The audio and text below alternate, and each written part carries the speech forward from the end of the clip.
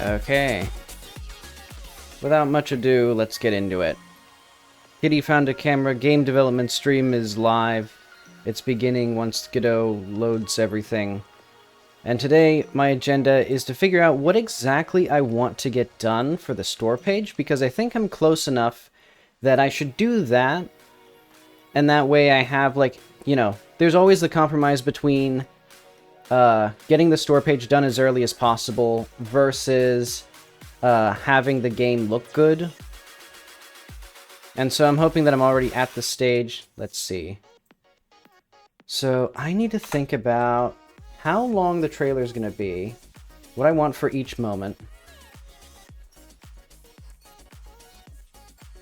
So I think the easy thing is to do, let's go to, I guess we just start the game, and I'm going to start a new game, and I'm going to write down the things that I want to show in the trailer.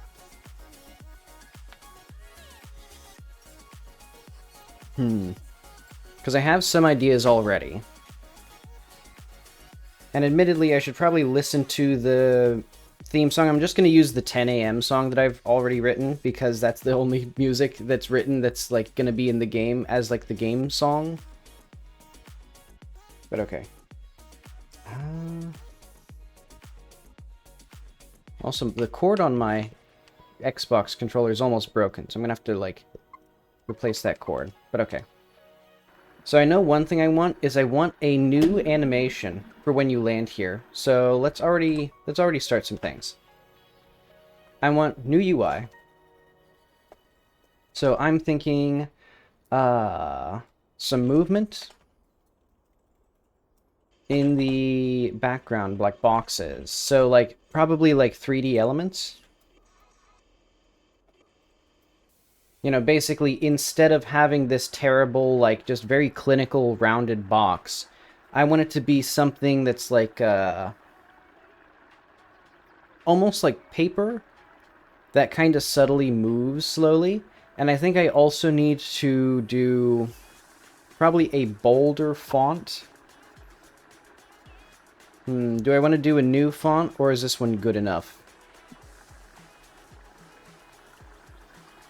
No, I think I probably need to, like, rework the font. I think I need to write this, because basically this is a handwritten font.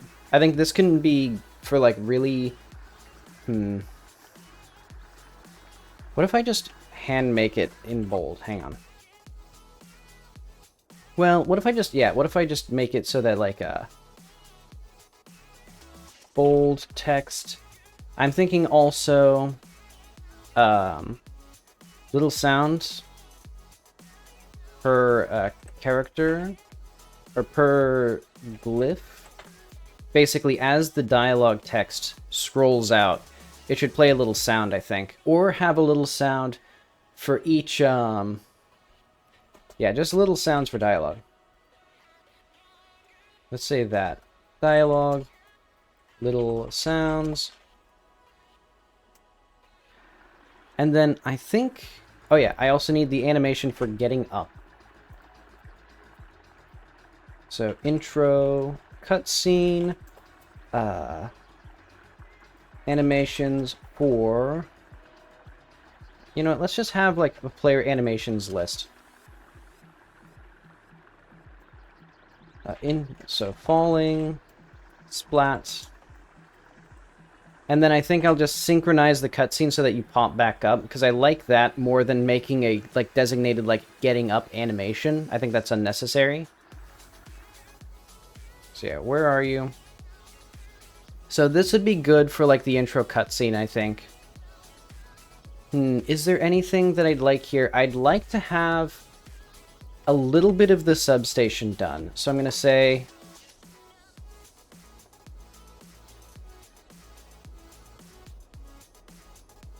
And then add a bit more stuff to the doctor's yard. And then I think here... I think I'm fine with that for the intro. So yeah, because I think like we need at least the sidewalk going to here. We need a little bit of that. Oh, and then we should probably also finish the Weston's sculpture. Okay. So like environment. Okay, so I should figure out a timeline for all of this stuff. But okay, who brought you here? How do you get home? Small glowing object surely holds the answer. And then basically, from here, instead of doing that, what I'm going to have is like, probably a shot of talking to the old guy. So I might want to have like some animations on the people so that they like subtly move up and down.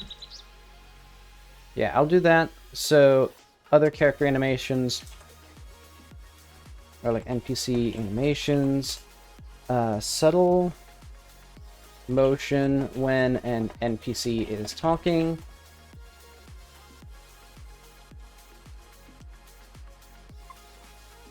And then I think what I would do is probably take a photo of a bird. So I think we'd skip over the dialogue a little bit. And then basically like, like, for example, maybe I just take a photo of... Why is that bird not visible from here? The game isn't functioning. Oh, there it goes. Okay. Oh, there's something weird with, like, the movement. Okay. So, like, a shot of taking a photo of a bird. Probably not that one. I think I'd like to improve how the camera looks there. And probably get some probably get some, like, Xbox controller prompts. That'd be a good thing. Or like, let's just say UI, Xbox controller, prompts. Better camera, or like photo taking animation. Because I'm thinking basically, you know, when it zooms in, it has to hide the UI for a frame to just get a good screenshot. And then I think what it should do is it should turn to white. No, maybe not turn to white. Maybe what it should do is get the entire screen, shrink, like, and then play an animation of the screen shrinking down to the side and then, like, going away. That's what I think I do. So basically, so full screen. Oh, yeah. Photo shrinks to size and goes down. And then little prompt in the corner. Oh, wait, no. And then it goes up. So basically, like, take the photo, shrinks down into a little rectangle, maybe in the center of the screen, then it goes upward, and then there's a little prompt at the top telling you to view your images there.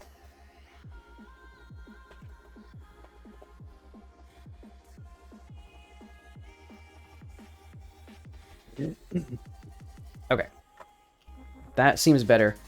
I'm going to have to make a system, I think, for animated UI elements, because I really want that as well for things... Oh, wait, that's the wrong button. Yeah, I want that in general for everything. Well... How many other things are there that I need? Oh, there was something that I wanted to do with, I think dialogue, or like...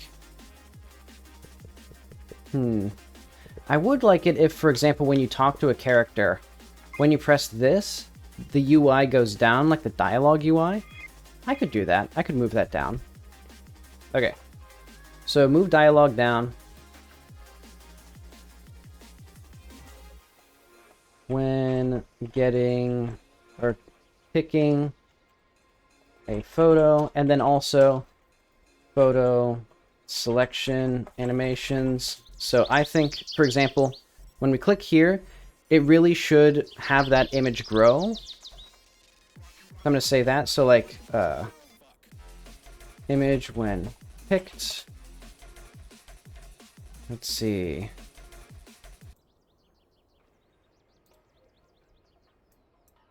So I grow image when picked. Or like when photo. I would also, I think, like the ability to, well, yeah, I think that'd be good. I think I'd also like a little bit of, like, just a constant bob on this, so I'm going to say that as well. So, like, subtle bob on, status menu things.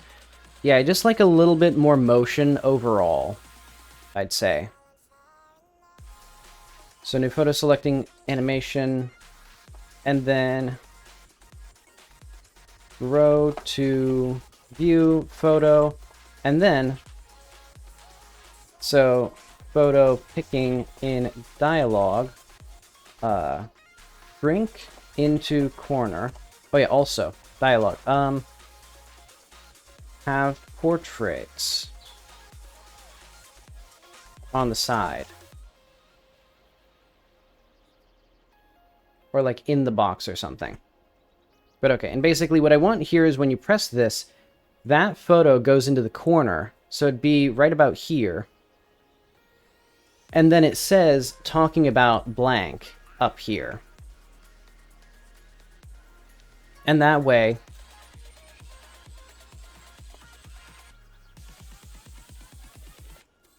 chosen topic. That way the player knows what the photo did. They know exactly like what the photo is showing them. And then that disappears when they're like doing their other things. And we can have the photo in the corner behind the dialogue viewer, I think. Oh yeah, also, let's have that here. Shrink in the corner behind dialogue viewer, probably. Okay. And that way... And I can just use these photos, these little stickers that I made of the characters for the sake of the... For, like, in the dialogue box. Okay. So I want that done. And then I think other things. So for the shot of the game, I would like to show off the sticker system, which I haven't even implemented yet at all.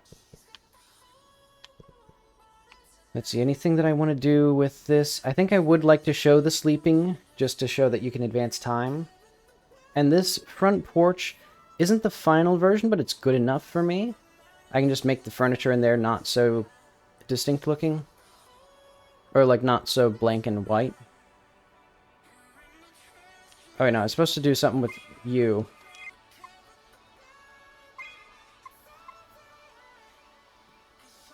Okay.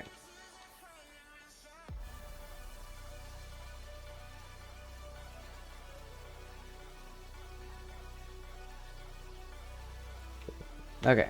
And this I'd also want to do better. I think I'd want it to be in the top right corner, and then you have the ability to, like, zoom in. Yeah, so we need to rework that challenge photo UI. Challenge photo UI. So, like, get the photo, move from center of screen to corner.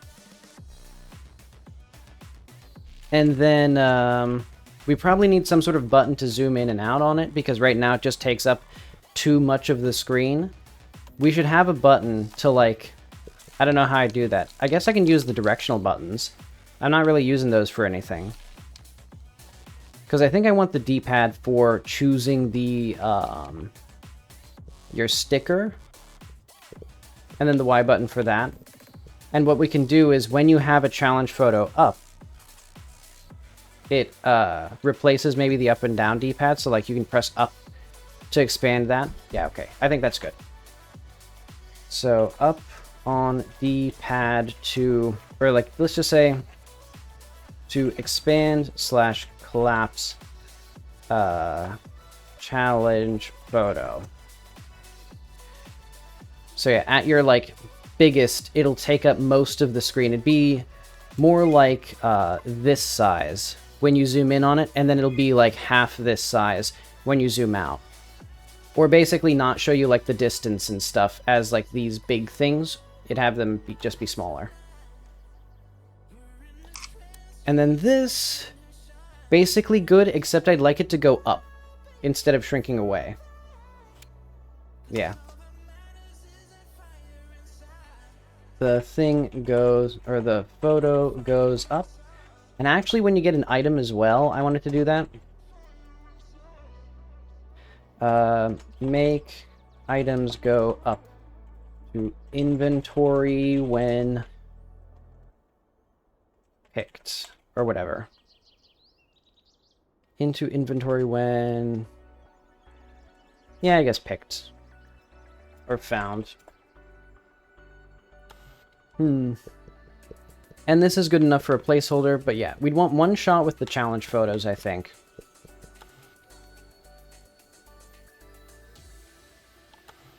Just to show that off. And then I think a few more shots of, like, you know, talking to a character. Oh yeah, I do like the idea of having this shot in the game, or in the trailer. Okay.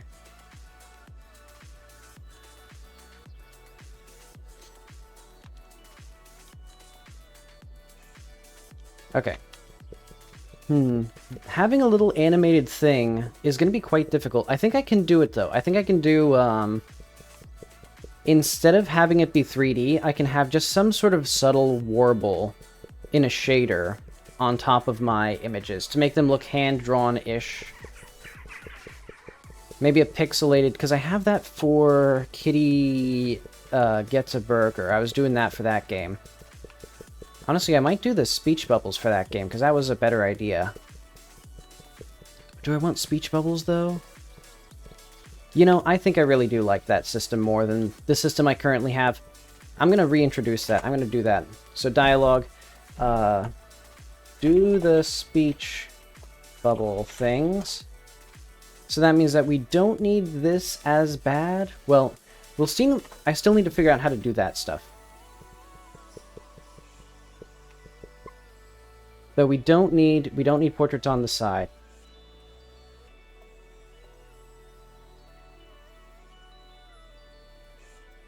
Okay. Gonna do that. And so I think there'll be a little thing in like the corner or something when you're talking about a given photo. It'll just say talking about this photo. Or maybe it'll say it in the top left. Yeah, let's see. I'll need to get a... let's get a little mock-up for that going. So I'm going to say... player UI hide? Okay. That almost got rid of everything that I wanted to get rid of, but not quite.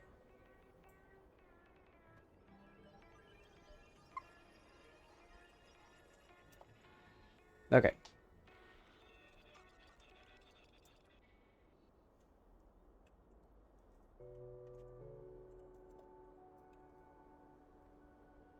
Man, if I stream for 4 hours, I'm going to be streaming until like 10:30 at night.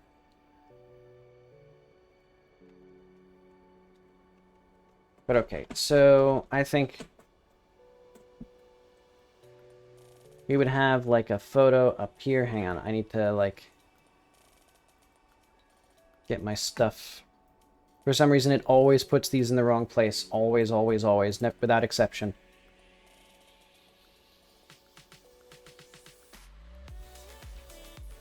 But okay, so let's try...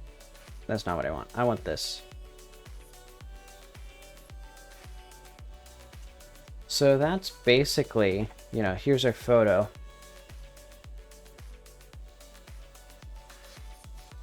I need Krita, actually.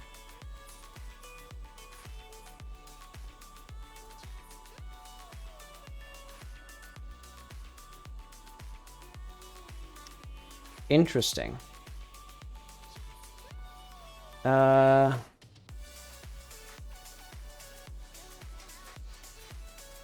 Trying to assign a previously or invalid previously freed instance. How do we fix that then? I guess if last focused dot peak or dot back.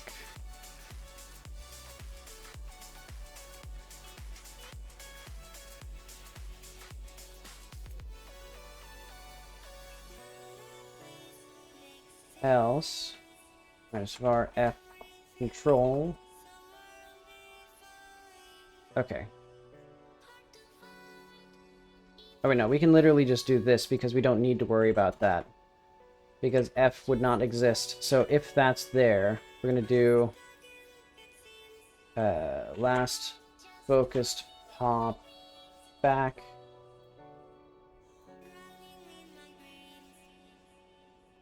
Okay, there we go. So that should now no longer break, hopefully. I pressed Control S like 20 minutes ago and it didn't save. Okay. No, okay. So that is no longer working. Okay, Control S. Does Control S do anything? Control Alt S? F12? There we go. Okay, so I need this again. Because I need this again.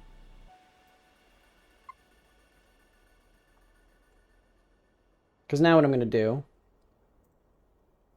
is let's get...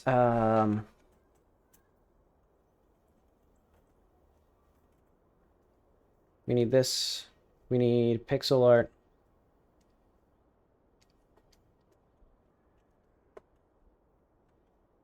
Wait, not quite.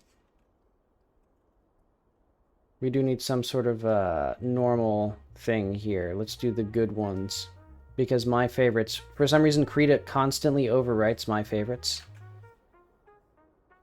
But okay, I'm thinking basically we have something like this. And this shows us our photo.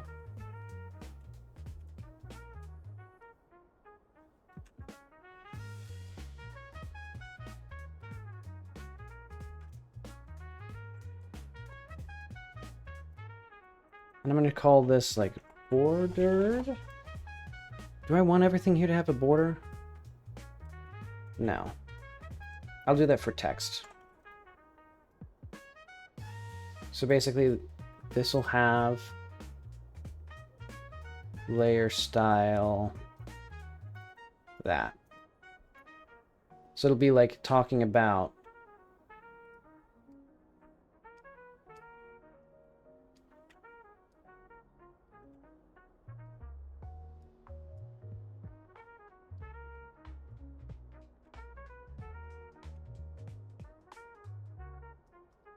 I don't know, photo guy.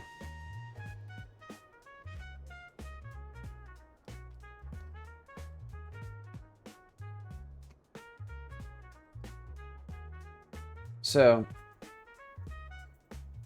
this whole thing here would probably be in like the top left corner, like, oh wait, no, but we have the top left corner already being used for notes. I mean, I guess I could just have that in here. So, like, basically, this is just a thing that's a mainstay, and then the notifications are underneath it. That'd be fair. I think that'd be fair.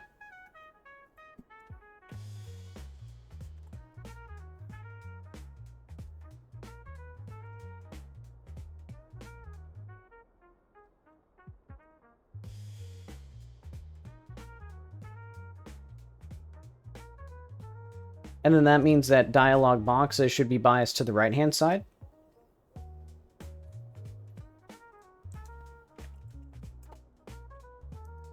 Okay. This would be pixel art.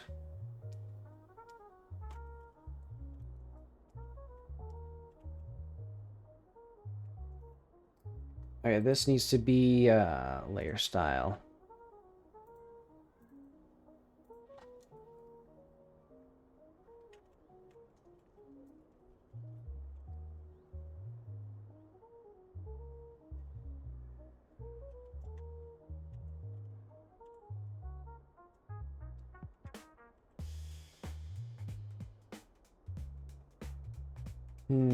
How do I make it? How do I do this? This would be very complicated to do.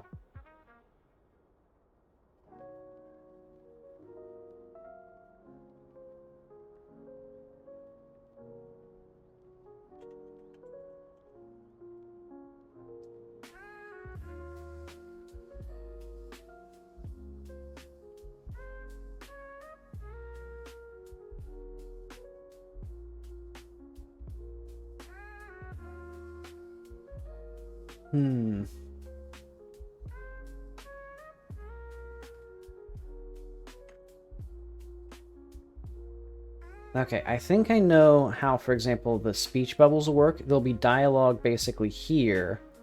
Okay, I think I know how this will work. This is basically, I'll have to get that system from Kitty Gets a Burger, or at least re-implement it.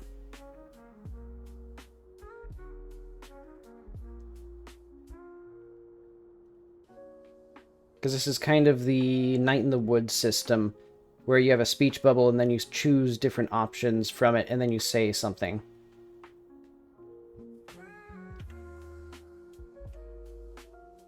So there'd be like little bubbles like this, and then you have little arrows like this.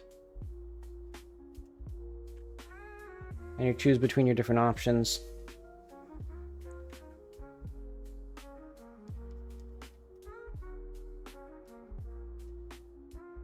And this dialogue would naturally be smaller, so all of these elements could probably be shrunken down a little bit.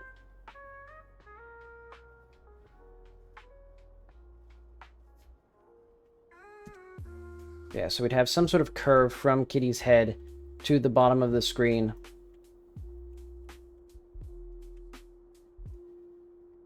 Do that gracefully. Okay, so let's save this as a mock-up. 16. Camera game.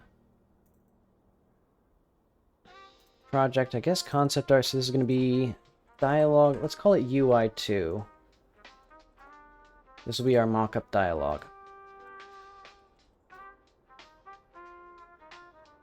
Yeah, so basically, when you pick a photo, it then goes to the top left, and it says talking about that when it initiates the dialogue. That would be good. And then you have, yeah, your notifications underneath that. You have him saying something. You have this here.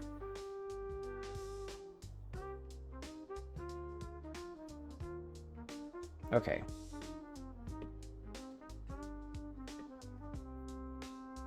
And that means that now this will look incorrect.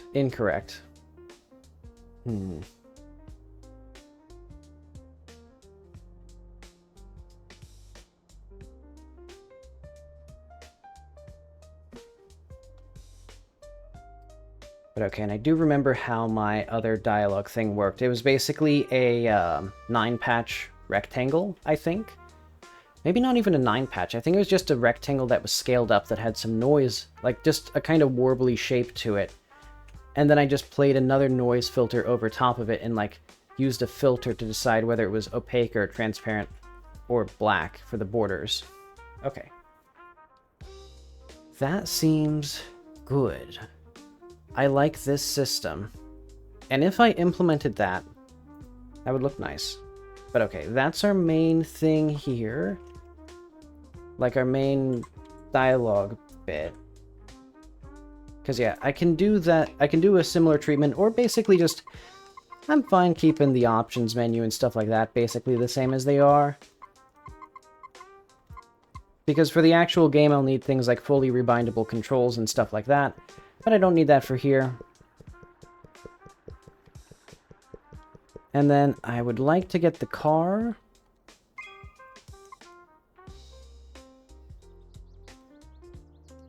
Yeah, and so then we can have a little prompt for that up here or something like that.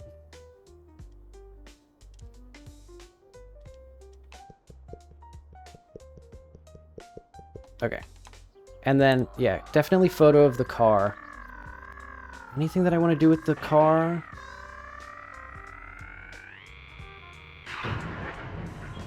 I think the car is good enough.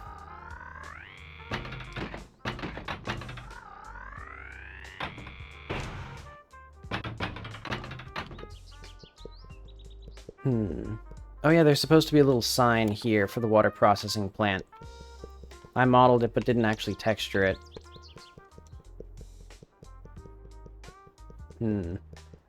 Then the cave, this area is all looking fine and dandy.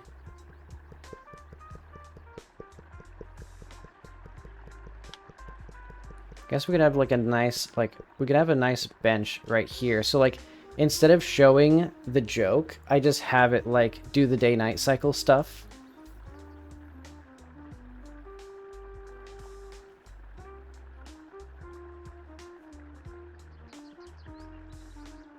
And I think I'd also like to adjust the time of the day-night cycle so that it's not so dark. So adjust day-night cycle, get dark later, remove variable timescale.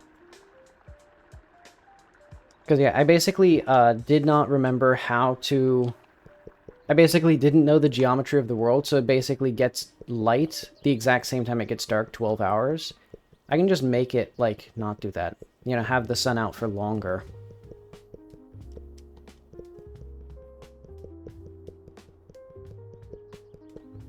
So I'll have to remember... I'll have to refresh myself on the geometry of that. Oh yeah, I'd also like the ability to get a soccer goal. So let's put activities here. So yeah, stickers, score a soccer goal. Because yeah, I want to have other little activities for the player to do.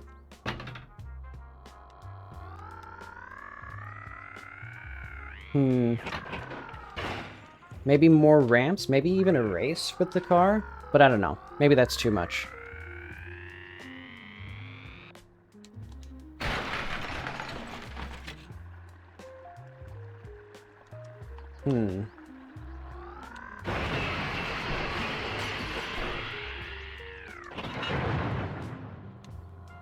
Okay. Let's see. I think the doctors... Yeah, I think I need the doctor's animation. That'd be good. Or like the doctor's lab, maybe? To be more decorated? And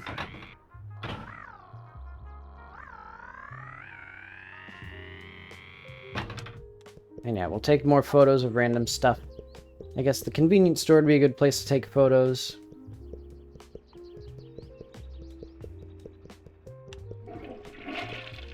We can take photos of flushing toilets, the graphics. I want to have a photo, or I want to have a shot of Kitty glitching out and say up at the top, almost bug-free.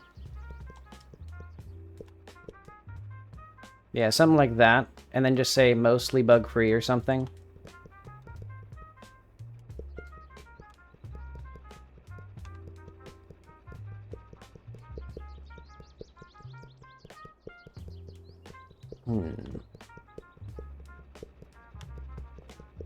Yeah, we can show some more of the, like, lower key moments of just, like, that. Yeah, so other things that I would like shots of. The soda would be an obvious one for free, basic, yeah, I guess basically just for free, as in I don't have to do any work to get that in the trailer.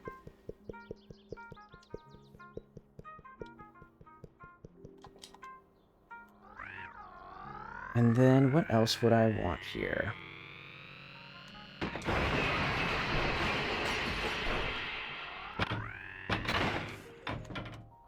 I guess we meet some more characters. Would I want to do anything with the house here? Maybe I'm fine with just having that here as like, you know, you're talking to another character.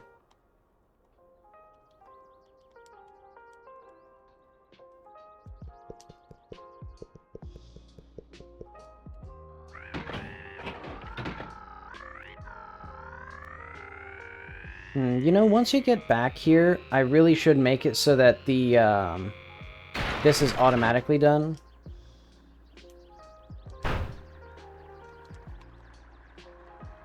Okay.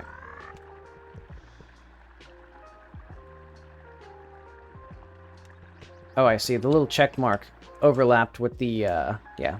Looks kind of strange there. Oh, well. Oh, yeah, I should probably finish up the textures for the truck. Eh.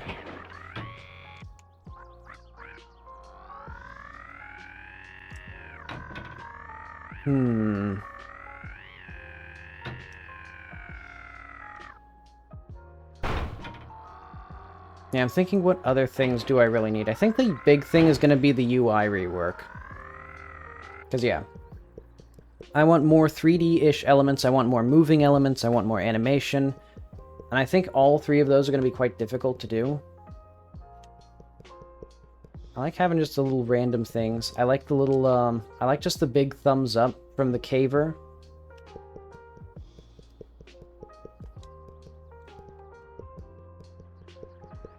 So yeah, this will probably be in there.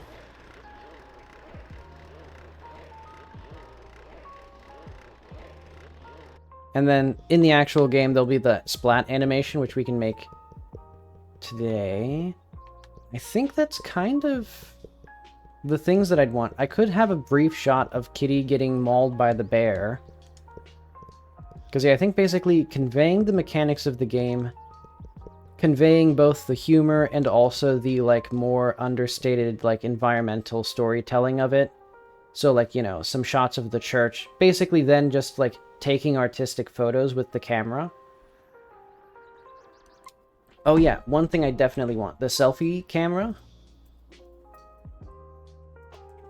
Because I have an idea, because basically, I've talked about it before, the gimmick with the selfies camera, or stick, would be, because the flash is always on, Kitty will look normal before you take the photo, but then the frame you take the photo, she switches to, like, red eyes and squinting because she just flashed herself directly in the face with the camera flash. And that's also going to be part of the, like, splash art for Steam. Because I think that's just a funny way of, like, depicting the camera. Let's see. Oh yeah, I also want a shot of the... Let's finish up. Or, like, Weston house. I need the living room for the Weston... I need the couch for the Weston house, because I'm going to have a close-up of when we're playing Hamster Game. Okay.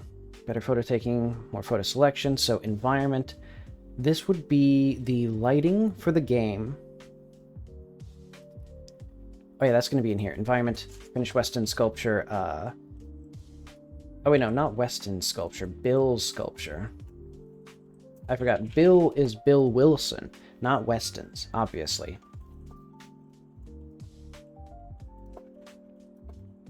Gaming.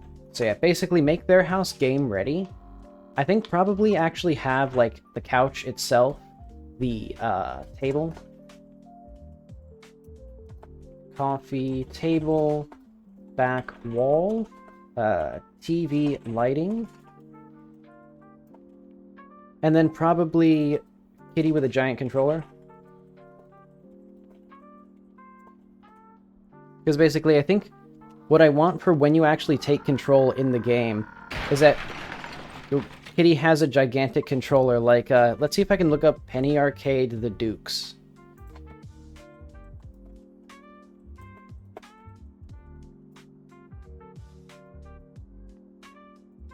Because they just had a running gag throughout their, let's see. Yeah.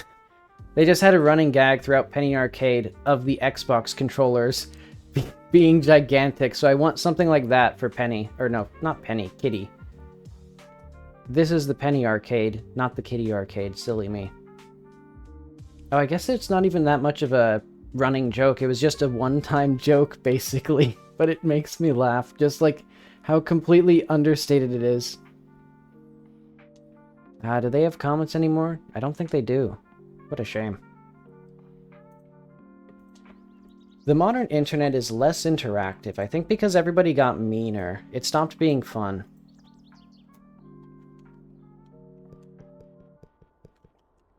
You know, because you think people were meaner in the past when there's like, because it used to be trolling was a thing, but trolling was like just, you know, being mean on purpose, where nowadays it feels like people are mean, but they also create a justification of like, actually, you're a bad person, which means that I'm allowed to, you know, harass you on the internet.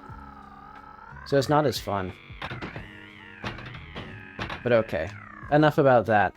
Enough of me being a boomer. You know, because back in my day, we bullied kids for being weird. We just admitted it. We just admitted it. We didn't pretend there was some moral justification. The weirdest kids in my day thing that I have. No, I think the weirdest one I have is, back in my day, kids just stole games instead of, no, kids just pirated games instead of begging developers to release them for free. Because I get that a lot on YouTube of like, please make the game on mobile and also free. It's like, just pirate it, dude.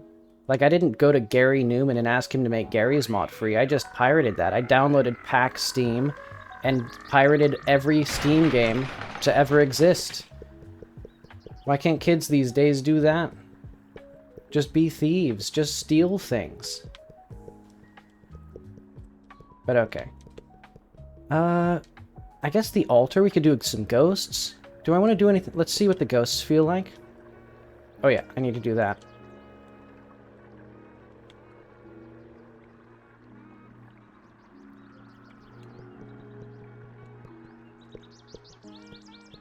Right, okay.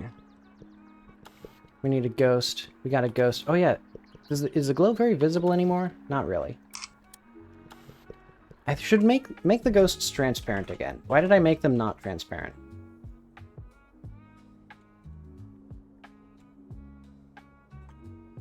So is this all UI? Did I really make all of this UI? No, this is not all UI.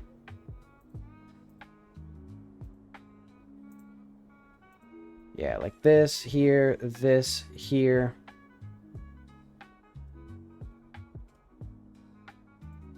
Let's just call this NPC art. And I'm gonna say, make ghosts transparent.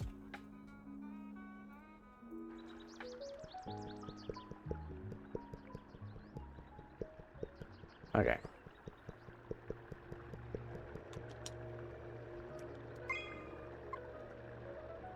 Okay.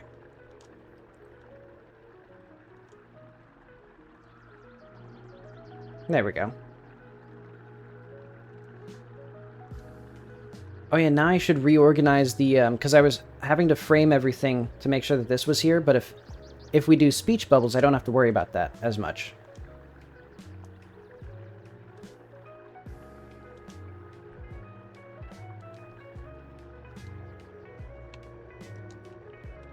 Okay. So yeah, I think the big thing will be, I really would like this again. And I'm not sure exactly how I want to do it, because in the one that I have, there's a subtle downside, or a subtle flaw, which is, this was here. And I guess the question is that good enough to have, you know, this little, thing there? Because basically the bubble and the leg of the bubble were two separate things, or I guess the tail of it. But okay, and I think the rest of the environmental storytelling, I could probably just take some photos of the church, some photos of the gas station. What are the other locations? We have some other little locations that I can do, like fishing and stuff.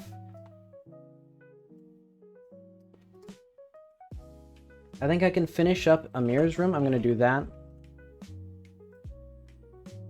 Say environments, Amir's room. So I think chairs, books, clothes, clutter, and then I think like toys. I don't know if I think he's maybe too old for toys now though. But yeah, basically just have like more rooms that I can play around with.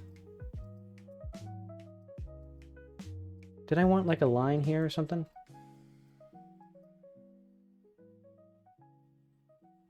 Ah well, I'll keep that there.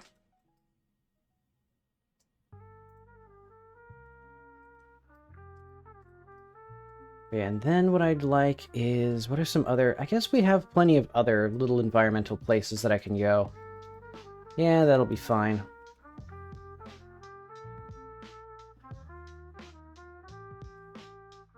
Do I want any of the ghost? We could do a little bit of the right house. No, I think this is enough stuff now. Okay. Also switching back to sitting mode.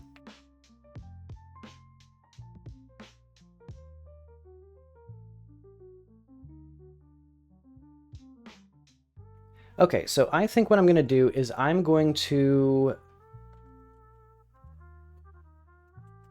I'm going to rework the dialogue UI. And so that'll be a bit of work. Because now we actually don't do... Hang on. Let's get... Yeah, we're going to need to rework some of the UI here. Let's do UI.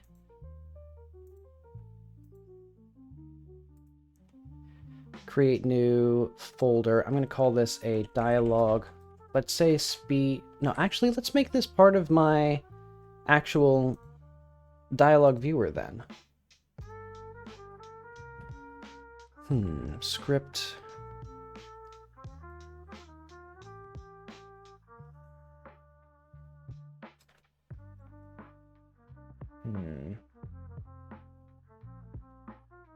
Yeah, let's do this. Okay. MP dialogue. Oh, wait, no. Viewer. Okay. Speech bubble. Okay.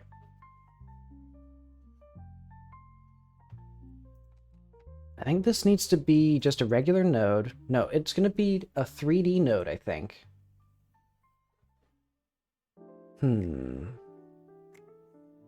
No. I think it will be a standard node, or a user interface node. It'll detect in three-dimensional space where the player is. So this is going to be scene node, speech. Let's call it viewer, or dialogue viewer bubble.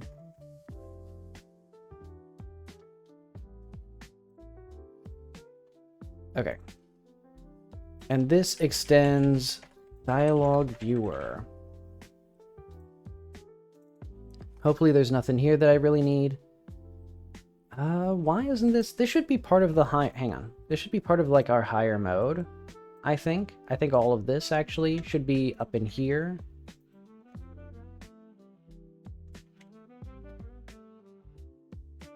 There we go. Yeah, no, that's all good. Because, yeah, I'm going to have all that handled here. As well as dialogue visible, dialogue started. That should be up here as well. Oh, wait. Okay, we have started dialogue visible, all that stuff. So these are basically, is fully visible. Dialogue has started being rendered, I think that's how it works. Let's double check that.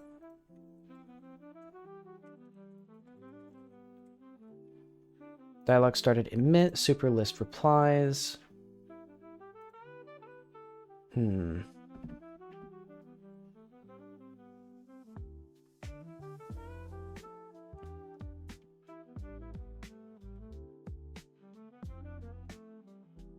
So yeah, a lot of this stuff I'll need to move over.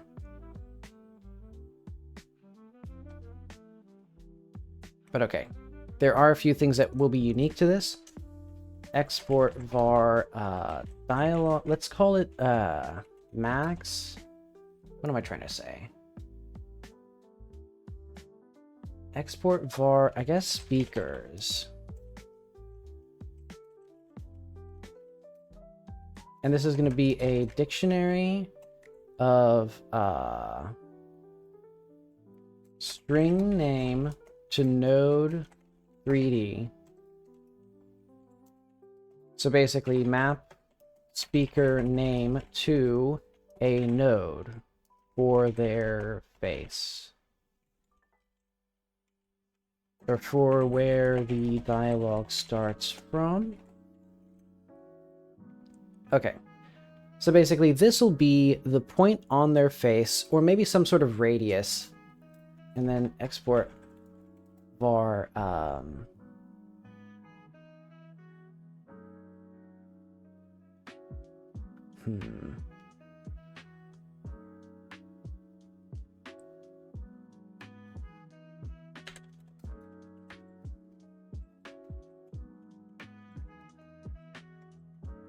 Let's do, this is going to be 1.0, so this is going to be like distance in world space.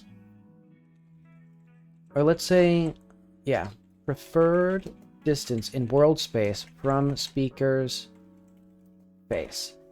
So basically, like, if we draw a circle or a sphere around his head, this has to start at some point on that sphere, or like some point on the circle, I guess. Yeah. So this would be, I'm going to say 0.25 instead. So basically, I think what we do is we decide where the start of it is. We decide like where in the world space we would prefer the bubble to be. And that's based on something. I guess what we would do is we try to figure out like a place where this is as close to centered as possible for some definition of centered. So like if we don't want any dialogue on this side of the screen because we have all of our notifications there, we can divide up the space like this.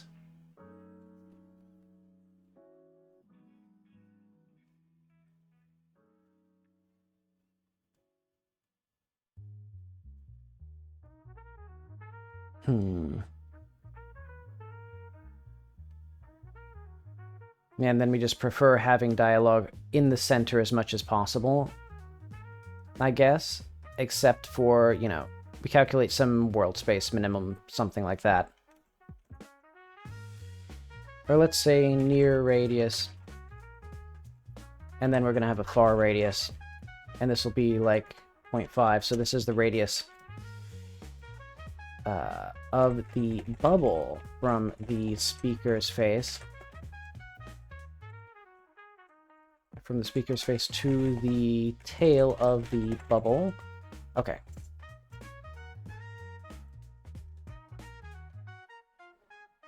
And so what we would need then is, I'm going to have, I'd say, one bubble at any point. And that's just going to be a texture rectangle with a, actually, it's going to be, I think, a panel container. And this will have a custom thing. So I'm going to start on designing those. Let's see, there's going to be, I think, 64 by 64, because this can be smoothed with our noise layer.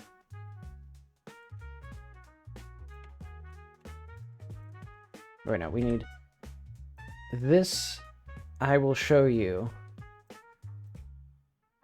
how this bubble will work. Wait, hide that. Get this to be like that, maybe? Actually, I have a better idea.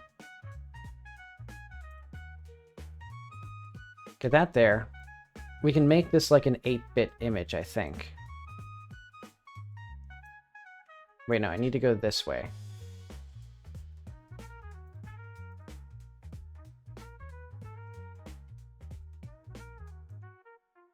Okay.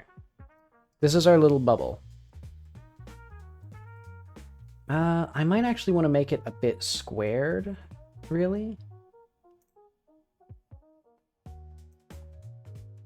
Can we do squares? Square. Oh, look at that.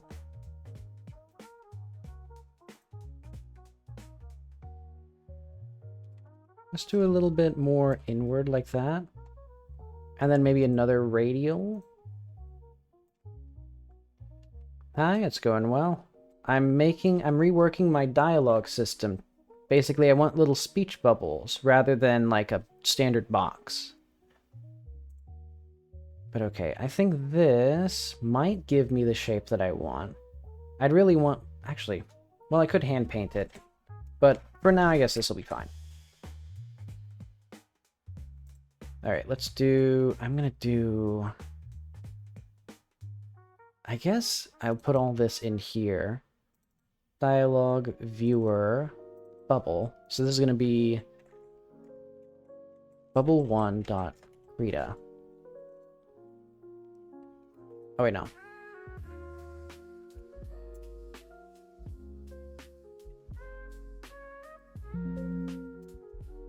Okay.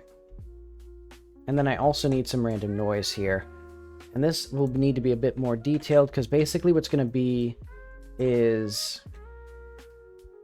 Actually, I should design that shader first. Okay, so hopefully I can add a panel... Actually, I just had a great idea. I don't even need to do this. I can do... delete that. Well, no, I do need that. Because we're going to do... style box texture.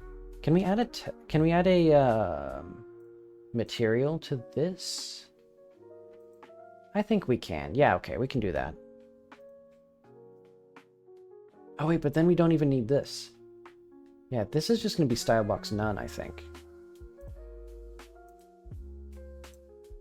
And then what I'm going to do is this instead.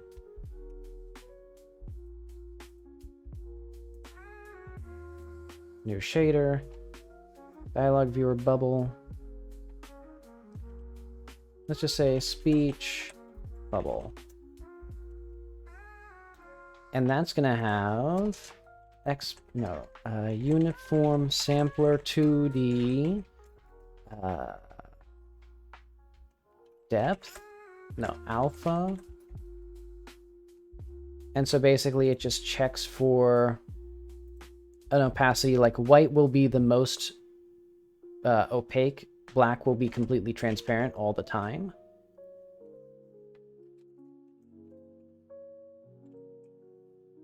And then we'll also have uniform float clip or alpha clip hint range 0 to 1, and then var c or float c equals texture alpha dot r.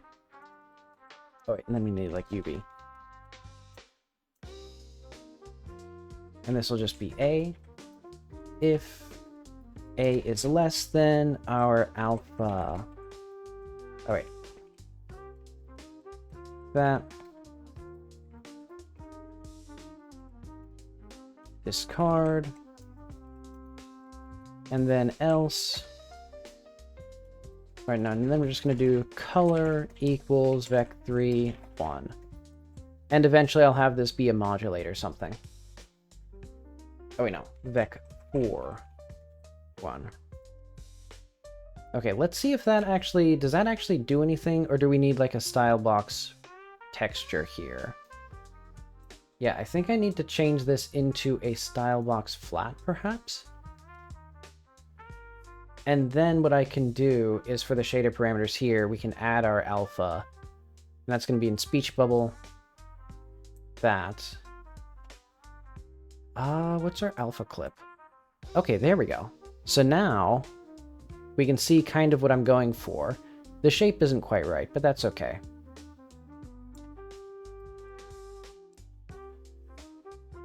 And then I'm going to have a warble. Actually, I'm going to have a few things. So if A less than alpha clip, let's also have uniform float outline thickness int range 0 to 1. Basically else if alpha clip plus outline thickness, then color equals vec4 vec3 0 1, else. Okay. So basically now I have the power to add an outline to my shader of any thickness that I want. You can see that working. And then what I want is 2 noise textures. So now, get some random noise in here. Random noise. Okay. And this one, let's turn down the saturation completely. Now let's keep that as it is. Let's do an adjust with, oil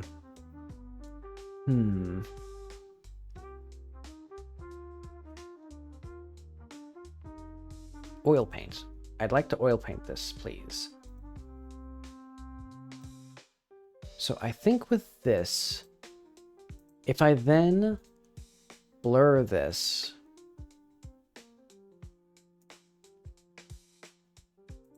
we get a pretty good looking noise.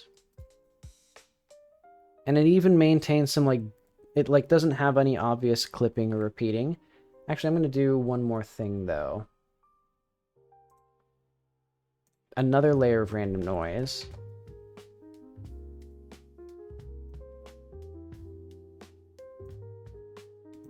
Change this to a multiply mask actually, and then what I'm going to do is filter other, this. No saturation on this as well. And so this way we get a little bit more black, I think, maybe? Perhaps. Okay, this is going to be our bubble noise.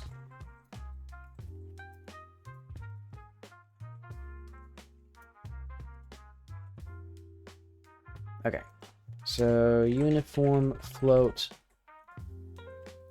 noise. No, sampler 2D.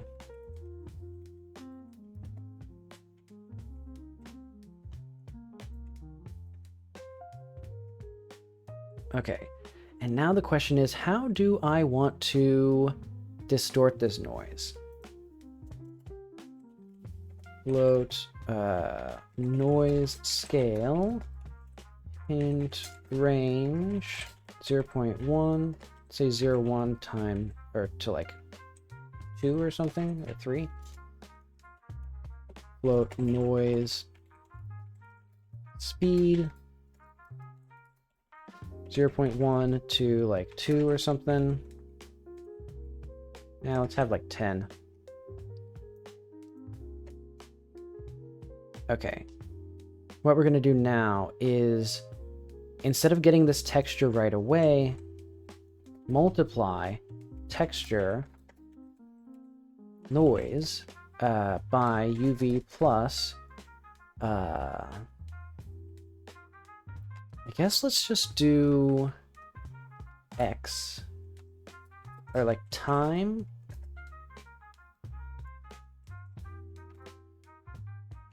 Let's do vec2 time times noise scale. Actually, UV times noise scale plus this plus, I guess, times noise speed. Okay. Does this do what I want? .r. There we go. Okay. So now what I can do is I can add this noise It should distort it a little bit if we do... Oh yeah, this should be equal to like 1.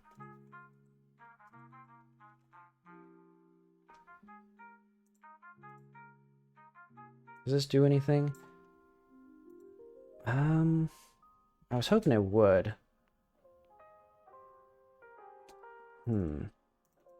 So texture alpha UV times texture noise. Let's test the noise texture just by itself. Actually, what if we have the clip change based on this? So we're going to do clip float clip equals alpha clip plus this.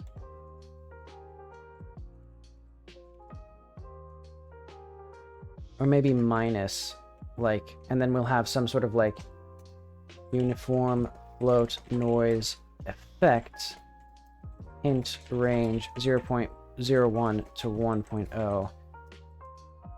Let's call it 2, and this will be like 0.5 by default. And so that means that this is now noise effect times that. This is clip. This is also clip. Okay. So if A is less than clip, what is our noise effect now?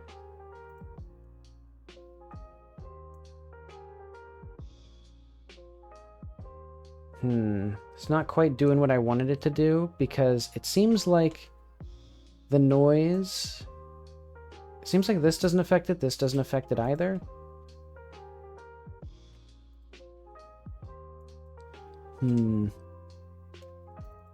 UV times noise scale. So let's just have this be noise scale then.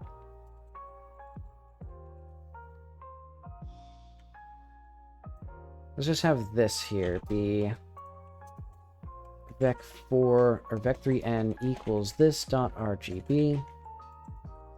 That means this is going to be n.r. And that means that this is going to be vec4 n1. Because I'm going to see what this noise actually is. Okay, so it's all an even gray, which doesn't make any sense.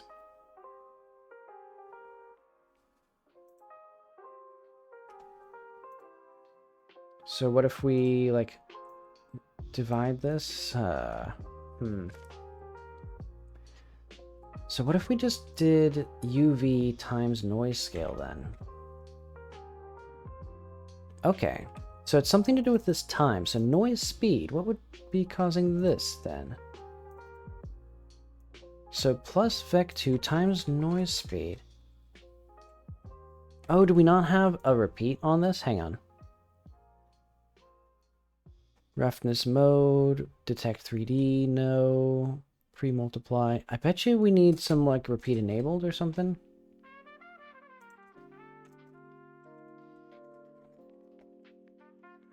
Repeat enable, and then here we do repeat disable. Okay, that's what I needed. And now we have this, do that. Actually, we're going to have this be a vector too. So that way it doesn't, well... Once we don't have this enabled, so once we just go back to this, it'll be a little less obvious what's happening here. Okay. I don't like this.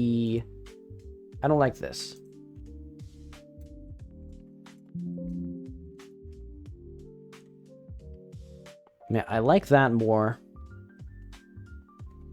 And that means that our alpha clip would probably be... There we go. Okay. Now we got that a little bit better. And then we need the noise speed to be, I'm going to say, quite low. Noise scale. A little bit more like that. Okay. So now my vision is coming true. My vision is coming alive. And now we can actually just scale this, and we don't have any pixelation issues because this isn't a matter of like... you know, not having enough pixels in the texture, because it's just used, you know, it's interpolated. So I think I also want this clip to be a little bit higher, actually. So that way we have some margin here. And we have this text. Okay, and I like how this outline works in that it doesn't increase the width, it just increases the inner outline. Okay. And that means that this is now going to be R, because we don't need anything other than N here. Okay. So yeah, this is going to be the foundation of our new world. So let's actually get our stuff here. Add,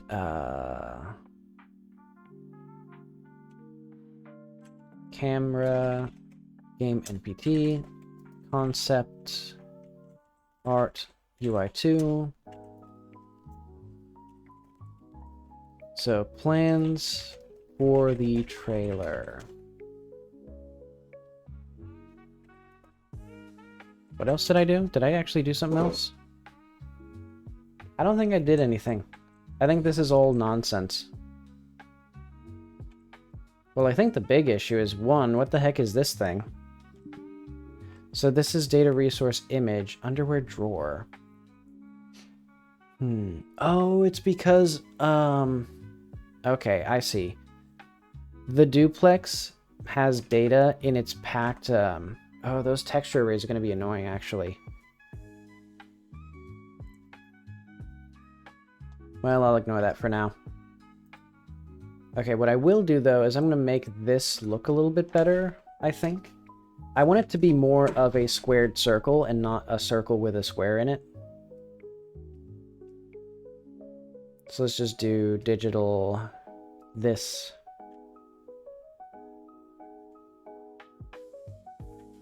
Why did that not work?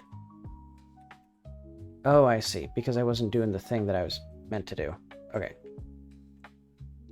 And this doesn't need to be perfect. In fact, it would look better if I don't make it perfect.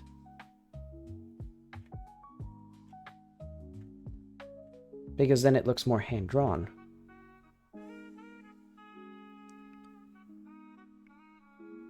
And then we'd have a similar thing for the thought bubble.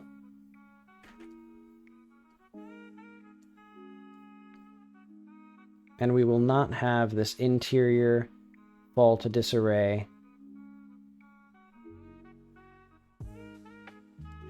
Okay.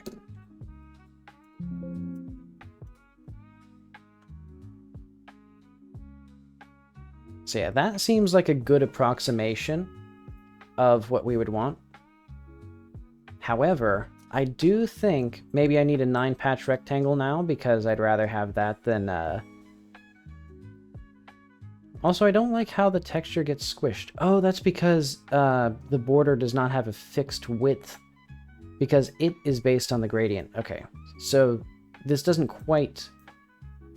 Yeah, it'll prefer being in square ratios, basically. Unless I did something like this. You know, make this a little bit thinner here.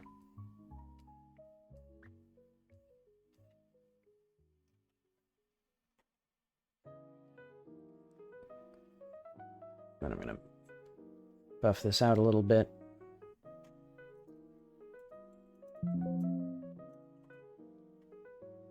There we go. And now there actually is a bit of variable width in the border because it's not a smooth gradient.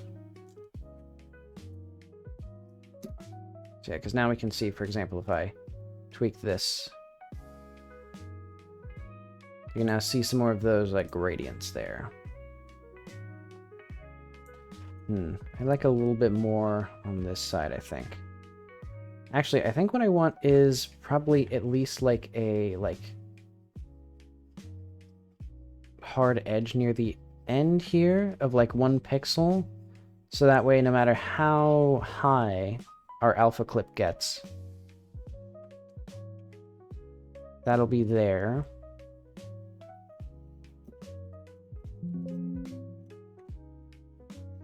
Okay.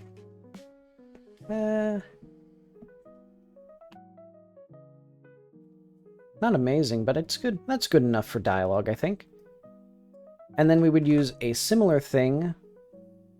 Well, actually, I think I would like a little bit more Like this, because I need a difference between this and the narration.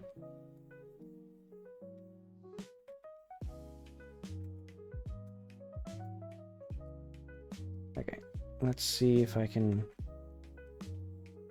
make just a smidge of a bubble.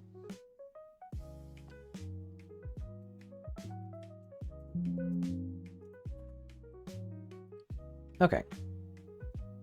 So this is going to be speech, bubble, and then we're going to add a label. And that's going to just fill this whole thing, I think.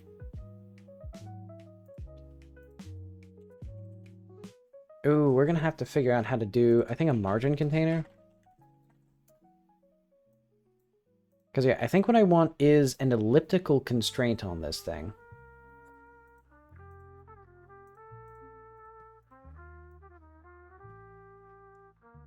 I don't think I can do that, but I can just make it so that it does, like, goes into here instead.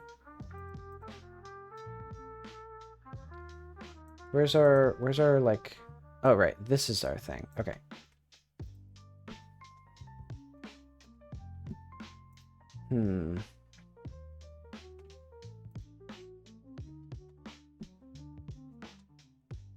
Let's do displayed text, or let's do, what do I want to do here?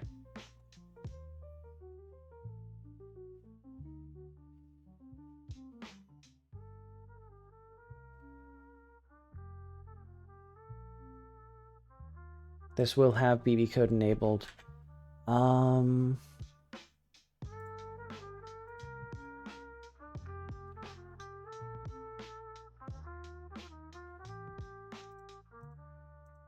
For now, let's do a modulated black, just so that I can see what's happening here.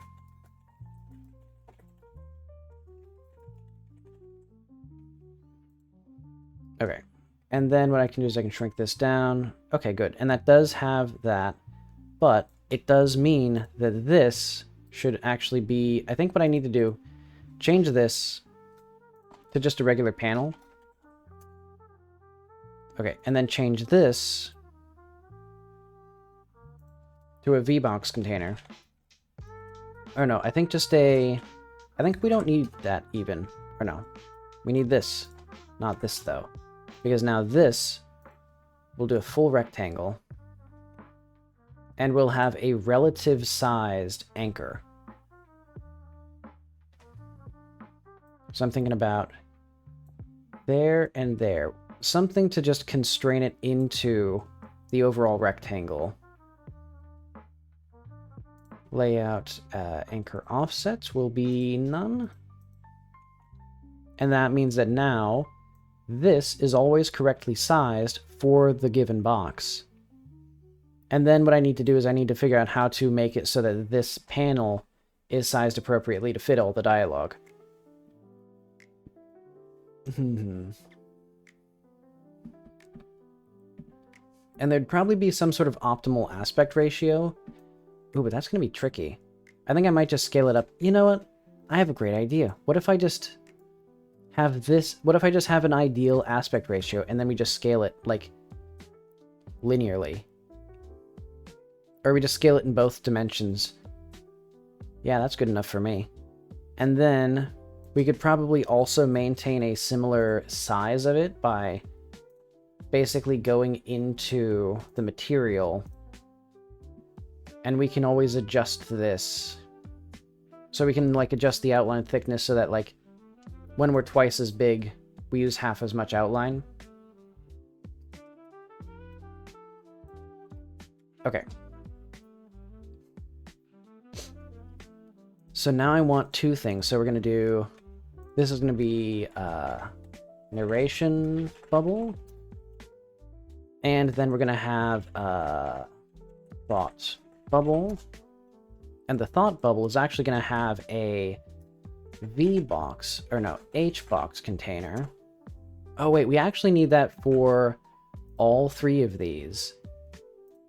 Or we need to change this one, for example, to a VBox. Basically copy, I wish I could copy these, but oh well. Actually, if I set this to the full rectangle, and then we have that. Oh wait, that's not exactly what I wanted at all. Do that. Okay, delete that. Delete that. So yeah. Full rectangle here. And then this does what I did. Which, I mean, I should expand. I don't know why it didn't do that. Oh, right, but okay. That still won't quite do what I want it to do, which is... Okay. There we go. So yeah, we do need this to do that. And then we basically have the little prompt in here to say A to continue, which actually... I know what I need to do. Put this here, and then put a little prompt. Input prompt right there. And actually, I think what I need to do is move this out of... Move this whole viewer out of here. It does need to be its own thing. It's going to be in diegetic UI. Okay. So hopefully that's in the correct place still. I'll just close it and reopen it. Okay. Because yeah, if we go to the player's UI right now, we need this UI accept here. Which is somewhere. Hide this, I guess. Okay. This has the breaker. This has all that stuff. This has next. Get that. Put that here. So now, basically, the player will know where to press AI accept, or UI accept. And this is the same for both speaking and narration.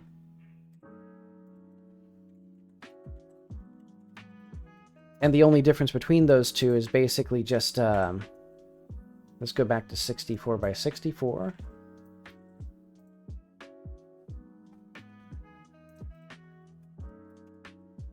Well, there we go. We need a square. And we need, hang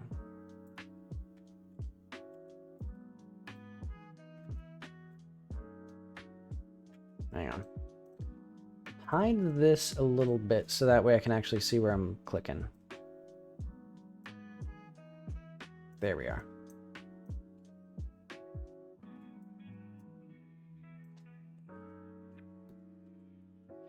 And then we can just do kind of this. So yeah, this time it'll have a much harder border, I think.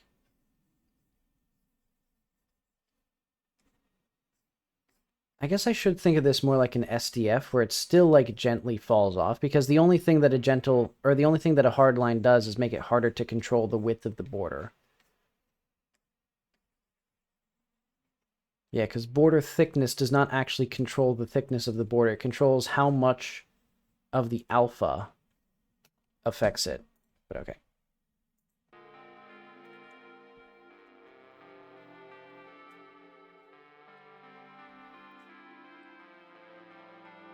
There we go.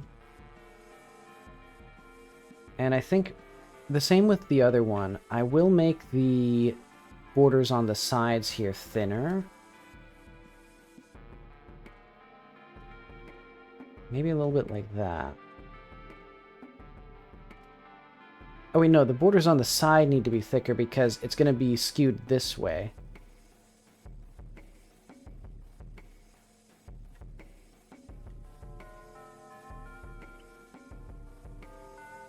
Okay. So this is going to be narration bubble. What am I doing? UI, diegetic, speech bubble. Okay. Close all these because we need to reopen them anyway. Okay. And so this now, hide that. This is our narration.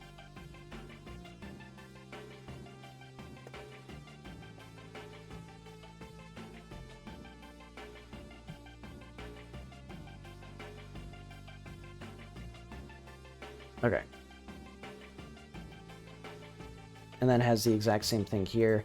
And then we do material, make this one unique.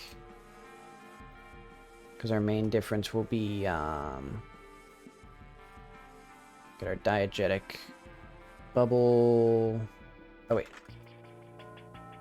And actually, this can be a JPEG, can't it? Ah, I don't care.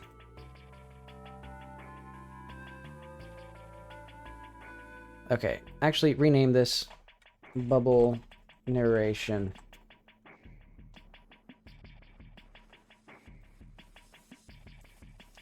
Okay. A little bit more in the shape of a bubble.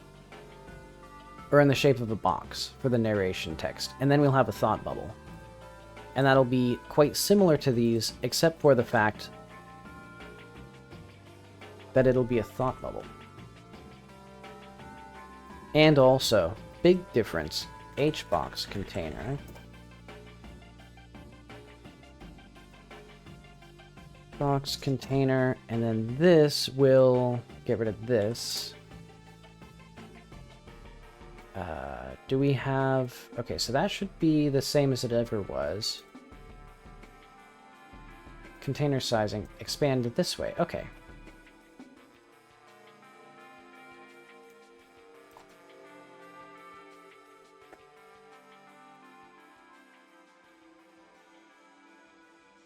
Okay, let's do that. How do we justify? Because I'd like it to be maybe vertically centered, or maybe I don't do that at all. And what I do instead is I'm going to add some now, let's do, I think 32 by 32 here.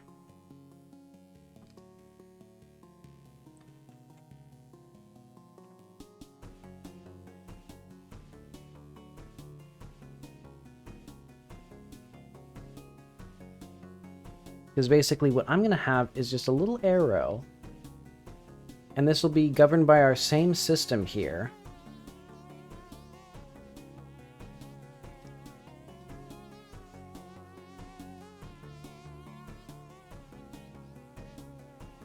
Except I would like it to be probably pointier. And mostly black.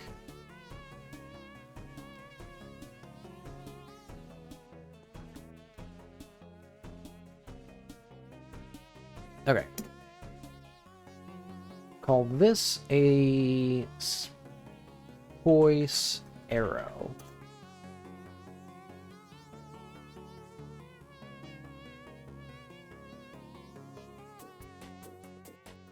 Oh, hi.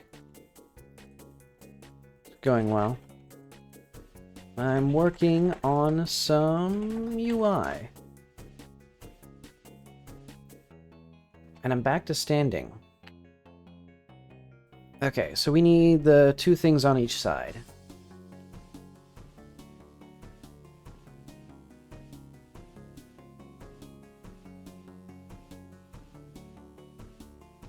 So I think the way these are going to work is they're not going to be like typical bubbles, or they're gonna expand a little bit, contract a little bit.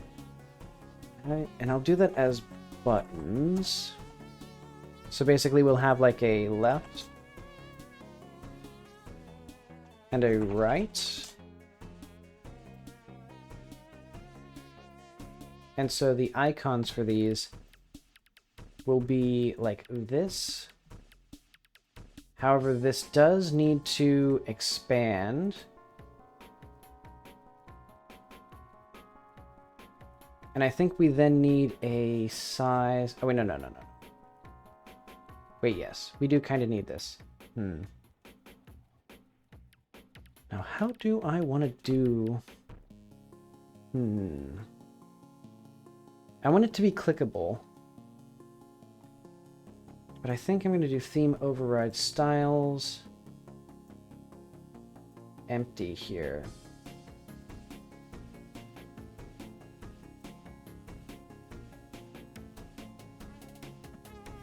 And then we'll have layout, custom minimum size. I'm going to say a minimum Y of like 30. Or no, minimum X of 30. Okay. And then icon behavior should expand top, maybe? No.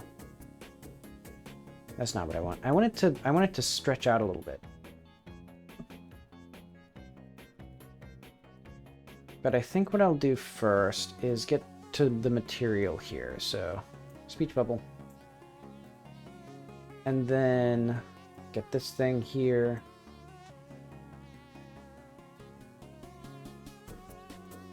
This should be like 0.5 by default, I think. And in fact, I can literally set that here. And then that means that this should be equal to 0.1, I think.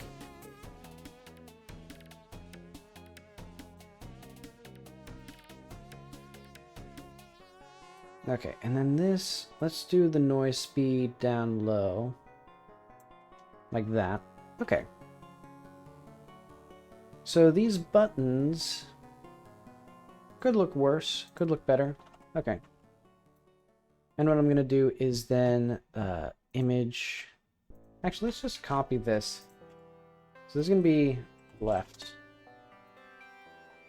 right, filter, other... No. Layer.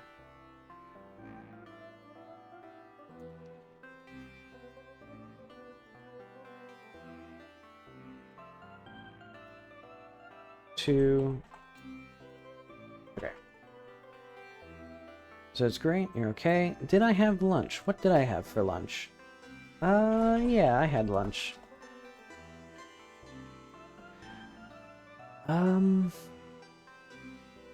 What the heck did I eat? I think it was pizza. I think I had...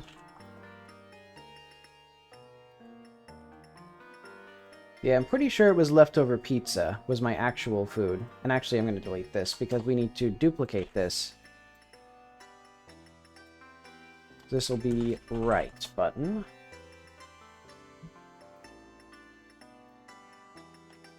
And I think I do actually need to change the material here. I'm going to make this one unique.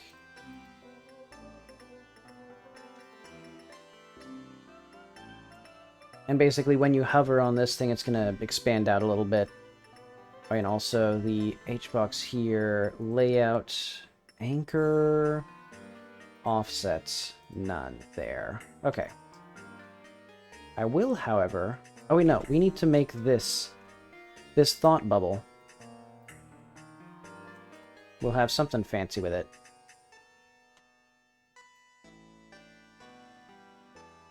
And I might want the thing that's in Night in the Woods.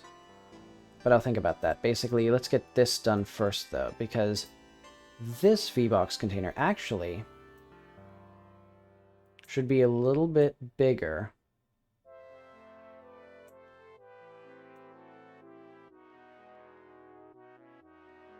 Say about thereabouts. Yeah, that looks good.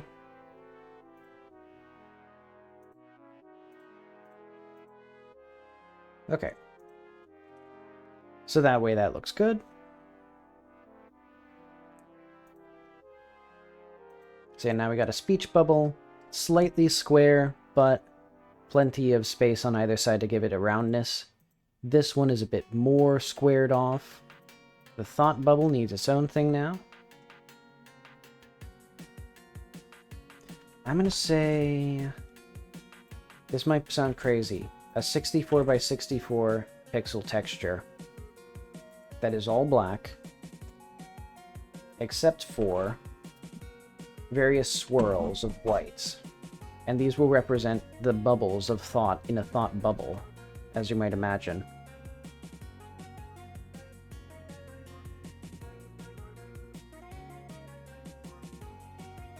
And I can actually do... I wonder if I can get some, like, overlapping shapes. I think I can, basically by just, like, cutting little divots into the, like, shape here.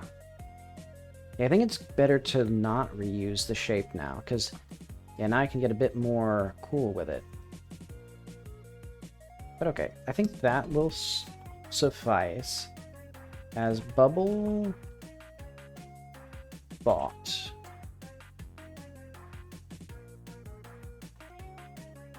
Okay.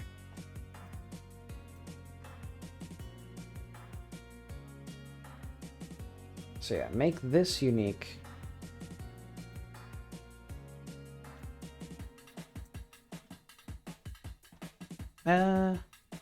Oh wait, did I mess up? Okay, yeah, I did mess up. This one is the one that I need.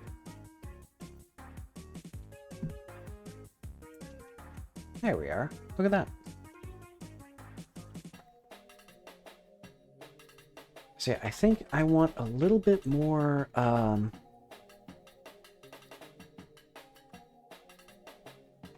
this. I'm gonna try to, like, get some, like, contours into here.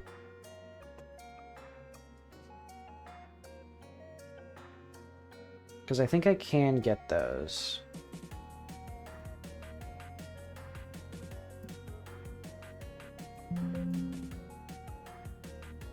That didn't really work. Try a little bit more.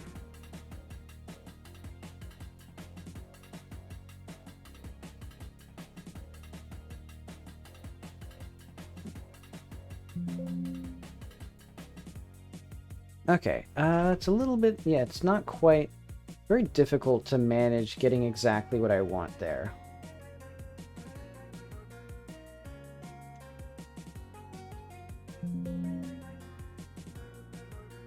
Yeah, let's call that fine. So yeah, because if we add more outline,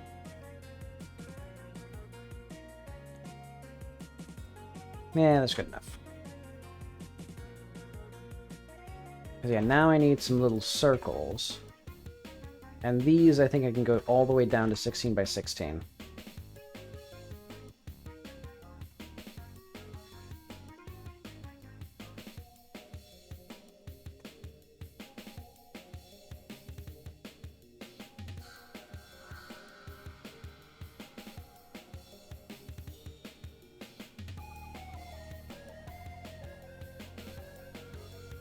Okay. This will be like thought dollop.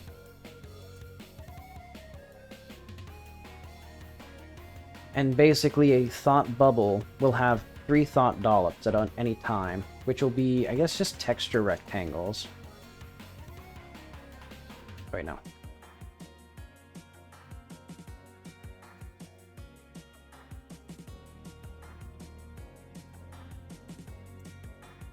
Yeah, and then we'll do layout, I guess, material here.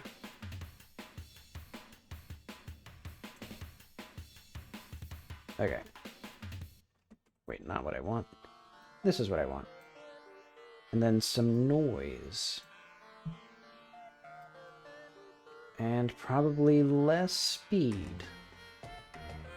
But I think a thicker outline. And what if we add less scale? And then we do more effect here. Ooh, I like that. Guitar stuff. Unfortunately, have to go to sleep. Ah, that makes sense.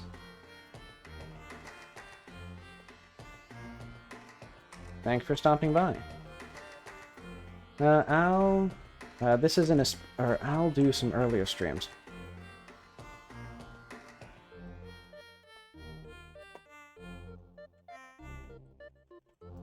Yeah, because I do want to get back into doing the 9:30 a.m. streams. But okay, so if we shrunk this down, yeah, now we have these little beauties here. Okay.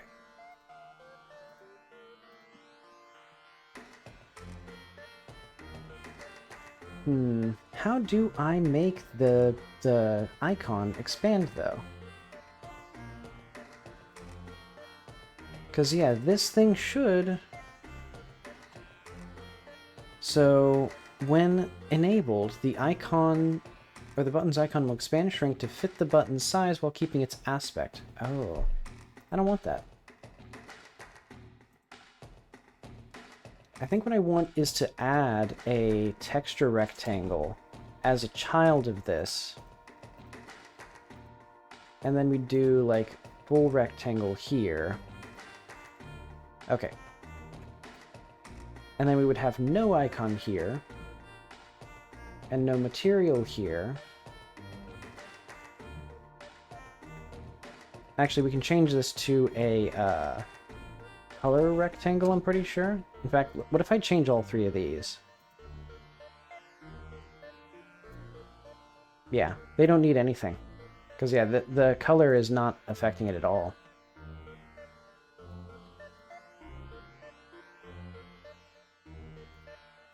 Yeah, so let's just call this arrow.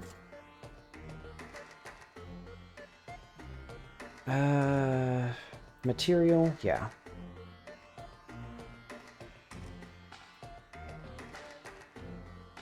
And this actually means I don't even need this arrow here. I'm pretty sure. But okay. Noise, let's do noise.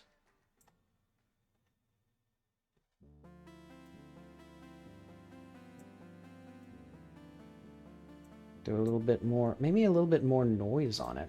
Yeah, that looks nice. Thicker outline, mostly black actually.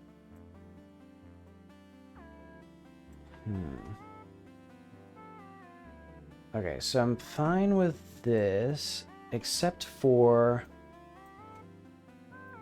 trying to figure out what exactly I'd want for the actual size here. What if I make it a bit pointier? Okay, we don't need that anymore.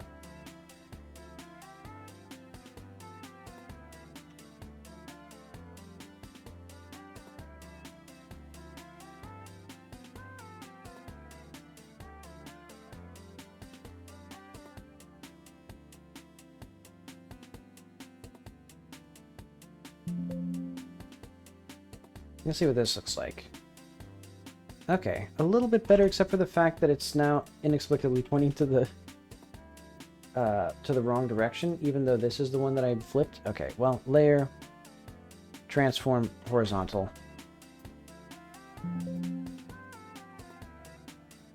I don't actually like this here. I'd like it to do that still. But I think what I'd want is less of this here.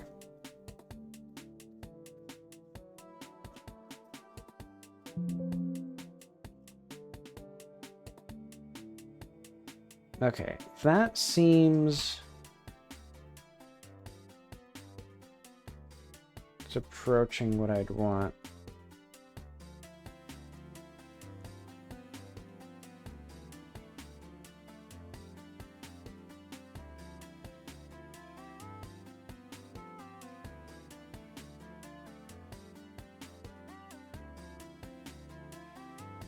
Ooh, power flickered a little bit. That's fun. But okay. See how that feels. I don't like the lumps a little bit, but I think it's good enough. I'll reduce the thickness of this. I'll reduce the aspect ratio of this as well. Because I think what I'll do is center this, and then our transform will be custom. So I like the anchor points there. Let's do like 20 by 20. Oh no, negative 20, 20.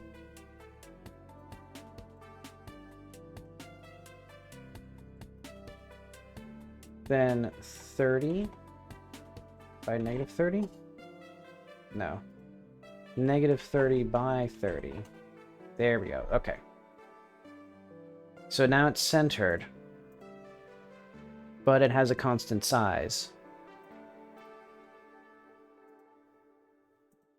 Okay. And it's the same size there. Okay.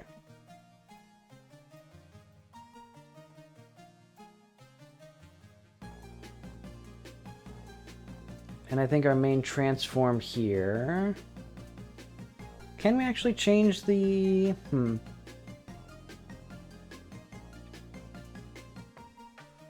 If we did layout, transform, position, rotation, I'm going to do 180 degrees.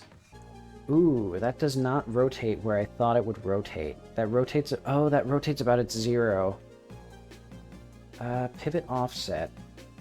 Let's do 15 by 30. Oh, okay. I didn't know you could do that. Nice. Okay. So now I have 2 arrows that I can figure out independently. And when a button is focused, what I'll do is I'll have it expand the thing. And what I'm going to have here as well is for these things, the focus mode click only. Okay.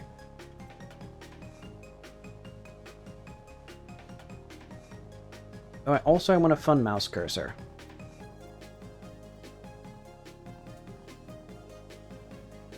Okay. Alright, and this is not a thing, that's player animations. Dialogue, Xbox controller prompts, photo taking animation, new photo selecting animation. Oh yeah, let's say, yeah, we got all 4 of these. That'll be very important. So selfie sticks, so like normal, and then flash. Better photo taking animation. Right, I want those. Settle Bob.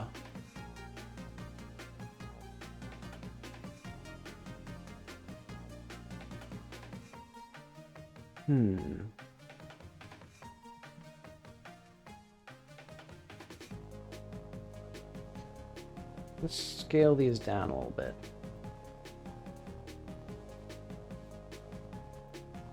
So basically... Oh, wait. This needs to be the smallest one. There we go.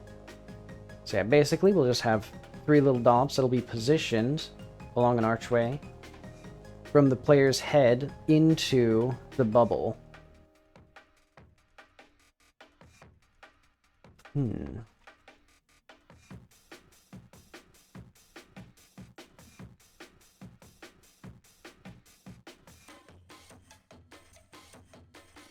Yeah, okay.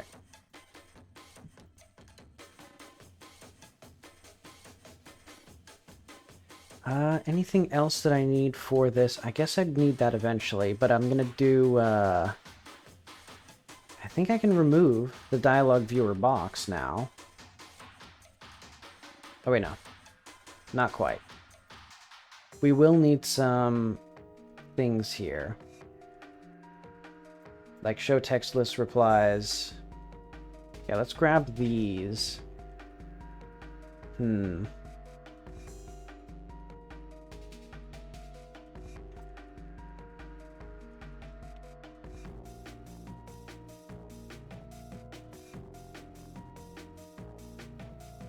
What am I looking for here? I think we move this into, how do I want to do this?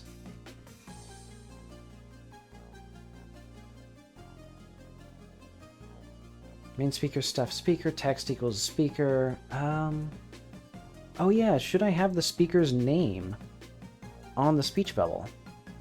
I think I should. Yeah, because we can just put a little label here. And this will be just speaker, speaker. And this should have the same thing here of like, just for the sake of, oh wait, no, I don't need to do this anymore because I can just have the theme. Okay. Yeah, because one of the reasons that I had all that. Okay, go to theme, default theme. Basically, I didn't want to have anything game specific, but now I'm just going to have it all be game specific. Okay, have that, have this. So this should have,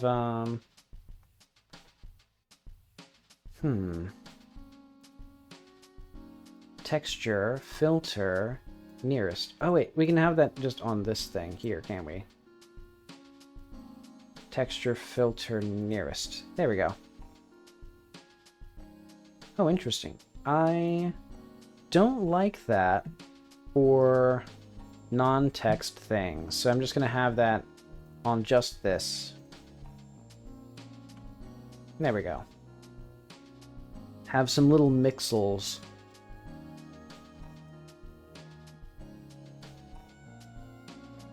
But okay, hide the little dollops for now, because I'll think about those later. Because I also need the little legs on all the things. In fact, I'm going to put those as a child of that.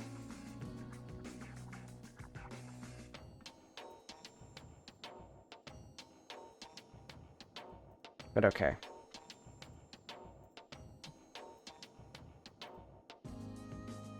So now, oh yeah, we don't need the, yeah, go back to that rich text label. Visibility, change the modulation. What we'll do is we'll just slightly bolden the text.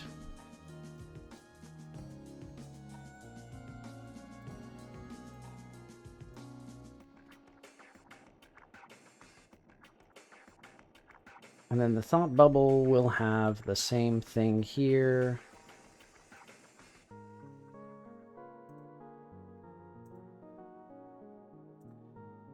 First things first, make it bigger, because yeah, we're going to need to figure out... Oh wait, how does this... Why is this rich text label not expanding? Because you'd think it'd be... Huh. Okay, it is, it's just smaller than I thought it was. Okay. But yeah, fix that again.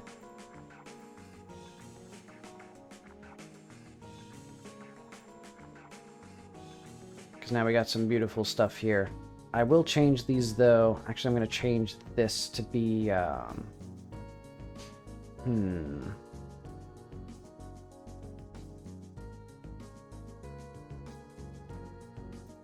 It should not be 30 pixels wide. Let's do 48 pixels wide. There we go. That means that these anchor points, no, anchor offsets.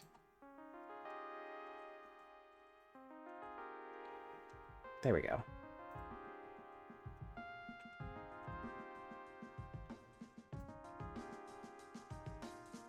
Alright, and we also need the... This one needs to have a different point here. 24 by 48. Okay.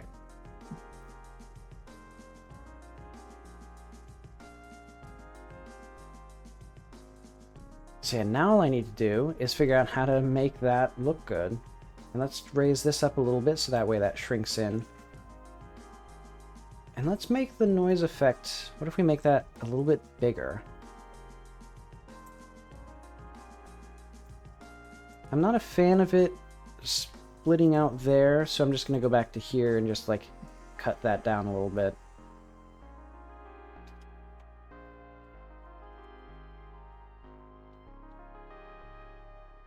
So yeah, should be completely black at the very edges, because otherwise we get some funky effects.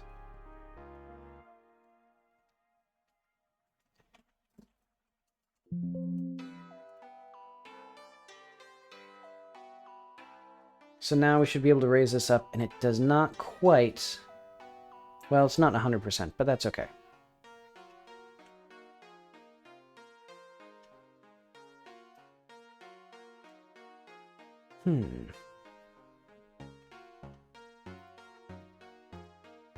Okay. And then we'll have our speakers here, who will have all their things. Why is our far radius 0.25? That should be 0.5.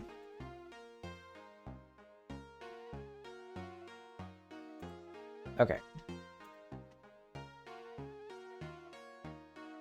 So now the real challenge begins. Which actually won't be too bad, because what I'm going to do is First of all, ignore the stuff that I have, except for show text. So we're just going to implement show text and list replies. Okay. Function show text. And also we should have, when we exit, I think we need a thing here, probably. That'll be fine. Show text, narration bubble, hide. Function list replies. We'll hide that there as well. Wait, let's do if speaker equals, or no. Ooh, how do we do that? Because right now, messages don't have, Why doesn't the dialog viewer... So when we do show text... Yeah, why don't we implement this instead? Yeah, actually, yeah, I can do that. Show narration will not do that anymore, so... Show text is now going to do narration bubble hide, font bubble hide, but function show narration message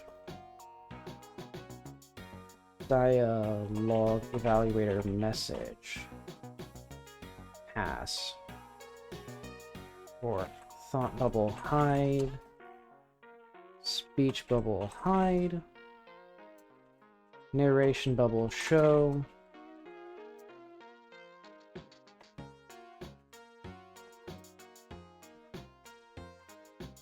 And let's have some, I think what I can do is I can make the individual bubbles handle their text.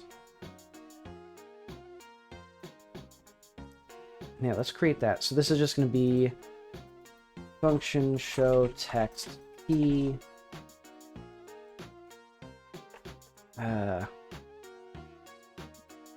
Or what if, no, I don't like that.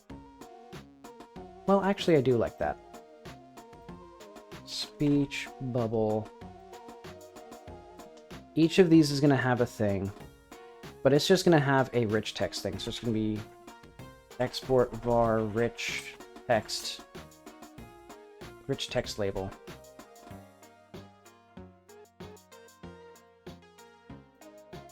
Oh, and also an export var speaker label.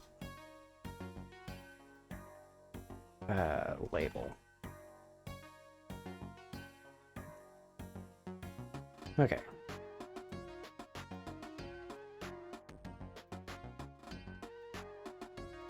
Oh yeah, narration doesn't have the speaker label.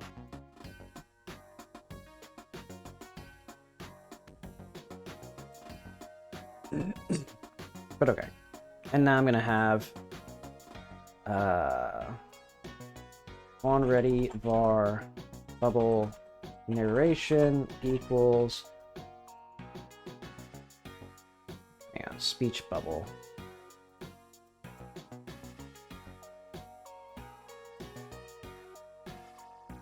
Okay.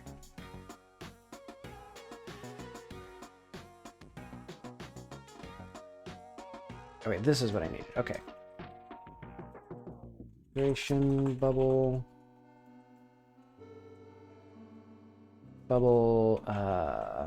Speech. Oh, I see what I did wrong. Okay. Equals. Right, because what I wanted to do is actually, this, go here, speech bubble.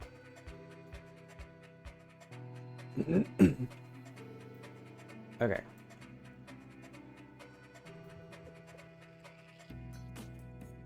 Actually, we don't need any, like, bubble here. And that means we can just do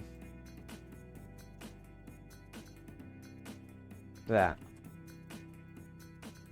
Okay. So when we show text, rich text equals true, we're going to do speech dot rich text equals text. Wait, no. Dot text equals text. Speaker dot speaker label. Or no.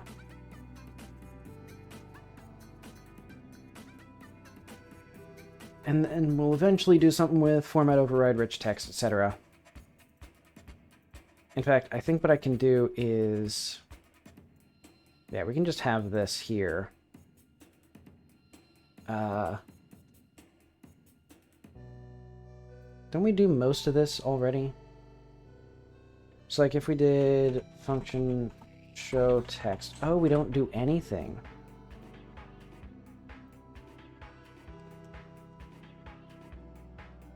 Okay, so that means that's because... show text, if rich text, redo rich markup eval sample text.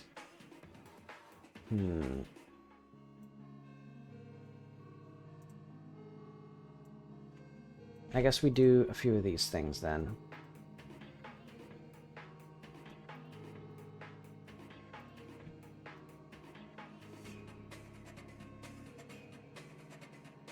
Gonna do speech dot rich text.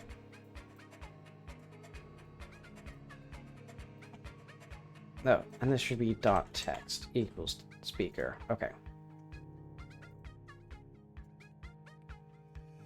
Okay, and here we no longer need anything from that, so we can just do narration dot rich text dot text equals message dot text, no, item text.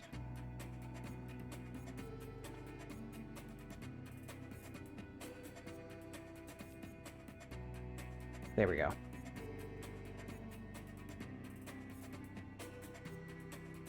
Whew. And then also let's get our color and font here, so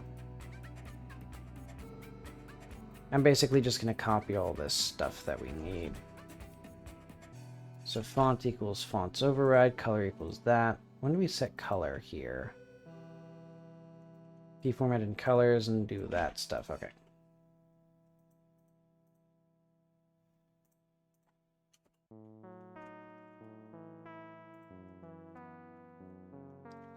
Oh, and then we need to do this after that. Okay.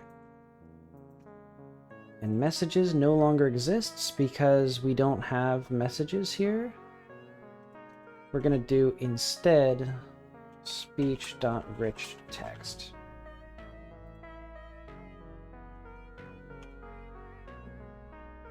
Well, I guess we can still have it be that. No. Because what the heck is this thing supposed to be? So what the heck does this thing do? Messages. Messages.child enter tree connect. Messages get children map free item. We don't do any of this now. Ooh.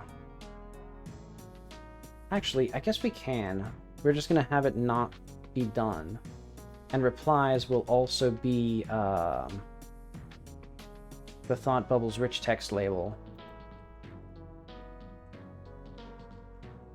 Yeah, because we don't actually need to then do anything with that. Oh. Oh, right, because list replies does that. Okay. So yeah, because now we need to actually do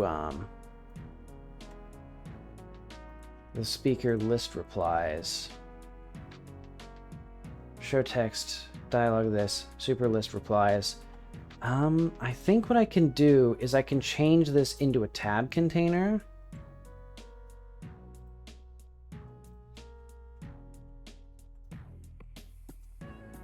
Do I want that? I guess I want that. Okay. Theme overrides, style.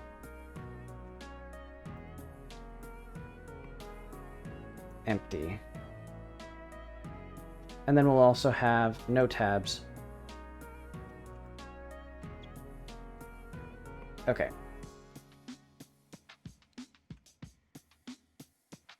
Tab focus mode none. Okay.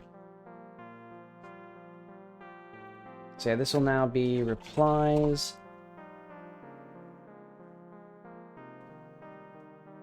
And so we can then go back to this, or we can actually get, yeah, we can get replies here and do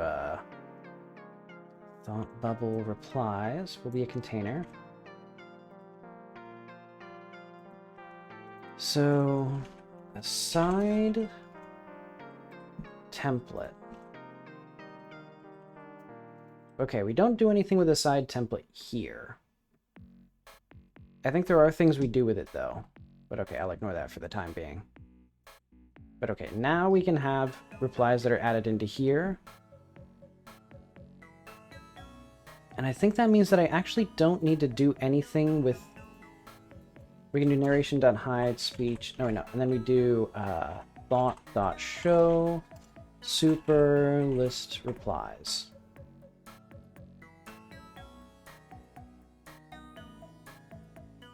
Okay. And that means that, for example, in narration bubble, text override, modulate this by half, or just by making it slightly transparent, so that way we can change the text color, and the narration will always be slightly different. And also we can do, I guess we don't need that. Oh, I guess that's fine. But okay, fonts, colors. I do want to copy all of these things, so copy this value.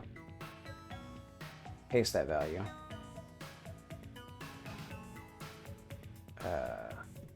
Complete block on exit. Auto manage input. Yeah.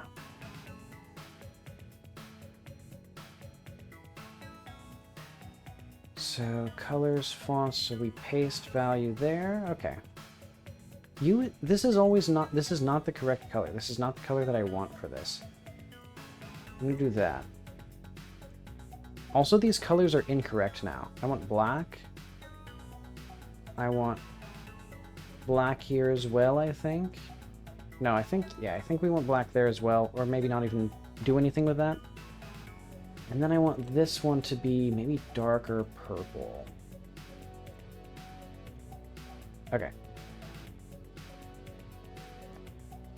So let's see, first of all, if this actually works. I'm going to save all this stuff.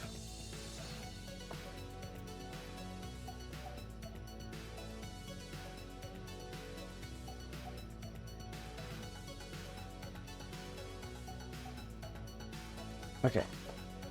What's the difference here? Dialogue fully visible. Okay, yeah. Full common elements out. Okay.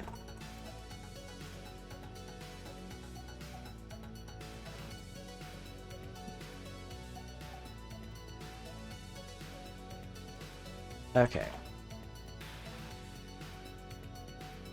So, preparing or making a new dialogue viewer. Okay. And then I will do the terrifying process. Delete that. And then we just get our dialogue viewer bubble.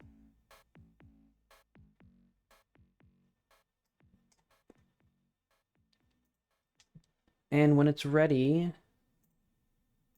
we will narration, hide, thoughts, hide, speech, hide. So yeah, next step would then be to get the NPC's, ooh, this is gonna be tricky.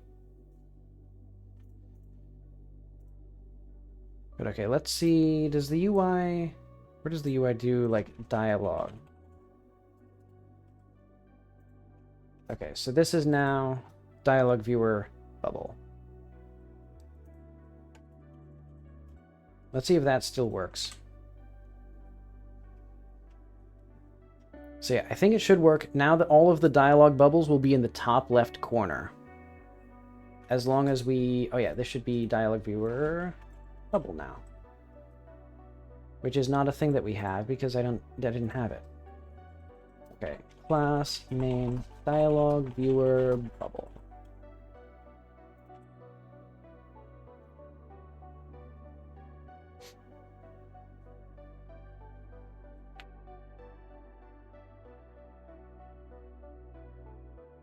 Okay, not quite. I think I need to...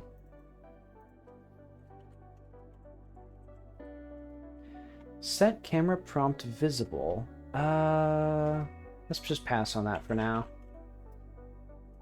Figure out where that's gonna go. Stop warning me about stuff. Okay, so now at least the game runs. So now we need to figure out if we can talk to characters. And then the next step would be... Okay. Have any ghost photos for me? Interesting that there's sort of a yellow tinge to the dialogue. By the way, what's your name? Right, so we need to also figure out our preferred size for the replies. Okay, let's go to Kitty found a or Kitty gets a burger. That's gonna be 11:01. Repo. Project. UI. Dialogue. Bubble. What does the bubble do? Okay. So when we track an object, we do that stuff. When we process, we do that. Get speaker track. Rectangle position, world to screen. Position tail is world to screen. That'll be good.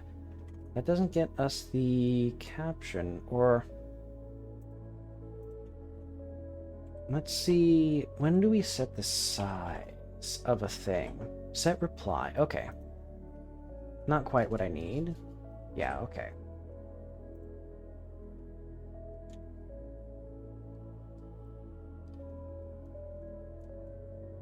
And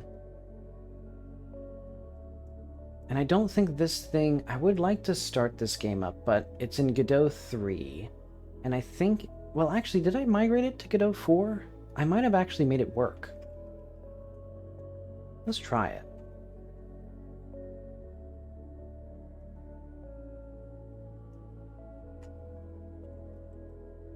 Okay, because it should be somewhere in here if it is. No, I don't think... Yeah, I don't think I migrated it. Yeah, because if we look at project.godot, I betcha this will say the Godot version. Oh, config version 4. Interesting.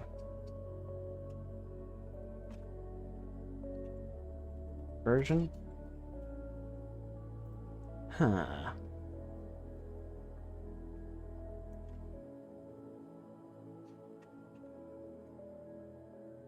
Common physics FPS. Oh, oh wait, no, okay.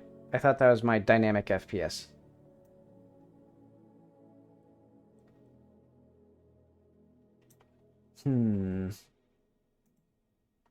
I'll ignore that for the time being. No, I still need to figure out how to resize the thing. Process template, set reply. Speech track. Okay, and I did the exact same thing here where I have speech, thoughts, and narration as three separate things. That's fun. And dialogue.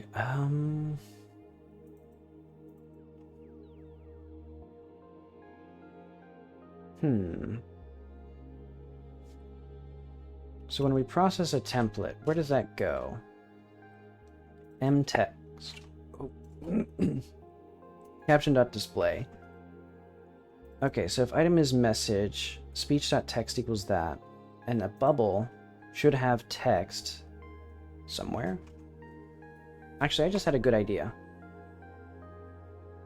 Oh wait, no, I didn't. I was about to say, what if I set the rich, or what if I just directly set the text of the thing rather than doing, you know, speech.richText.that? But I just realized I also need to set other things on the rich text.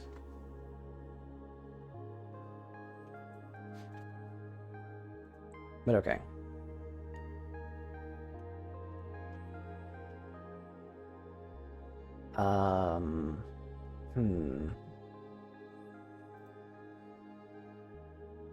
I guess, first of all, yeah, let's just try to figure out how to properly resize the rich text label. I think what I could do is I could approximate a desired size.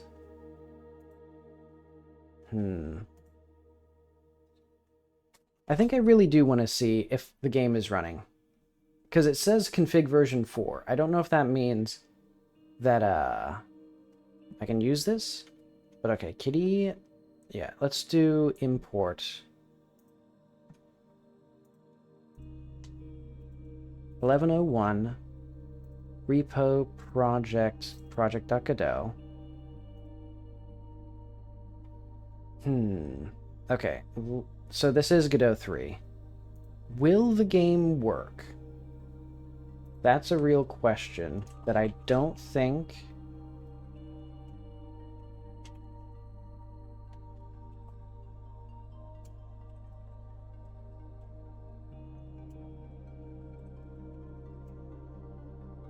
Okay.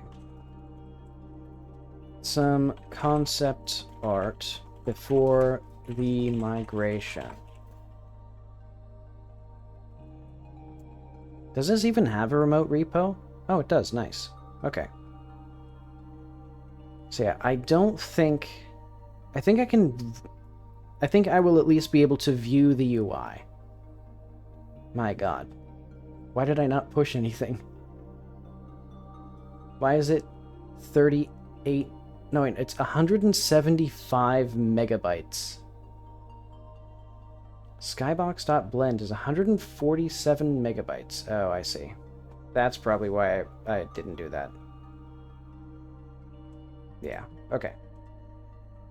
Convert full project. We won't have remote backups, but we will have the Git backup.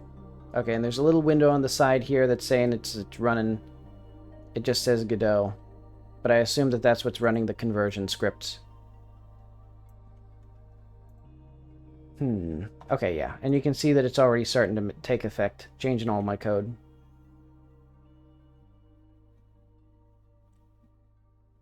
Okay, it seems like it started it. There we go. Wait, what? Huh? Let's close that then. Go back to Godot. So, because it said that it was doing the conversion, so I assumed... Okay. Now it works. Ooh. I heard the music stumble.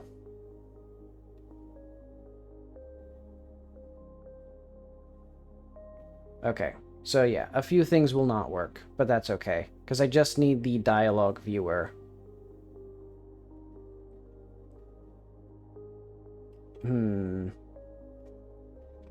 I don't think it's gonna... I don't think it's gonna run. Let's just go back to Kitty Found a Camera. And what I'm gonna do is I'm gonna look up, like, because we can go back to UI, we can go to dialogue here. I can probably look up, like, so how does speech work, for example? Okay, because it has a bubble. It has a sprite 2D label. Okay, so it's just a label in here. So I swear it got bigger the more text you used. Size. Bubble dot size. World of screen. M text, or text here. Okay, so that doesn't control anything to do with the actual size of it.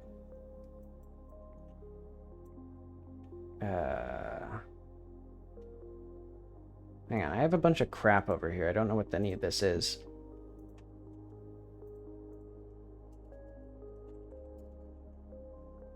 Just gonna get all my, like, random notes here.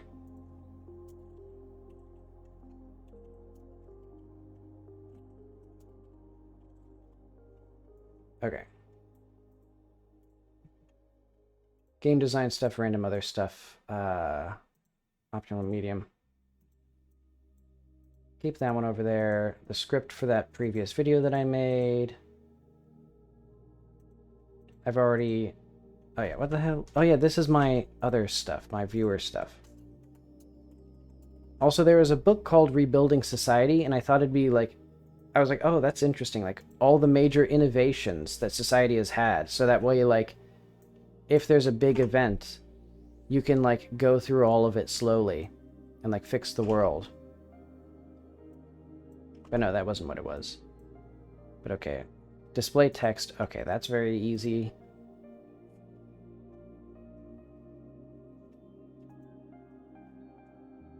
So, when we set text here,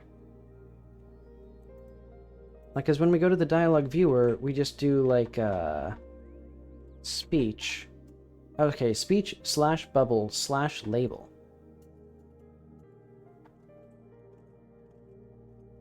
Okay, I think I do want to have a panel container here. I think I don't want this to just be a regular panel. But, wait, but if I change that, because HBox container... Yeah, because the rich text label is the thing that is now going to be causing issues, because it has wrapping and scrolling by default. Fit content. So the label's minimum size will be automatically updated to fit its content. Okay, yes, this is what I want. And then we do the same thing here for that. And then what I do is we change the type of these.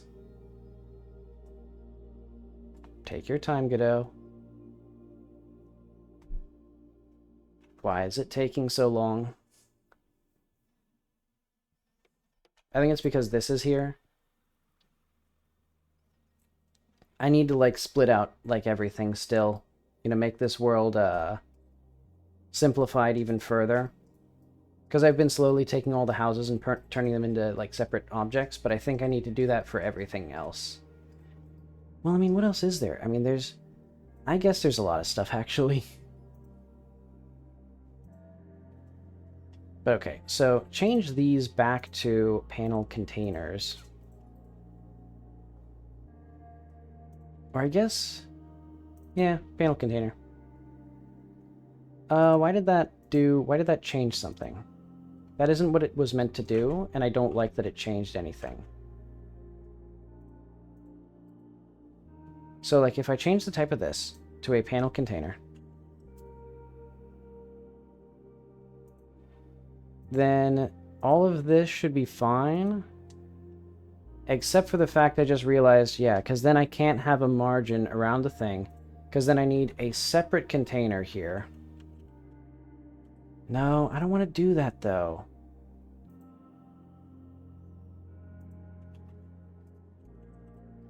Okay, well, first off, I'm going to double check this. Yeah. Because now I can't control the size inside the bubble. Unless I have... Can I do a style thing here with, like, theme override style... content margins? Like, 20...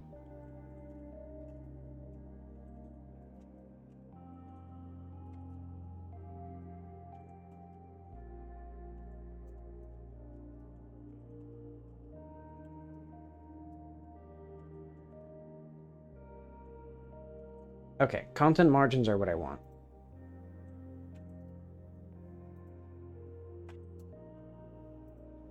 But I just realized I don't want content margins, I want relative content. Because I still want it to be like... Yeah, because that's not going to quite cut it. But okay, I'll call it good enough for now, basically. Okay. So hide this, show this. I don't know how it did that.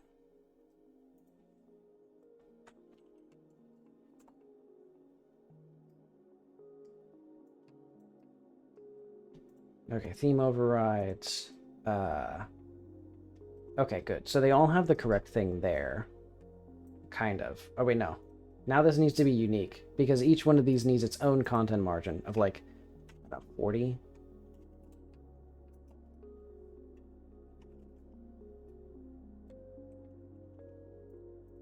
And I'm going to do, like, 10 here, maybe? Yeah, that seems fine.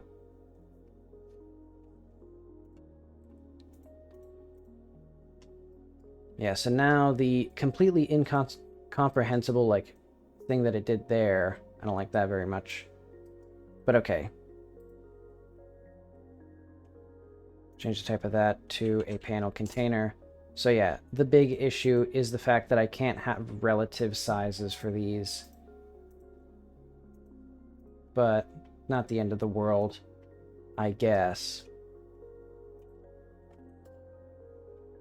Actually, this can be like 5. There we go. Okay. So yeah, the big thing now is I want to be able to expand this if this gets too big. So if we did like... Oh, okay, it actually does do what I want, kind of. I think what I'd want is also, as this size gets bigger, we just push this outward. Yeah, because if we have this do like a 0, for example, then... Interesting that it did that. I don't understand the, like, properties of this thing. Because basically what I want here is when we do a layout size, I want this to be 0 by default. So I want it to get as short as possible, and then I want it to maintain a particular aspect ratio.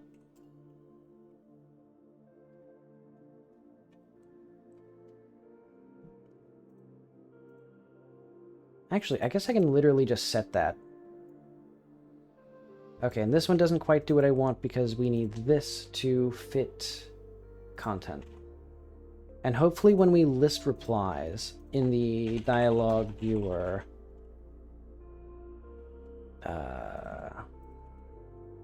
list replies. So yeah, when we create a rich text label,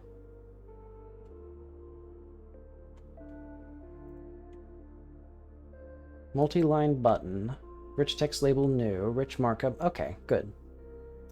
And I think, okay. And I'm fine with having a multi-line button here. But okay, this means that at the very least, these will, like, help expand outward.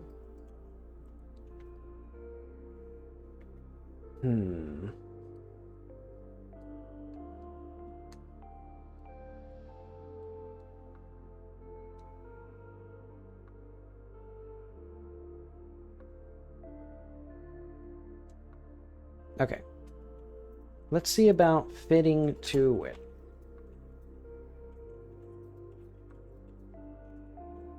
Or let's say set text. I know. Text equals string set t rich text dot text equals t. And then we'll do like a resize. Call deferred.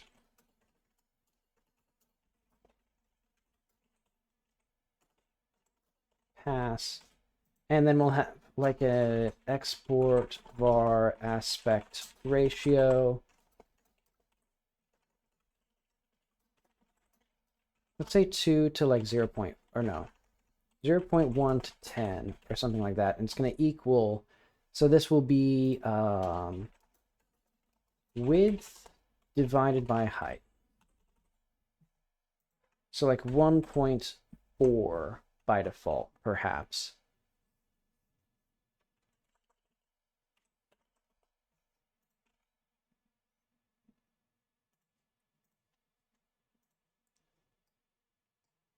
Okay.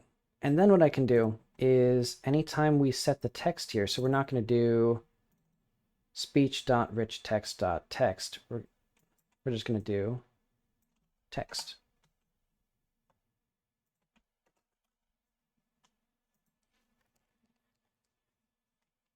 And eventually I can like gracefully tween the sizes and stuff like that. But okay, at least now it should show all of the text. The containers are resized, and that should work. Panel, speech bubble, extends, control. Yeah, I don't care that it's a particular type of control. But yeah, okay. So yeah, let's talk to Linda again. Okay, have any ghost photos for me? And now we do... Oh yeah, I can't actually set anything here because... Oh yeah. Okay.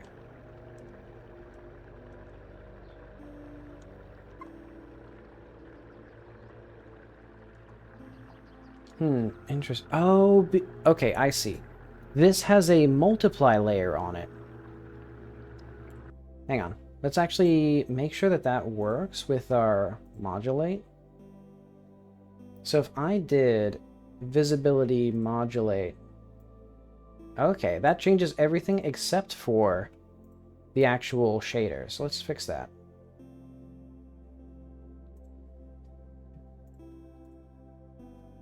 So if we have this, can we do color equals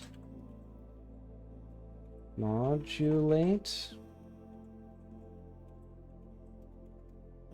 Hang on.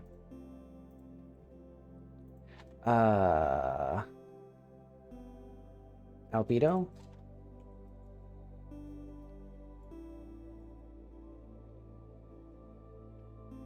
Okay, so that doesn't quite do what I want.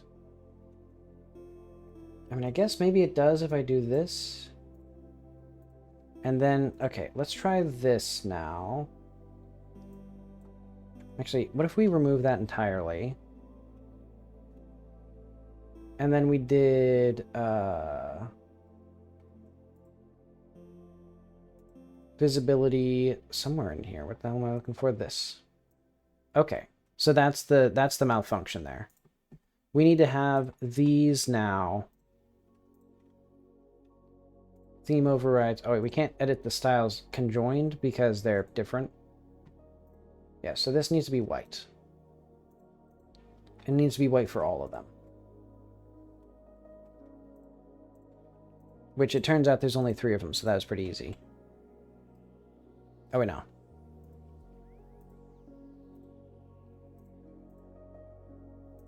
Forgot to do that one. Okay. There we go. So now we get all 3 of those. They should work now with the color modulation. We can then also have outline color times color. What is the outline color going to be? I think I'm fine with black. Well, we can do form vec4 outline color source color. And then we just do this as color times color.rgb times outline color. Actually, there we go. In fact, color times outline color. There we go.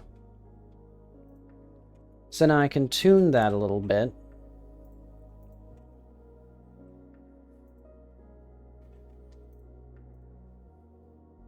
Oh wait, but it's going to be per material though. That's going to be annoying. Because yeah, if we did this one, for example, we can set... Oh wait. Right, that's the last one. Yeah, if we did this, we'd have to set the text color separate. Which, is not terrible. Or we could make this a global uniform. Now think about it.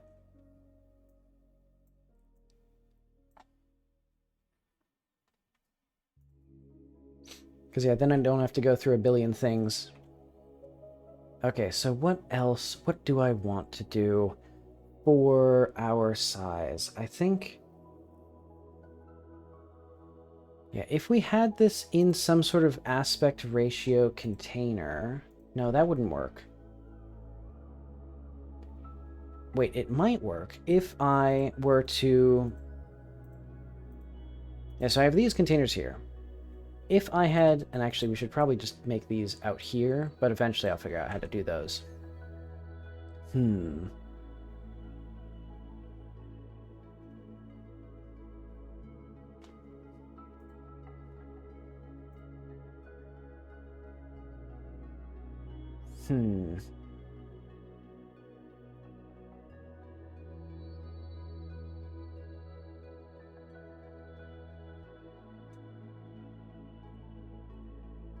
Let's also have a little, I'm gonna have a panel here as well. I'm just gonna go here as like a theme override line.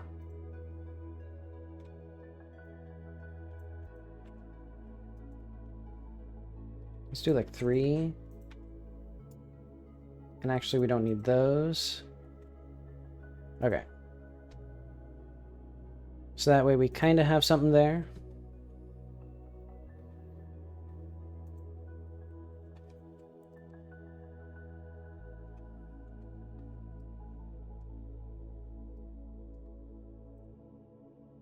Okay. So yeah, next thing, so for the UI dialog, speech bubble. So yeah. Basics, so I guess let's say like position, size, tails. Okay, yeah, so my next challenge is the size of the object, or whatever the heck it's going to be. I think we just go, for example, to NPC. So don't they have a face in here? Yeah, because they should have extra point face. So let's do like function... Let's go back to world objects, actually. Or interactable. So let's do like function get dialog tracker. And then if has node face. So we're going to do a node here. Let's do node 3D. Return face, else return self. Okay.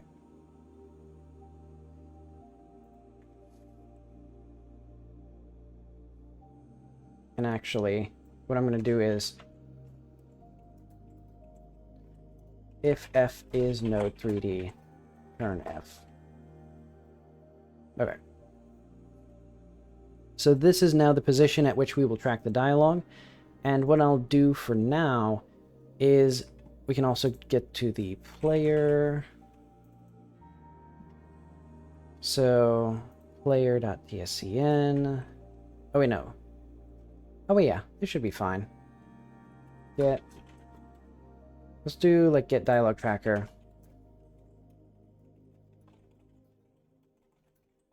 Return body dot. Let's say that for now.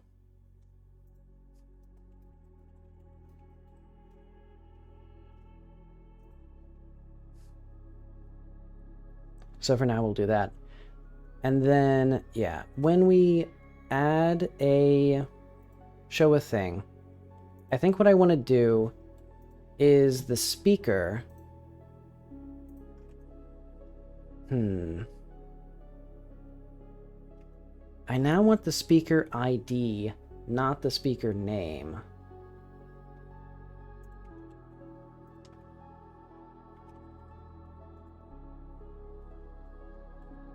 Because if we go to dialogue, speaker, I'm going to need to make show text. Okay, let's go back to here. Right before we get the speaker's name, I need to get the ID of the speaker instead, and then use that ID to like look up who the speaker is, because it's going to be translated text by default. Okay, so who is the speaker? Linda, okay. Let's double check where that comes from. So speaker equals eval.getSpeakerName. And that's because we're doing show message. And so we need to actually, I think, override show message now.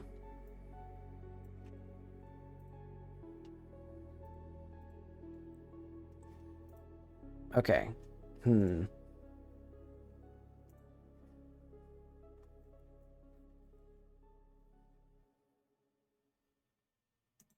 So yeah, we need show message, if message skip return, speaker that, this, that. So if message item speaker, there we go. And then otherwise eval get speaker name. So what is eval get speaker? Oh, that's not what I wanted. Get speaker name.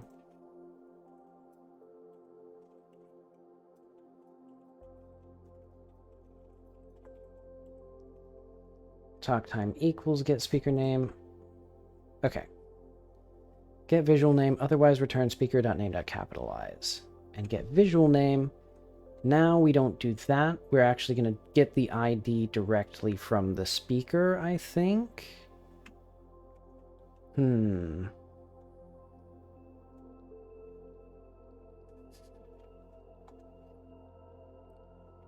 this is going to be challenging, I think.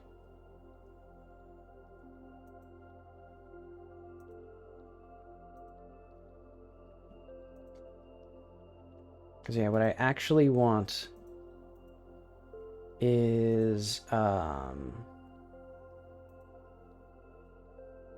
you know what? If message speaker there, otherwise speaker equals, I think we need to get the speaker ID.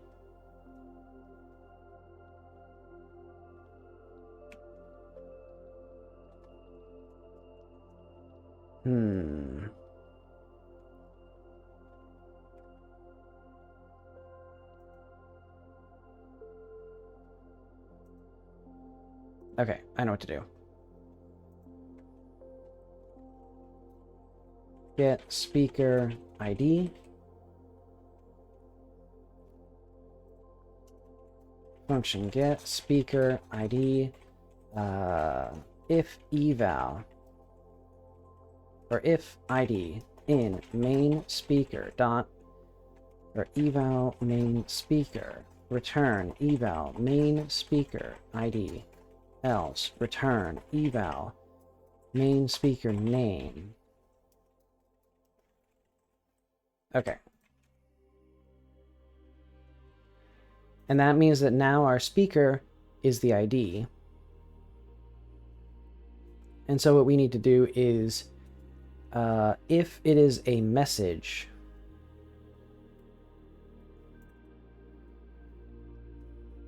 oh wait, we actually have all that stuff.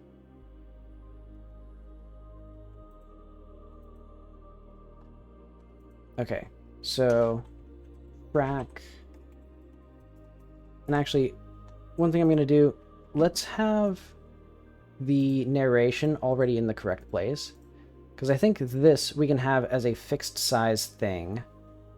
Probably, I'd say bottom center.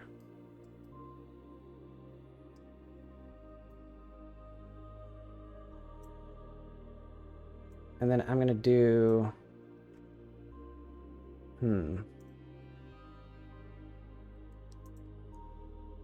Let's do anchor points.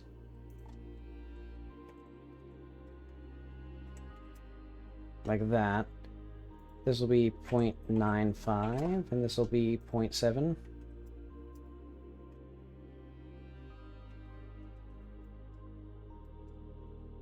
Okay, so then if we go back to the player, this is what that'll actually look like because we have a 4:3 aspect ratio at all times. That seems perfectly fine. And then our interaction prompts, everything else seems fine. So yeah, the only thing, or the two things that need to track are player thought and speech bubbles. So let's do like speech track get node speaker.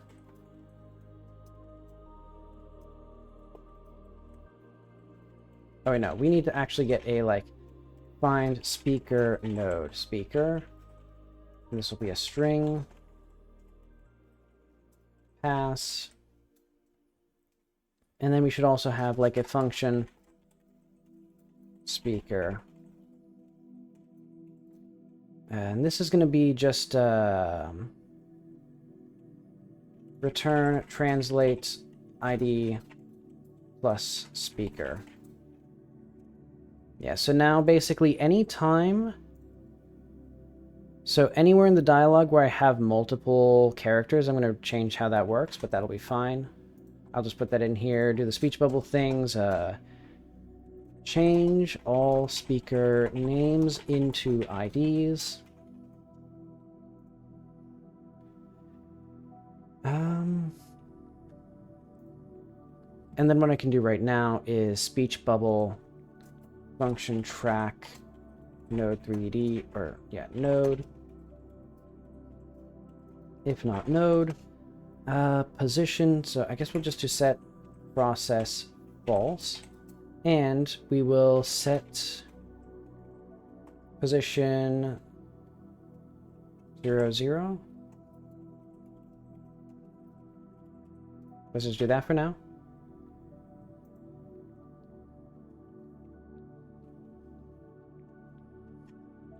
Else print debug tracking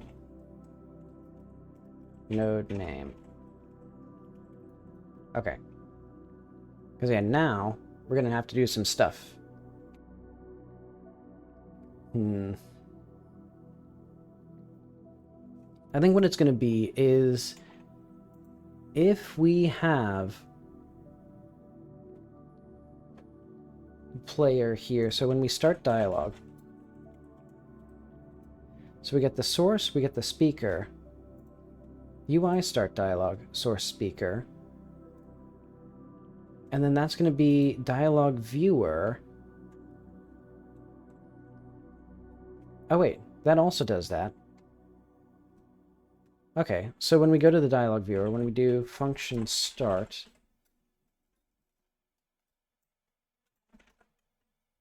player.gd, so function, wait, no, not what I want. Start,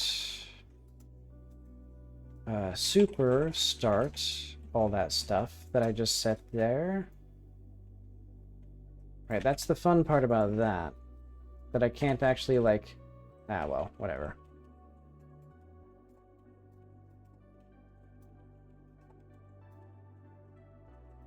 There we go. And then what we do is, if, you know what, let's just have this here as, like, that. And what we can do instead is I can figure out,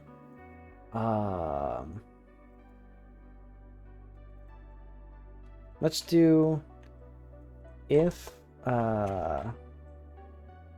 speaker, let's just call this a node. So, get speaker ID. Hang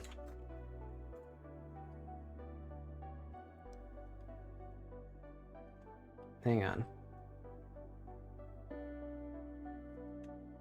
Go back to dialogue viewer. No, go back to dialogue evaluator. Get speaker. Wait, where the hell did I put that? ID. Who has speaker ID?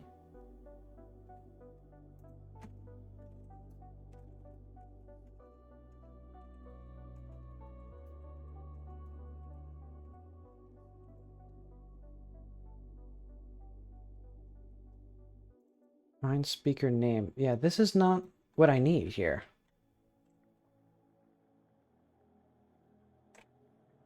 Wait, then where the fuck did I put get speaker? Yeah, this is not what I wanted. I'm smoking drugs.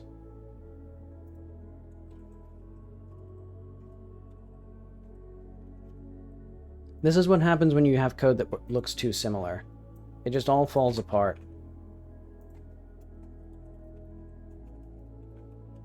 There we go. And actually, I'm going to do node. And here, we're going to have this be node. And then we're going to have eval main speaker.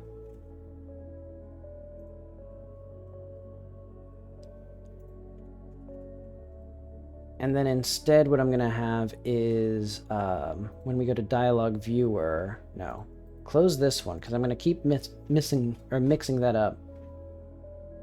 In fact, did I literally... No, I didn't do that. Okay. Because basically what we do now is get speakers. Get speaker ID. The speaker equals... Let's actually do source node. The source node. And I'd also like a new thing to register a speaker somehow. I think that's going to be, hang on. Input map. Globals. What are our globals here? Live debug input management settings. Let's actually just register a speaker here.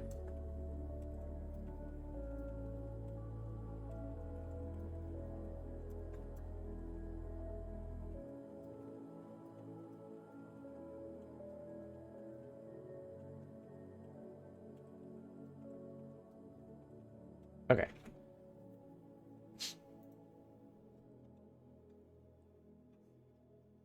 So what I can do now is whenever NPCs are ready, or an interactable is ready, and if it has dialogue, so if dialogue and ID, we will then do some sort of global thing here.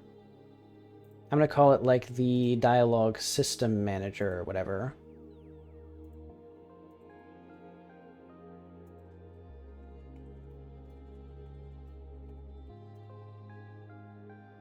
And that is going to have to figure out where the speaker is. Ooh. You know, I think that's fine. Class name, dialogue manager. In fact, we can just have this be an object. And we can just do a static function, or static like register, or like NP speakers.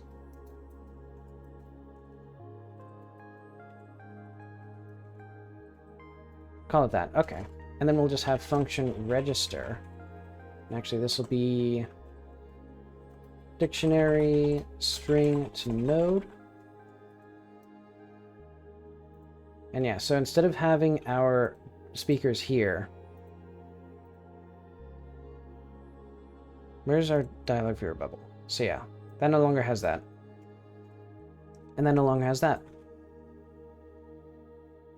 And that doesn't need that unless it does, in which case we'll do that. And this will do dialogue manager. Actually, let's just do if dialogue. Register speaker self.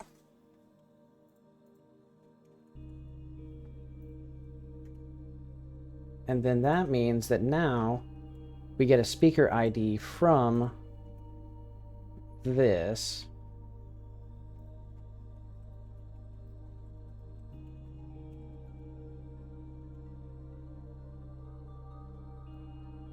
There we go, dialogue manager. And this will also be both of these static functions. There we go. So yeah, now we have static variable. Okay, find speaker node. What we can do is if speaker, and this will be a node as well, in manager speakers, return dialogue manager speakers speaker.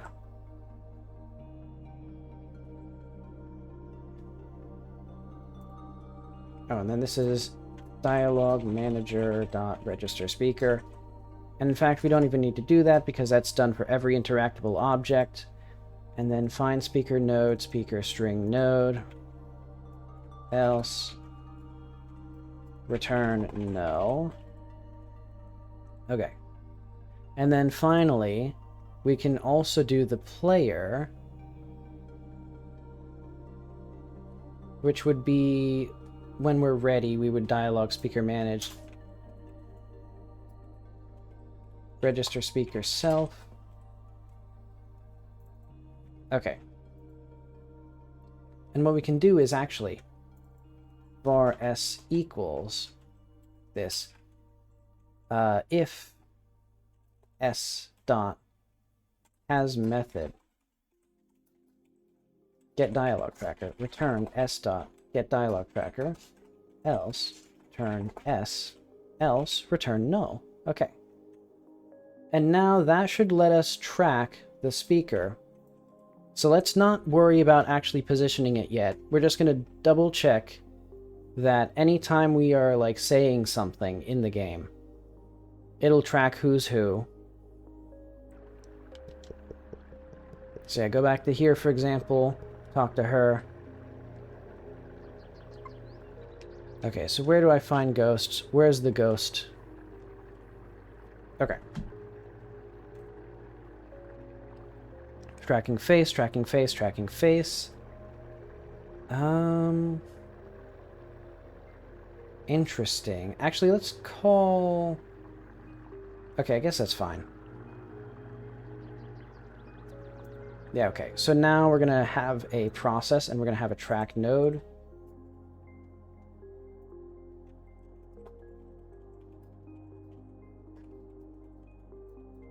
All right, let's do var tracked node 3D, not node that, else tracked node equals node, set process true. Okay.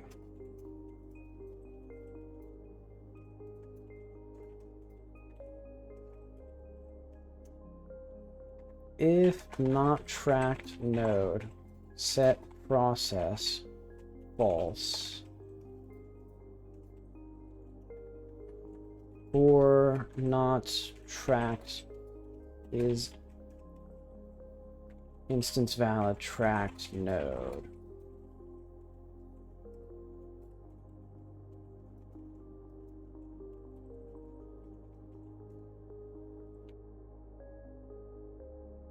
Okay. And we don't need delta because what we're going to do is then position, say global position equals oh, power's flickering. Spooky. Hang on, I'm gonna commit my stuff first. So we don't... Oh.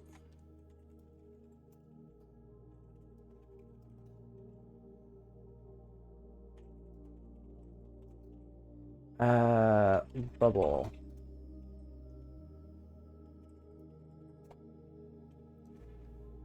Okay.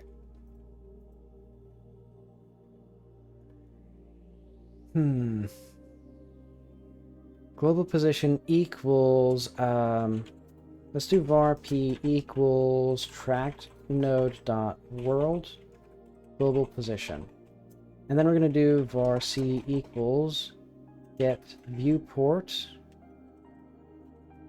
get camera 3D, and then do c dot, or var p equals c dot, or no, if not c dot is position behind c dot or var sp, this will be screen position, equals c dot get camera projection. No, we need to get position, project position, screen point, inverse,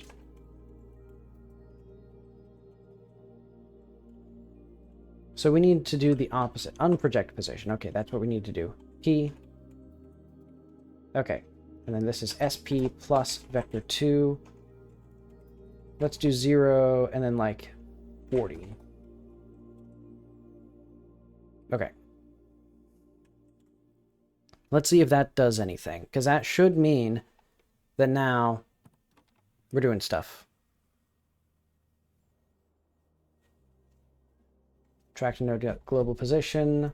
Oh, and then we return. And actually, or not visible.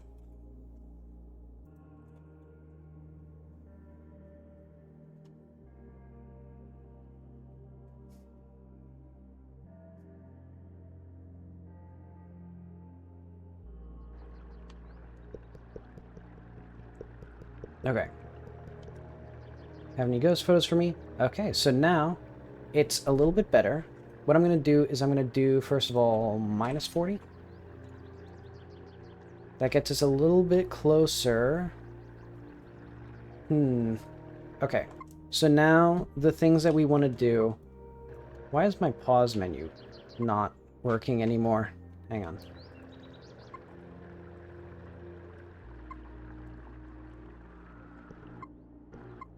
Why is that not working? Go back to the player. Go back to the UI. Is it because... Oh, it's because I hid this? I think. It's because I hid something that wasn't supposed to be hidden, I think. Before and after, not paused. Yeah, I think it was because I'm supposed to have this... Okay. There we go. Okay.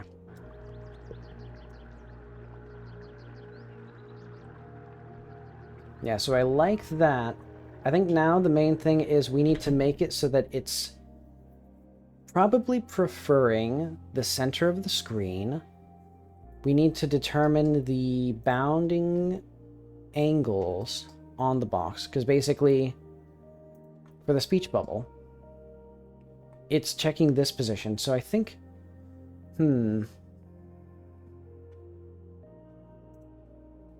how do we easily resize this? I think what I can do for center bottom equals wait, is this a thing that we just have, or no? That's a local variable.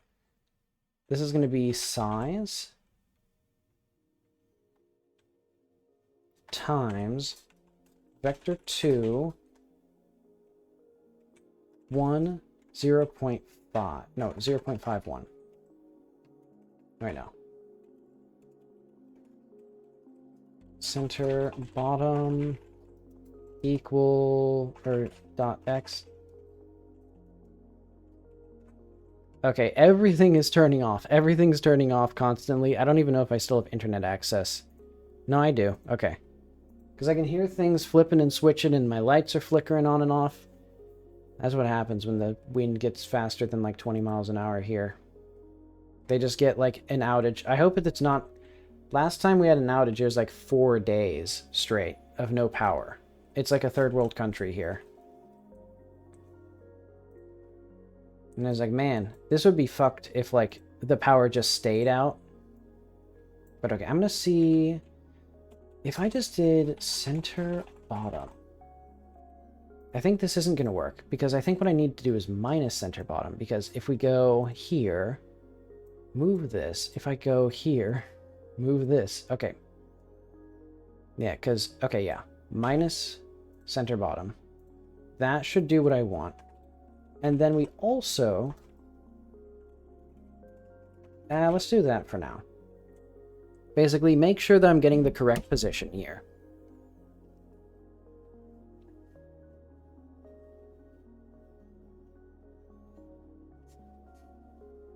So if we talk to her again, look at that. Now it's above her head. And the main thing that we'll need to figure out is how to make sure the dialogue stays on the screen even when the character isn't on screen.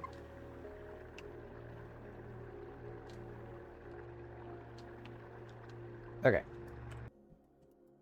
So now the main thing is, let's go to here. Get status, get at positioned roughly where I want.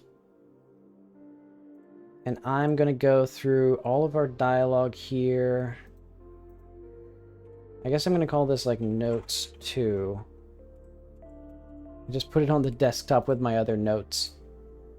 Okay, close all that. We don't need that anymore. Because what I do need, though, is when we go to dialogue, anytime we have you... Oh, wait. Yeah, anytime we have this, where star.dialog replace with you.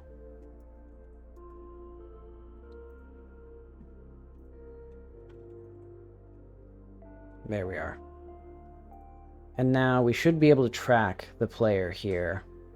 And I'll do the same thing when we are doing the list replies.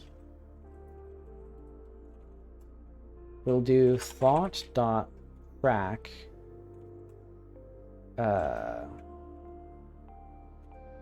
get speaker, no. Find speaker node you. Okay.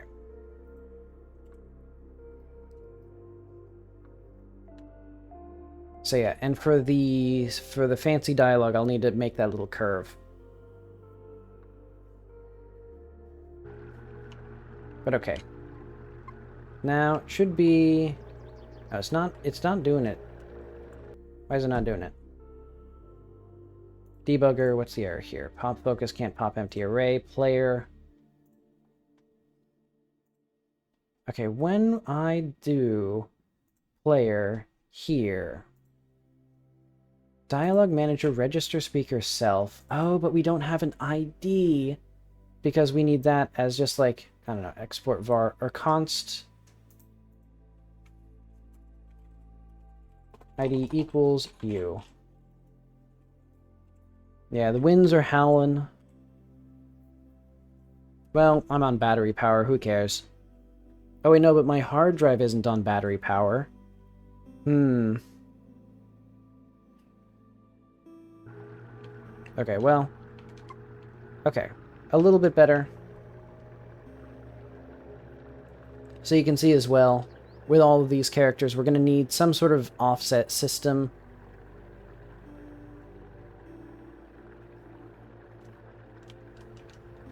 Okay.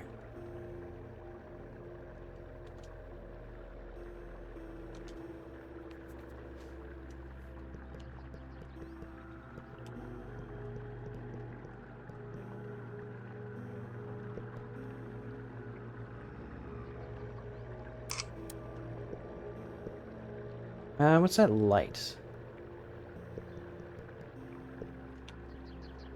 There's a flickering light there. Yeah, I don't like that. What is that? What is that? Who is that? I don't get it.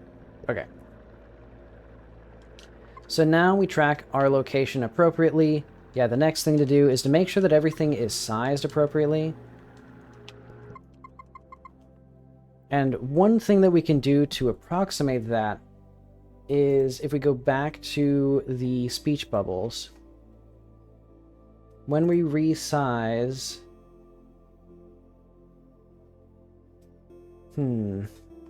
We actually don't want to dynamically... Oh, wait, we do need to dynamically resize the...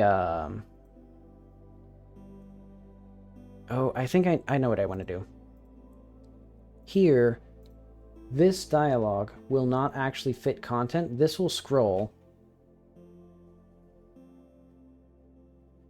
So if true, window scrolls down to display new content automatically. I guess that'll be correct. Well, I'll have to figure it out. No, I think I do want this. And basically with this thing, I think this bubble needs to have export var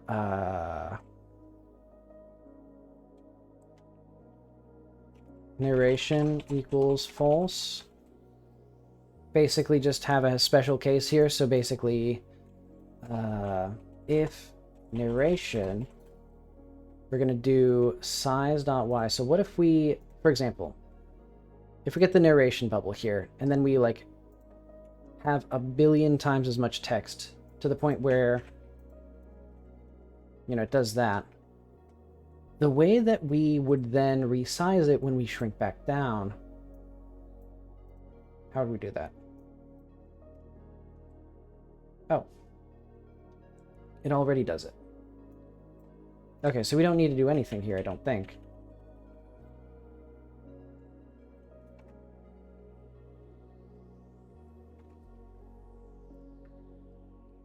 Okay, I'm fine with that then. If narration, return. Else, no. Yeah, we'll do that. And then otherwise, let's set size to 0 for now. So basically, we just try to shrink it down to its minimum amount of content.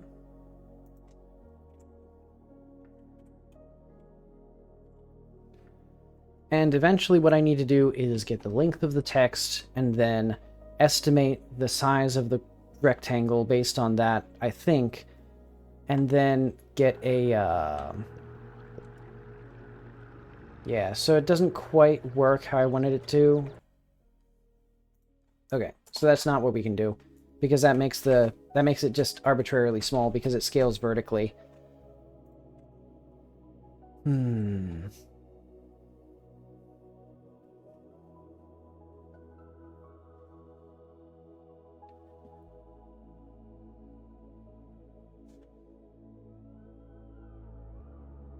So how do we deal with rich text?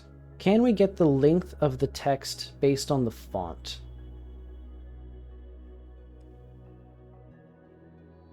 Tab size, tab stops, visible characters, visible character behavior, visible ratio. So we could just get text.length times something with the font. Get line width. What is this? Returns the width of the line found at the provided index. If threaded is enabled, this method returns a value for the load part of the document. Okay, that's not quite right. Or that's not what I really need. Paragraph count, paragraph offset, selected text, parse text.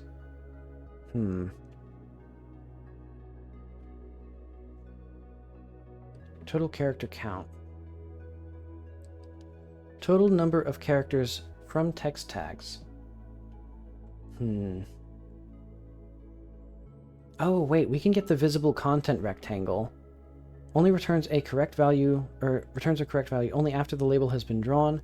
I think what we can do, actually, is I'm going to get var size, or var old size equals size, old area equals area, or x times size.y. Actually, let's do this. And then what I'm going to do is... How do we find the square... I know what to do. Size, or var s1 equals square root old area. And then what I'm going to do... Ooh, hang on.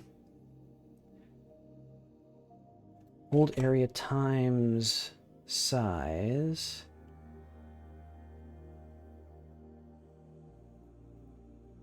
Okay, hang on. Basically what I'm doing, as an approximation of what I actually want, which is to get the aspect ratios perfectly sized, such that we get the text, I'm going to take our current size, so let's say it's like a... 3 by 4, and I want it to be 4 by 3, or maybe some, multiple of that. And so the question is, basically, we can get 12. So our aspect ratio, this is what I actually have, which is like 1 point, what is it? It's width divided by height. And that'd be, here it'd be 0.75. So this is desired aspect ratio. And so what we can actually do is, we could get the real aspect ratio, which is, that'd be what, 1.3333. And then what we can do is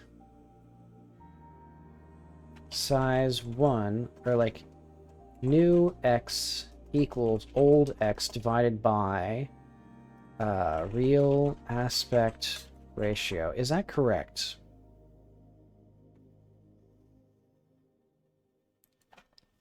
No, we want it to be some relationship between these two numbers.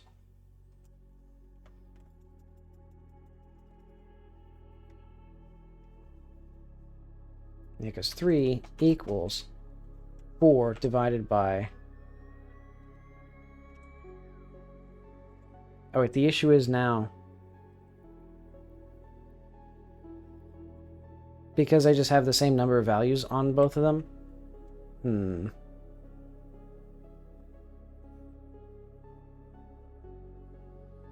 Hang on, I'm going to sit back down.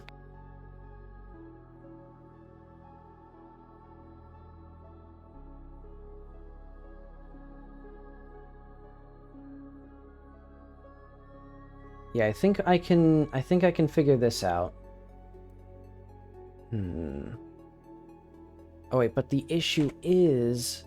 Ooh, hang on. We're gonna need to get var text area.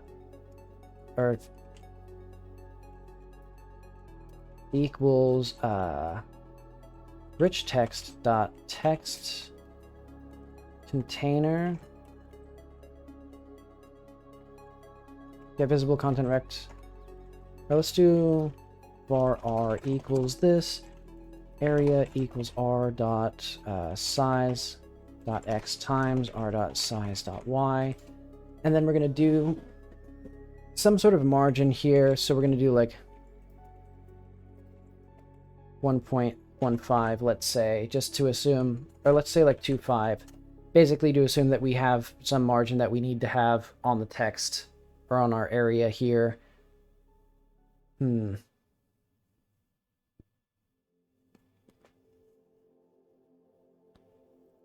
What I'm going to do is just get the square root of our area times the aspect ratio. And then I think I can divide and multiply. No.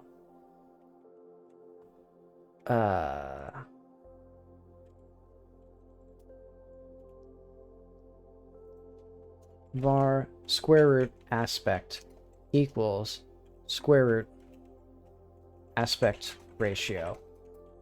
Then we do var a, or s1 equals area. And then we do size.x equals s1 times square root of aspect ratio, and then size.y equals s1 divided by square root aspect. In fact, we should probably do this as a vector 2, so that way we don't have any issues with like sizing two things differently. Oh, and then we need margin here. So I'm going to do that in here. Oh wait, and this should not be... Oh wait, no, not there. Here. Okay. Let's see if that does anything. So now we should resize the box based on the size of the text that is in it. And that should hopefully work nicely.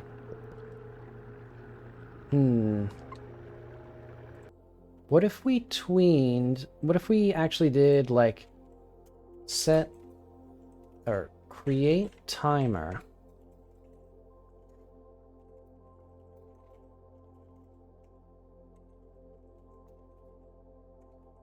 I know what to do. We're gonna do...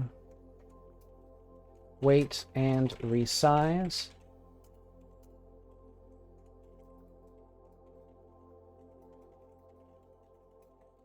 Get tree dot create timer 0.1 dot timeout resize. Okay, let's see if this works. Because basically I'm trying to figure out when we actually get our text.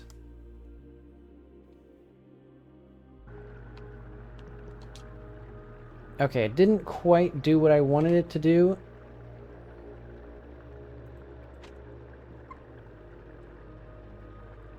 Okay. So R is position size. So 108 by that. Size is that. Area is 1500 or 15,000 that. Yeah, that's good. Our square root of our aspect ratio. So this means that S1... So this is the size that we have for our thing. So our size should be x times that divided by that. So that should set our size to something that looks good. Let's double check though.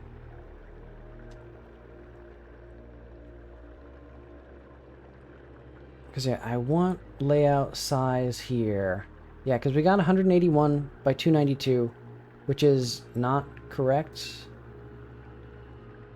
Yeah, X and Y are not correct here. Let's print size.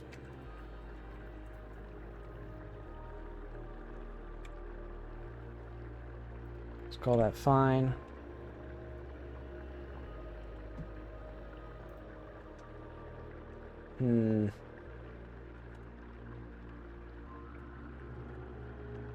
Okay, 236 by 356. That's complete nonsense because this square root should be larger than 1.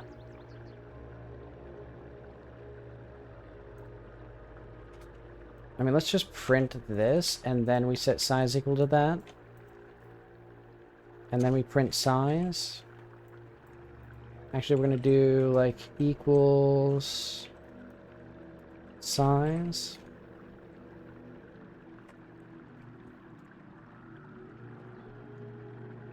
Okay, so now something funky happened. Yeah.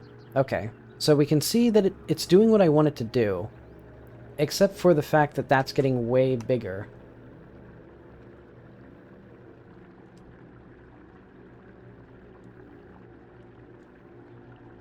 Yeah, and you can see it's trying its best.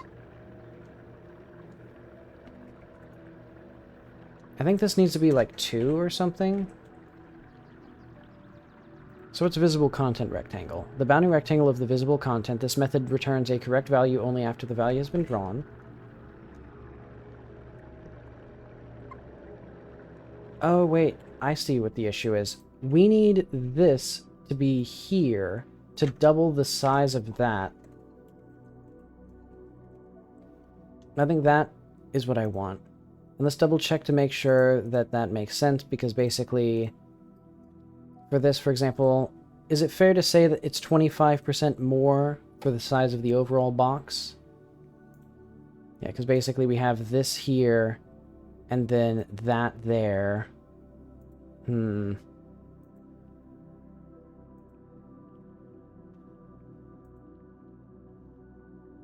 I think it's not... I think as the text gets smaller, that gets less and less sensible.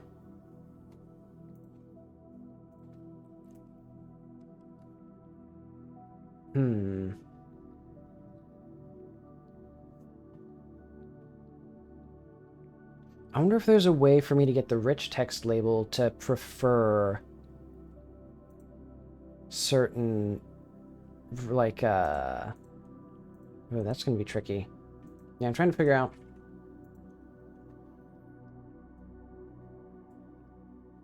Can I maintain a particular aspect ratio on the rich text container itself as it gets new text and resizes itself?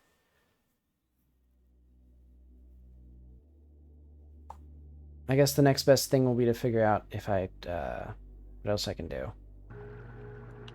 But okay. So yeah, it's just too narrow. It's just way too narrow, you can see. Because yeah, the size that it is and the size that it turns into, I think this needs to be like 3. No, now it's just gigantic. You can see that it's like so much larger. Why is it... Maybe 2? Why is that like completely different?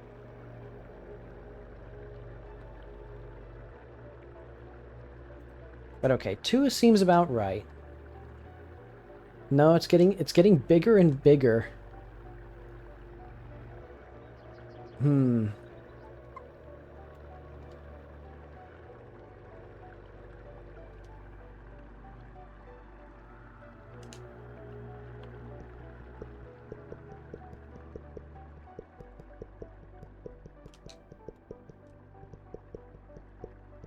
What if I just set y to 0 at all times? Like, we just set it to the smallest possible size.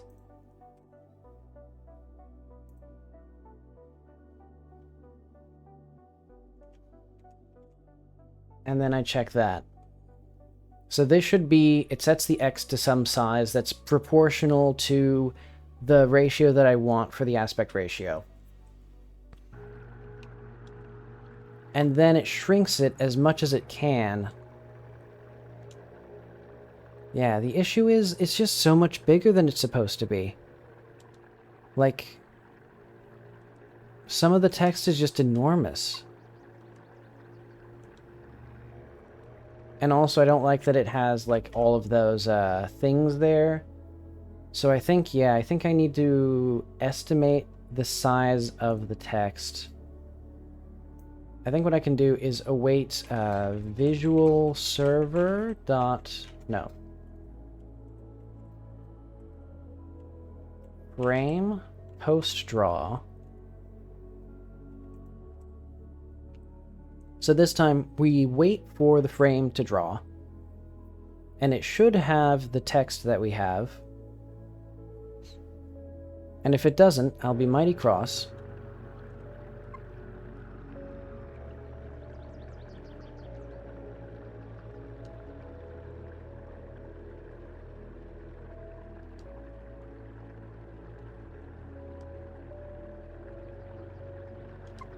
Okay.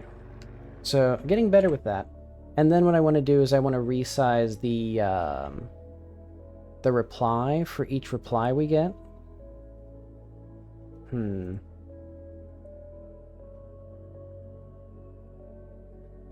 Yeah, I'll set that back to there. I'm not sure why it still sometimes is substantially larger than it needs to be with like 1 billion miles of dead space, but that's... I guess that's okay.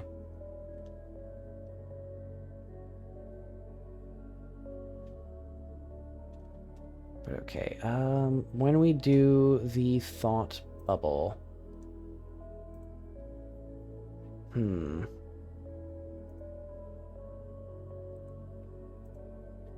We actually need to get the replies text here. And actually, I'm going to do a few things. So, we can connect this. Actually, we're going to change this to a... This is going to be... That's not even what I wanted to do. Okay, this is going to be thought bubble. Let's say player replies. Extends speech bubble. And then we're going to have function ready, super ready, and left pressed connect previous reply.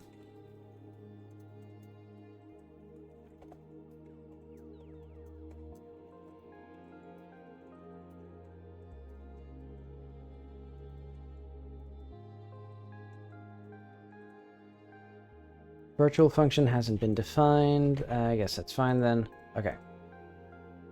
We're going to do var t equals tab container dot...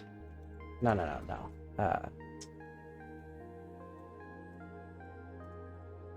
We're going to do onReady. Hang on, I'm going to close the window because it's whispering and howling. I need to ignore nature. Okay. Tabs equals hbox container replies. There we go.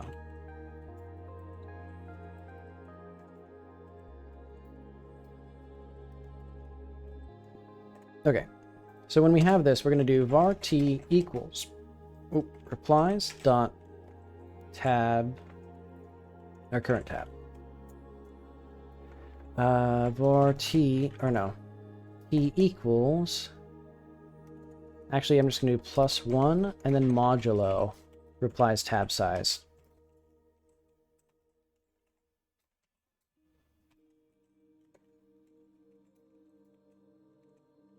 Get tab count, there we go. And I'm going to do the same thing here, except for... hang on. That. So there's going to be c minus 1 modulo c. Basically, we go all the way across, subtract 1. This is because it's confusing if you do negative numbers for tabs. Or, like, modulos with negative numbers are never consistent. It's either a positive or a negative number, and I can't be bothered to figure out which one it is. But this is basically equivalent to subtracting 1 on a clock, for example. But okay. Then we do replies, set tab, or we're just going to do current tab equals t. There we go. Okay, so now we should be able to, for example, navigate from one button to another. And then what we can do is we can have a tween on the shader parameters for the button. So when we hover over it, so if we do this, so we should be able to... I thought we'd be able to do that. But we can right-click and drag. Why are buttons not working? Is it because... Why would it be? Why would this be? Replies is a tab container. Left and right are just buttons. There's nothing above them except for... Actually, there's nothing above them.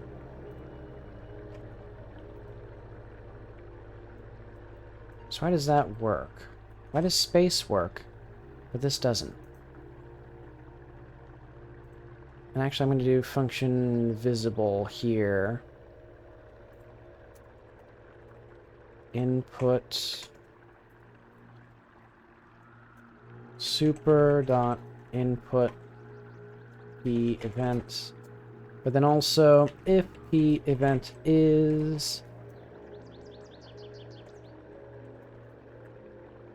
Hang on.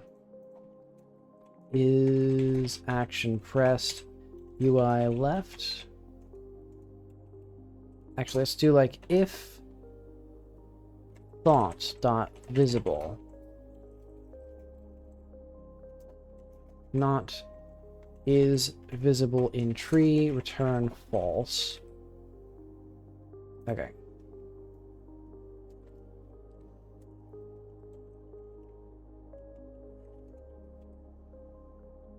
So we need to go to thought.previous. Hang on, what the fuck is this? Oh wait, no, this needs to be thought bubble. Or like replies. What's the name of this thing? Player replies.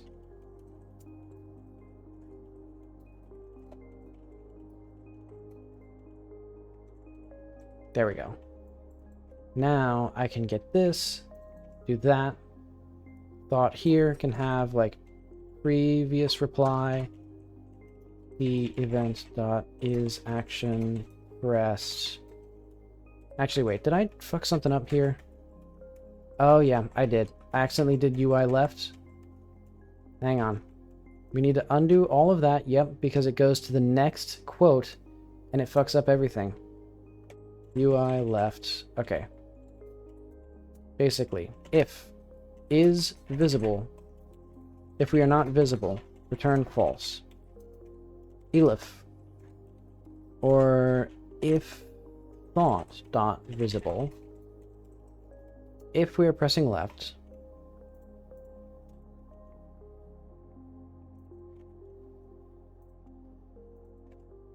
we will then do thought.previous reply, elif, event is action pressed UI right. Oh wait, hang on. It still fucks it up. Next reply. There we go. Okay. So now, at the very least, even though for some reason the buttons aren't working, which they should work, they're just buttons. I can just click them. I know I can click them.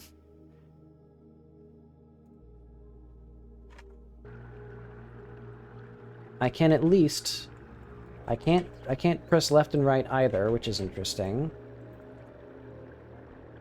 Why is this not true?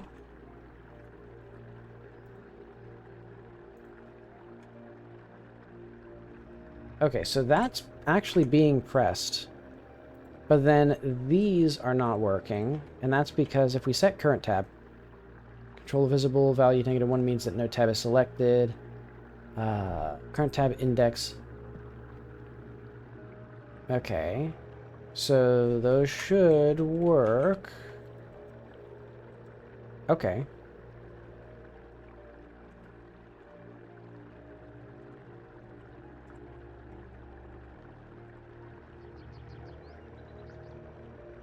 So C is that. Applies current tab is 1, I think. Current tab is 0, so we should set... What? Plus C mod... Oh, and C, modulo C.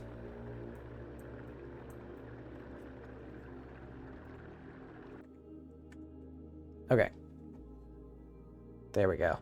So now we should be able to actually do that.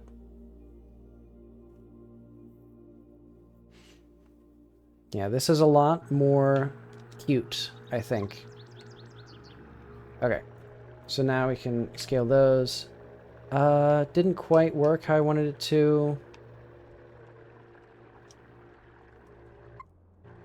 And now that doesn't work. I have to press something else. I don't know. I don't know what the fuck is going on here. Hang on.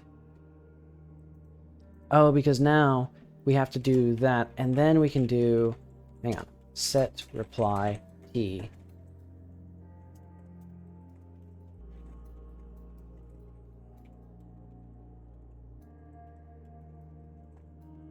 In fact, I can even make this easier for myself.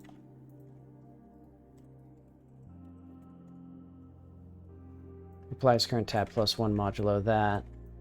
And then we do tabs. No, replies dot get current tab control grab focus. Okay. So now it should get the focus, and then when we press enter, it will then do the thing that it's supposed to do. And so that means that now we have the ability to look around, and we'll be able to press buttons. And then we press A, it doesn't work. Awesome, I love it. I love that it's not doing the thing that it's supposed to do. Like, I literally pressed the grab focus, but it's literally replies.getThing.focus on the thing, so that when I press A, it does the thing that it's supposed to do.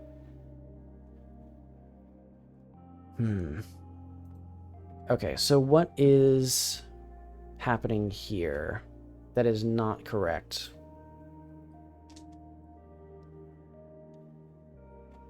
If we go back to input here, or if we go back to this, okay. If not requires input and blahs UI accept, we advance. Okay, and it sets it as handled. So I guess we should make sure that that's not working, or that that's not happening. Actually, let's make sure that requires input is set in the appropriate place. So advance, reply requires input. Okay. So that's when we display the message. Okay. And we do that right in here. And then I guess what we can do is, if requires input and the event.is action pressed UI accept. Thank you, Godot. Pass.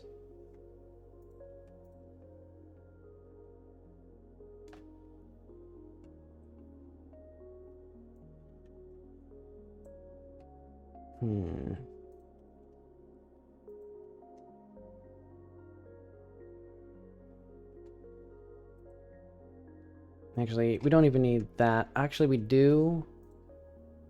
Yeah. Because we have that otherwise. And we'll just return here. Okay. So we're going to need to be able to see this.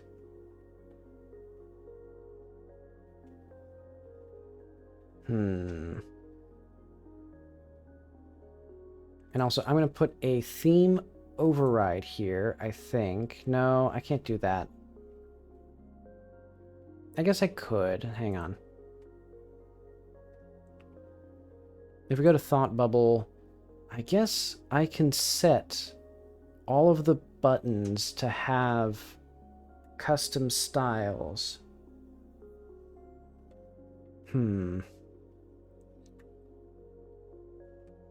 But it's really obnoxious because I have to do it for all of the button things. So if we go to... I don't have a button with me. I don't care. Okay.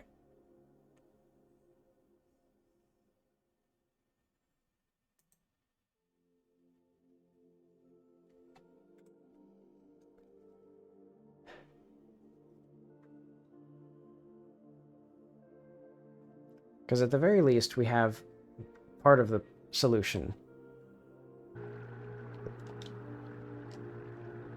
Okay.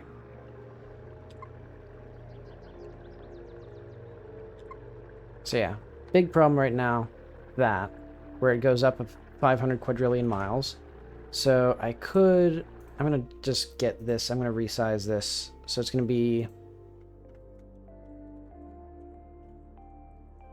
Let's get our resizer, actually.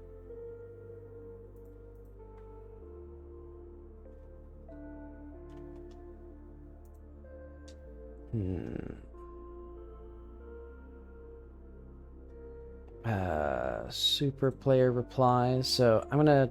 What am I looking for? Speech bubble. That's what I'm looking for. Wait and resize rich text. And then that means that this is now going to be... Alright, actually, we can just do it here. Text, or like, let's say control text, or like a... Yeah, let's do a rich text label. And basically get this there.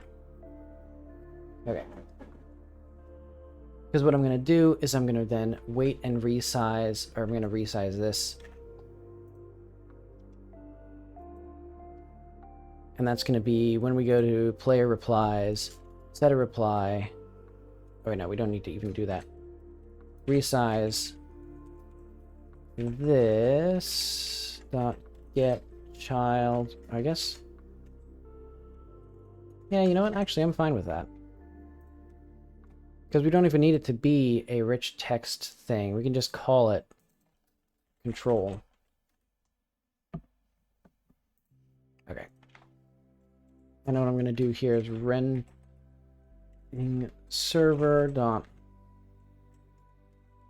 await rendering server dot post frame post draw. And power is still flickering and dying again. Okay, what's the problem here? Oh, right.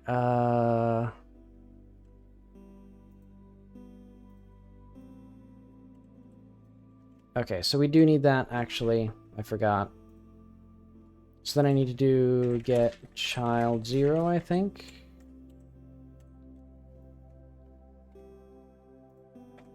Let's see if this works. Basically, it should, like, go one frame, and then it should, like, shrink it back down.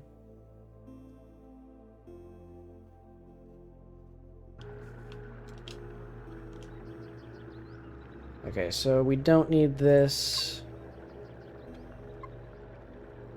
Okay, so it should get a control here. Good. Okay. So that made it even worse. How did that make it even worse? That's not even possible.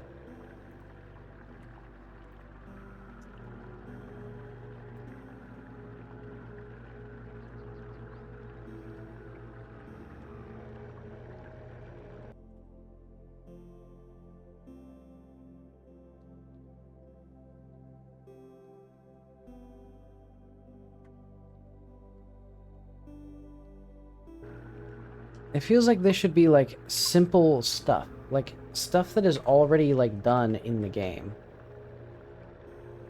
Okay, because X and Y... It's 202 by 98 pixels. Why is it getting so fucking big? Okay, because S1 here is 281, and then size should be, why did it print that? Or why did it say it's 0? Why is it 332 by 1187 if both the numbers were different than that? I guess it's because this square aspect ratio margin, okay. I guess that's fine.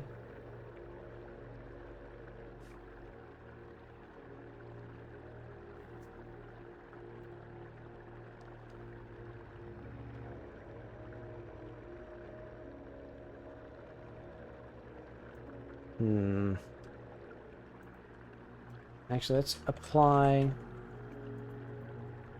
size, function, apply size. And then what I'm going to do is, actually we can do that here.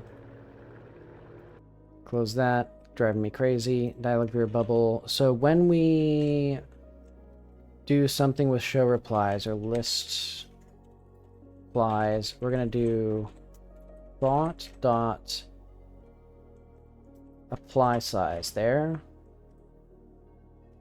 That waits one frame, then it does our resize with the whatever it does.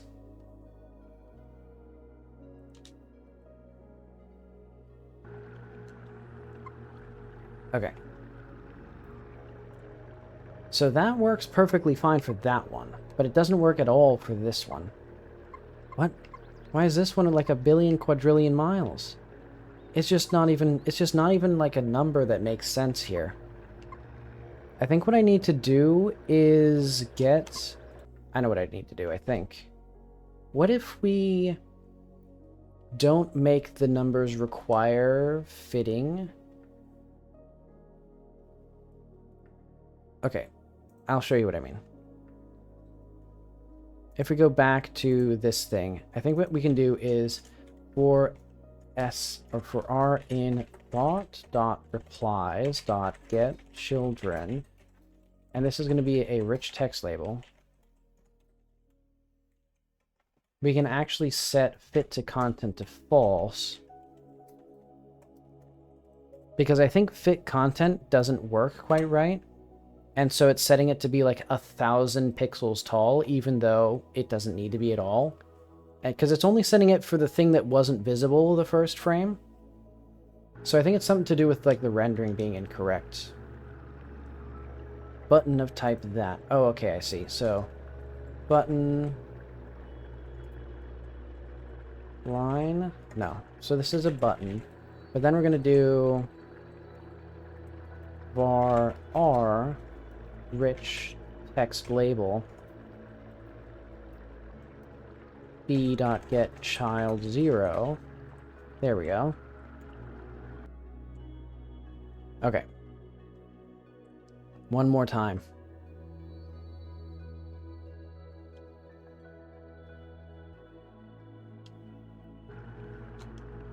Have any ghosts? Where do I find ghosts? That's still 1,000 quadrillion million miles away from the correct place to be.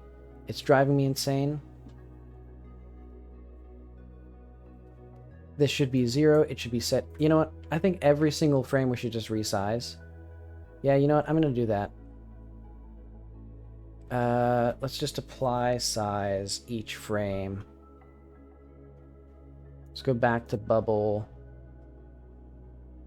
So yeah, I'm going to do apply size. And actually, we're going to do that there. And so that means that when we do process, apply size,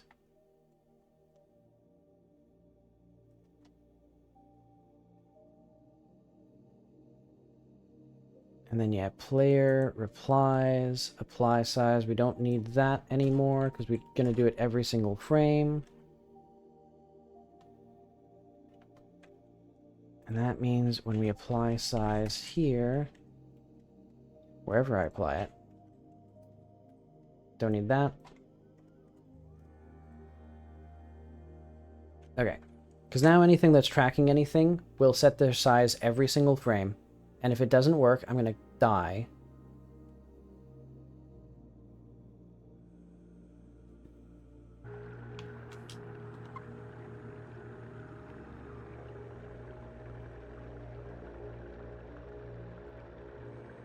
Oh, apply size. Oh, yeah, we need to have this. Hang on. So when we go back to the player replies here, function apply size, resize, applies, get current tab control dot get child 0.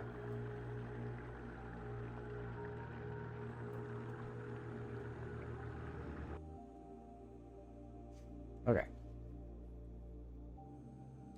We're getting closer, I think. But yeah, Godot's controls are like, especially rich text is like impossible to deal with. Why is it doing that? That's just not, just don't set it, just change the size of it. Just make it smaller. Just change it to a different size, please.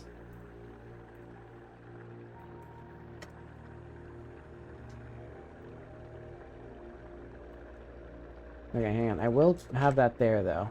Okay. Like, just make it not that big. It's that simple. Look at this one. Look at this one. It's perfectly fine. It's perfectly fine. This one, not fine. Why is that the case? Okay, hang on. Rich text label, I think too big. I think that's what it is. Godot, too big.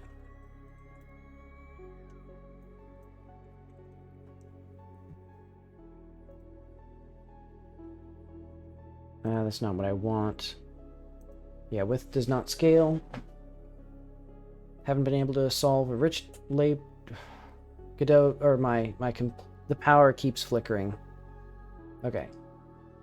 Common labels, so yeah. Let's see what their issue is. Probably the same label that I have here. Label, label, label, yeah.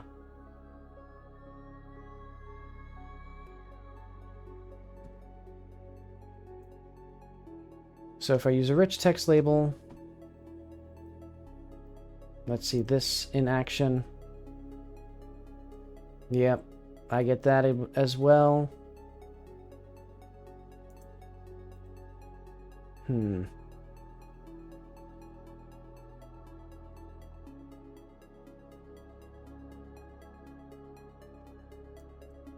Normal font, get string size, your string here. Oh, interesting. Does seem to be a delay in getting this value correctly, so skipping frames like that.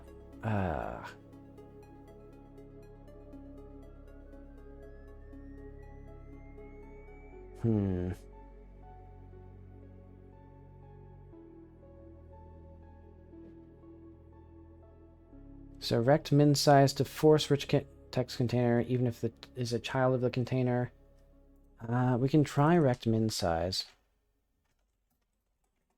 Oh, wait, actually, let's try control dot rectangle min size. I don't think that it actually even exists anymore. Custom minimum size, that's what it is now. And actually, I'm going to do... Let's do S1 times that, and then we're going to do size equals to custom... No. This one's going to be margin times S1 times square root ASP 0. Okay. So I'm going to try this. So basically now we're getting that size directly and we're manipulating the size of the rich text, which doesn't work still. That didn't do anything.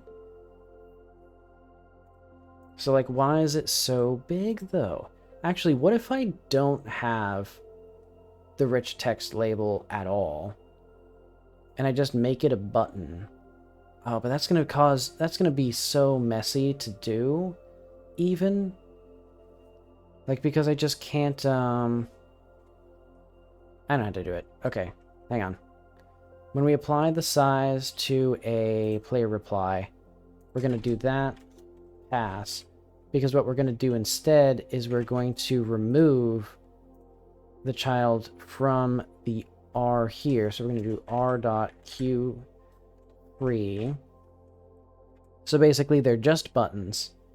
And the button text might be something like... Actually, let's do b.text equals debug. Or no, debug.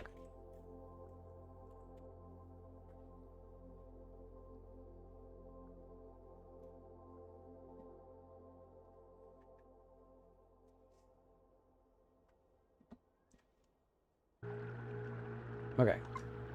Debug, debug. Okay. Well, one issue is that they're still larger than they're supposed to be. So I think now... Actually, let's call it debug plus b. Hash b.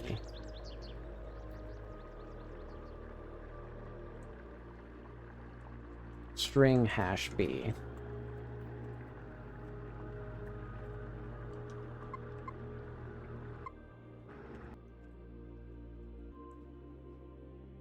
Okay. Oh wait, no, it doesn't even do the resize, so it doesn't matter. I mean, it shouldn't matter.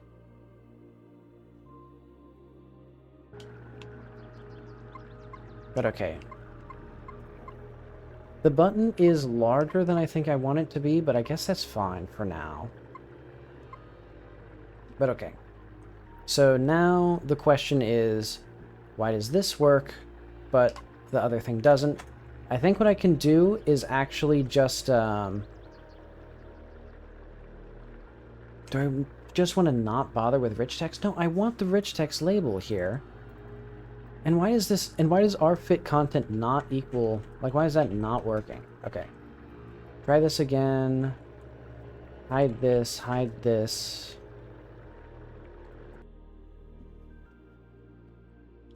So why does the rich text label inside a button break, but only in the specific instance where it was not visible when in the frame where it was created?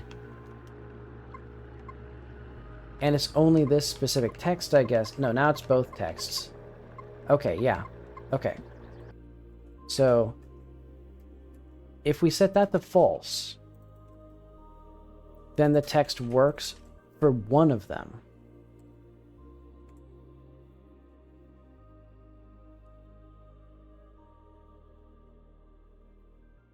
And you know, actually, I'm going to also do a thing where I'm just going to make the thought bubble wider. Why is it not... Okay, there we go. Make it wider, make it bigger. Because it's typically pretty verbose.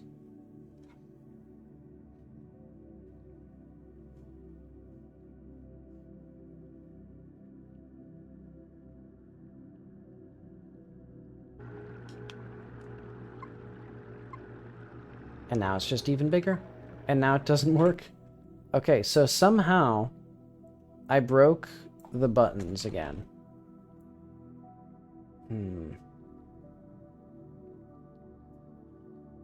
So a button inside a tab container with a child that is rich text doesn't work.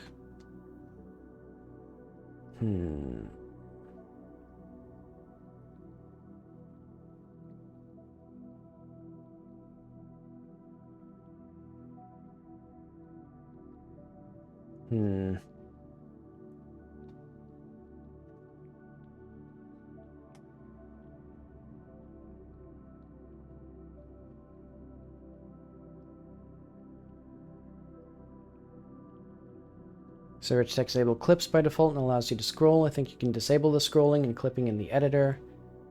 That's not what I need, though. Looks like you built a test app.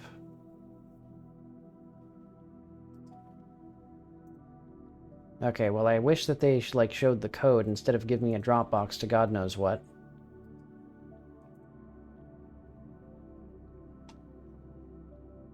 Hmm.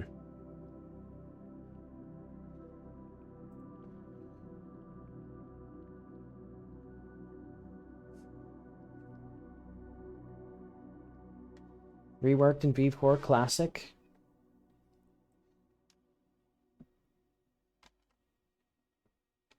Alpha to 0, wait a few frames, in its case, blah.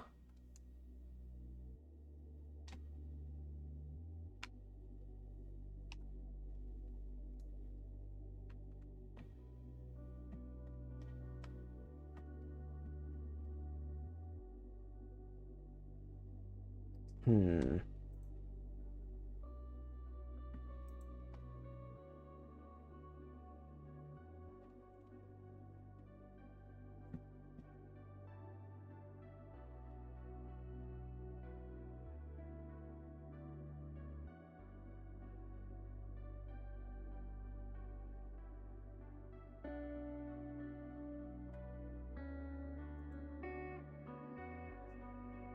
So as I realized after doing some research, this is a Godot recurrent issue, and a lot of people have been trying to solve to no avail.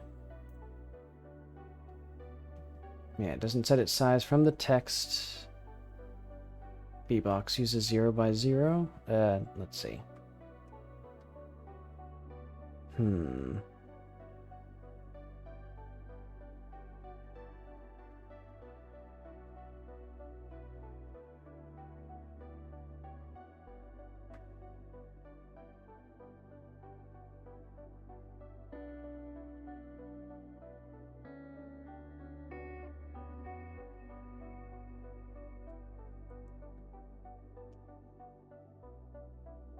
Okay, let's see. If you set fixed width to something other than -1, the thing is blah blah blah. Guess and get minimum size returns get content height. Hmm.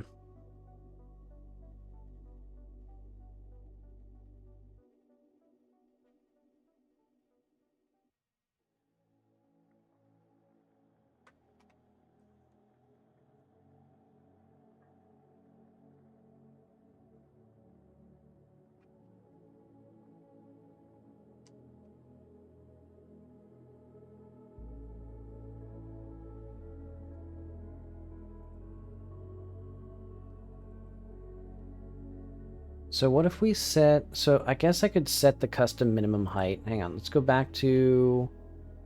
Whatever the hell I'm going back to.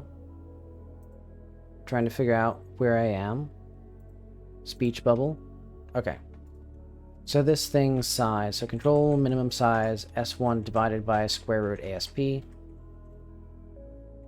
And then we set the size of this to that to 0. And then I'd really like to have control size equals control custom minimum size.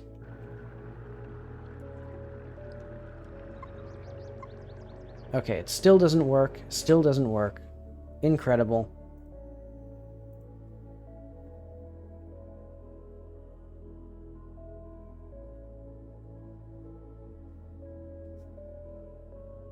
It's just...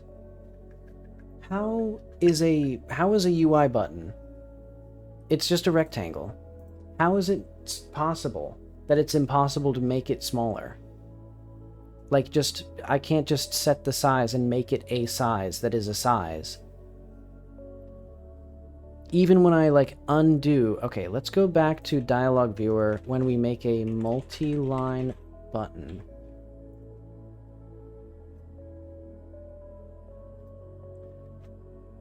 So yeah, because we add the button there, we do all that stuff. Anchor left, anchor right. Do our offsets, fit content.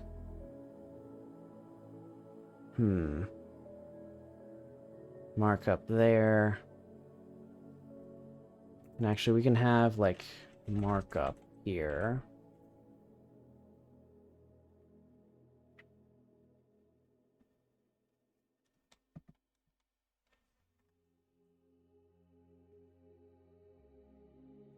Hmm.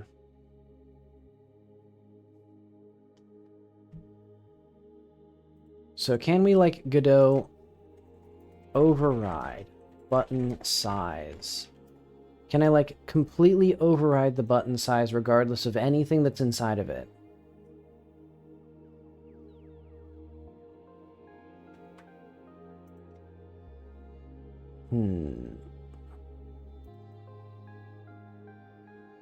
Oh, I see it. Okay, that's set to filter, ignore, and it seems to not work because I can't click on the buttons.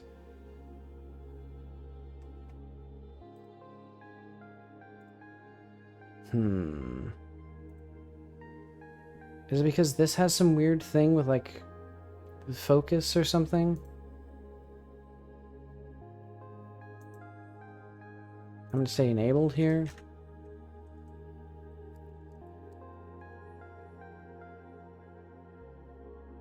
Oh wait, does that mean that this thing should ignore mouse? And then we do that there?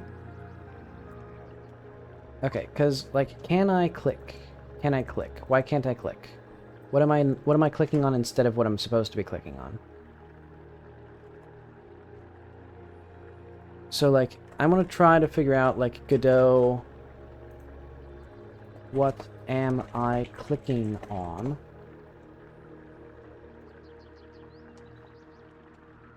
Oh, wait, no. Control.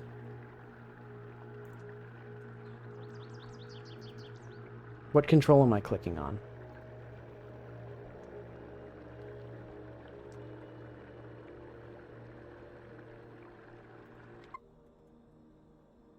Node should emit a signal. Well, I don't want to emit every single node.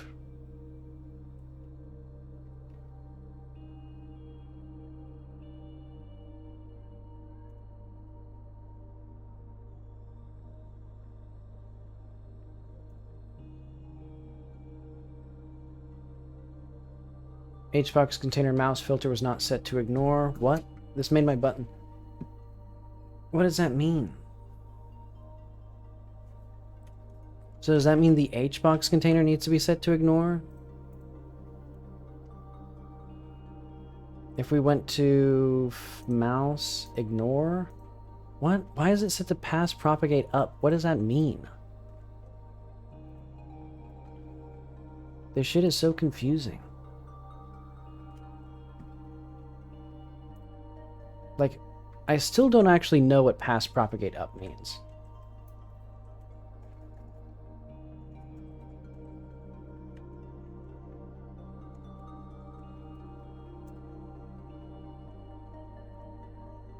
No, that's not what I want. I want mouse filter.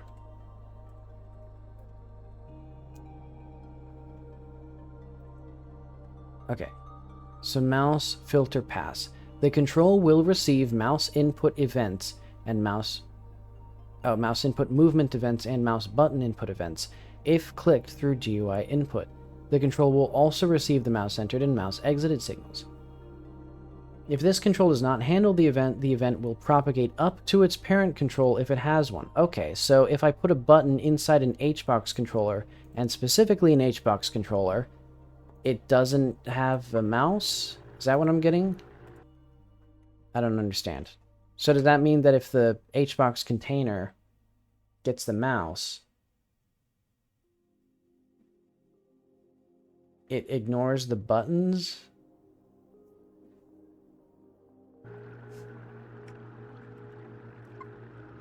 Did I, like, fuck up the...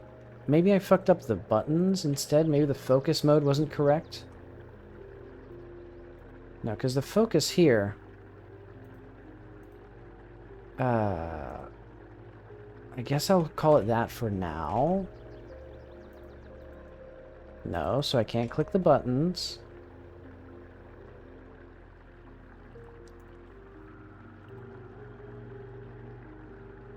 Let's actually look up focus mode as well.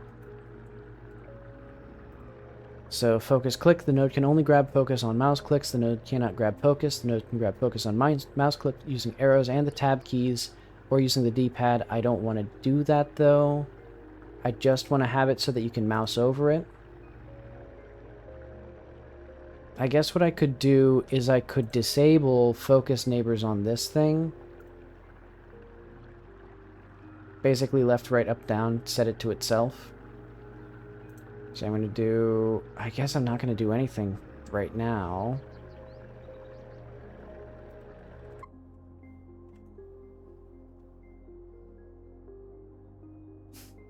Because there's several problems. The first of all is the fact that I can't click the buttons. I don't know how I can't click the buttons. Is there something else with the buttons?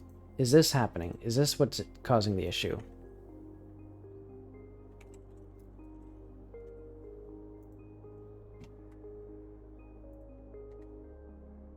So what does ignore do? The control will not receive any input into its event nor mouse button blah blah blah.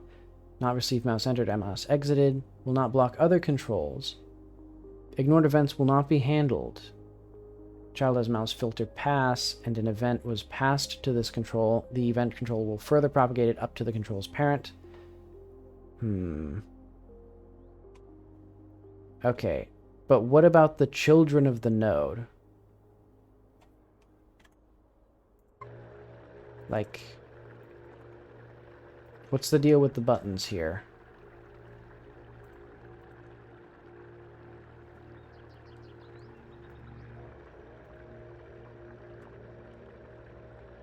What if I... So I'm going to do var L equals... I hate UI code so much. I hate UI code.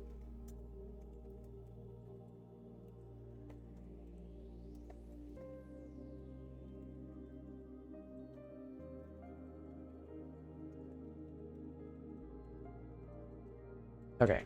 L dot focus. For focus entered. Focus entered. Emitted when a node gains focus. Let's try... Mouse entered.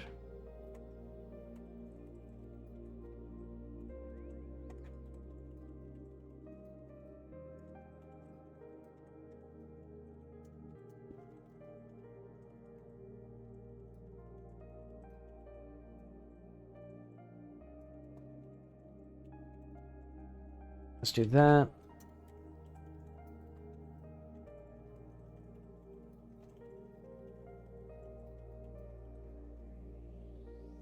Okay, and then we're going to just print node. How is this so complicated anyway?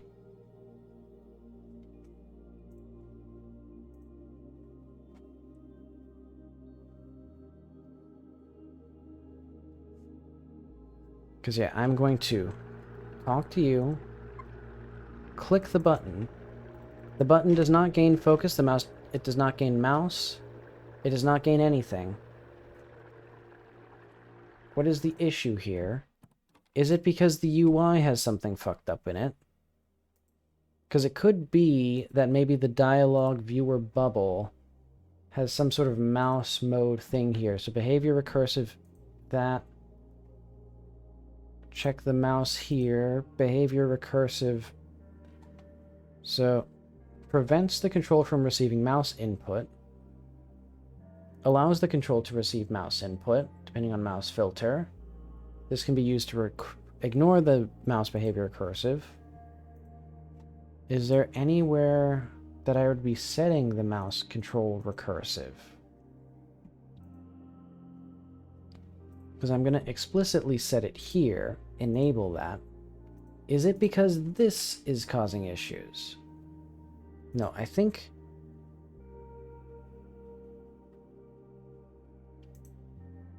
I don't think this should be causing any issues, but it could. No, because I think dialog viewers are invisible. But okay, it might be the mouse being ignored there.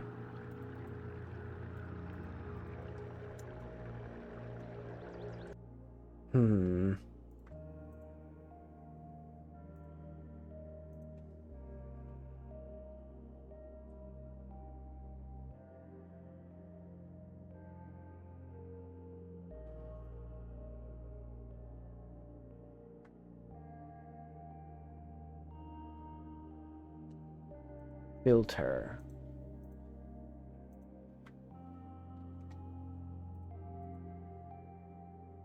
I just wish there was like a way to on a mouse button click just show whatever control is being clicked.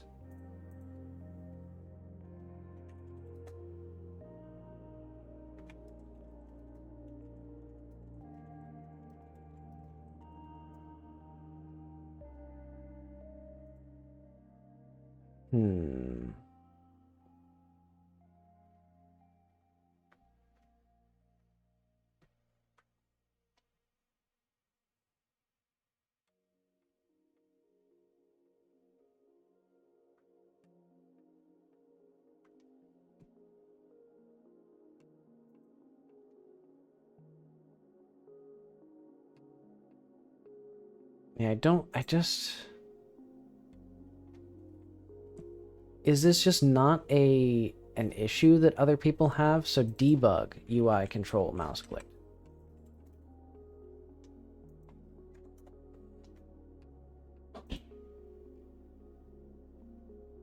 So control blah blah blah. Issue is I have a control or I have code inside unhandled input to check for a click action. Please substitute sprite. Problem is that since the canvas layer and the control both span the entire viewport, they consume the input.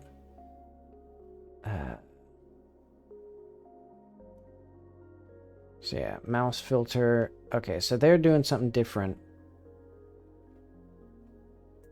Let's see if this has any use. So buttons. Okay, yeah. Suddenly things, yeah. No UI component would accept mouse clips or clicks, yeah.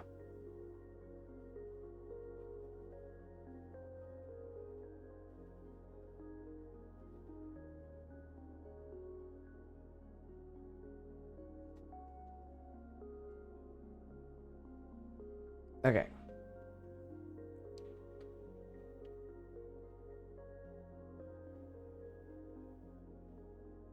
No events were doing that. Okay. I wish it would explain to me. Okay, so what is MISC here? Menu test delete. What the hell is this? What? That's just a thing that fucking exists? Why is that just not a thing that's like in here? I'm gonna die. Okay, so if I click that, why does the player's UI status menu even need the mouse? It's not even fucking visible.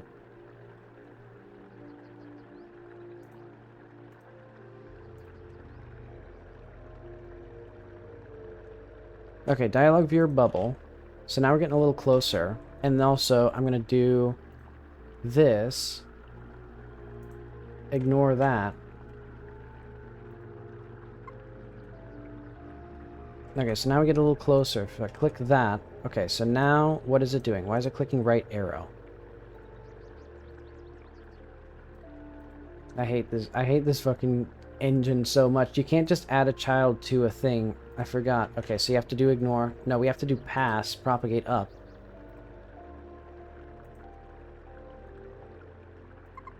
Okay, because that does that. Now we can have that. Oh, I think left is handled...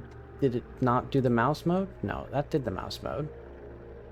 That did the mouse mode too. You know, ignore it. Just ignore it. We don't need it to do anything there. Okay. Now it's because this is being resized. And then we click that. And then that's, not working. Okay.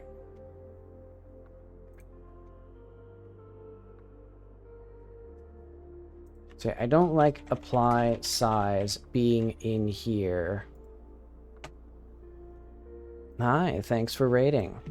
I'm going insane writing UI code in Godot. Let's see. Where's my stream? Yeah, hi. Yeah, right now I'm trying to figure out why buttons are too big.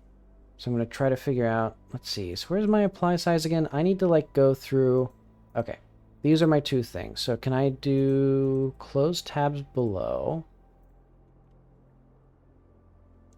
So we have this apply size, oh, that's not even being set yet. Okay. Let's see if this works. So yeah, basically there's a little speech bubble dialogue system that I'm making. So we should be able to talk to her. So you can see how eventually it'll be placed a little bit like in the center of the screen with a little tail attached to it. Nice stuff. This doesn't seem to work right, which is interesting. Thank you. Hang on, I'm going to do... Let's go to speech bubble. I'm going to call this margin here 1.1 times that. Okay, so that helps a little bit, except for the fact that the dialogue is no longer, like, properly sized here. Let's do, like, 1.25 times that. Okay, interesting. So now, just set it to 200 times. Let's see if that does anything. No, it doesn't. Okay, interesting.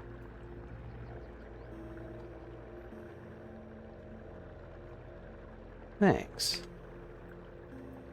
Yeah, so my main issue is now these buttons love to be really, really long, even though I explicitly set the length of them.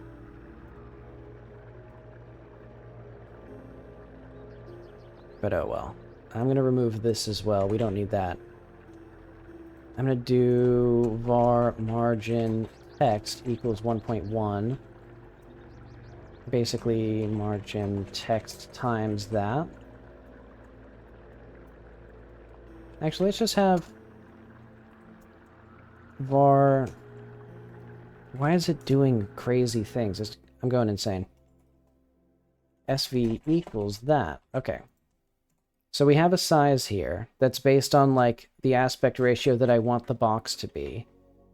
Actually, I just realized, have I actually even set... Oh yeah, it's 1.4. Basically, they should be, like, 40% wider than they are tall.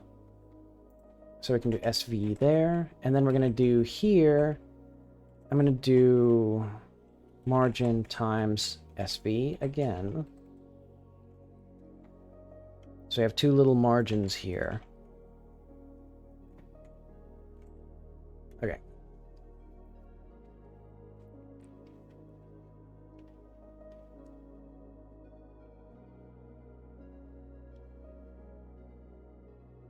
And so we'll try this again. Actually, I'm going to talk to somebody else. I'm tired of being near the river and all the chanting and stuff. But yeah, here's my game world. Right now it's nighttime. But yeah, let's go somewhere... I know, let's make it day. And also I'm going to close this little window. Thank you.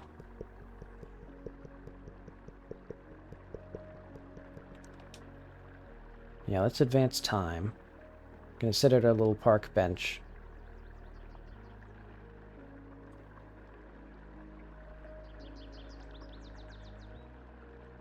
Alright.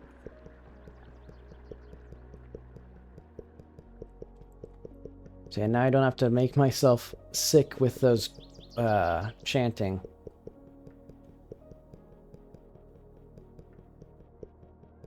And if the stream cuts out, I have been getting power flickers tonight because it's windy. But okay, let's see if there's any other characters who have dialogue that I can talk to instead of Linda.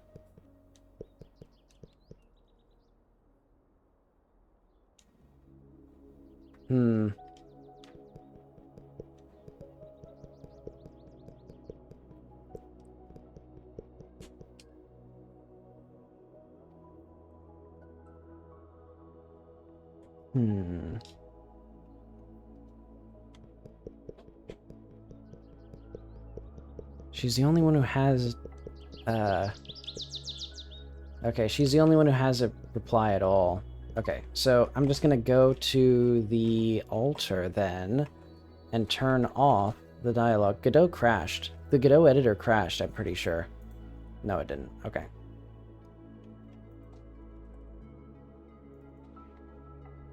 So turn off the audio. Actually, I just had a better idea.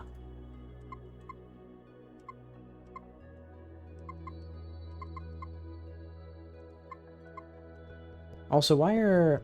I guess that little... the UI sound effects aren't in SFX? And also the footsteps aren't in the SFX? Mm-hmm.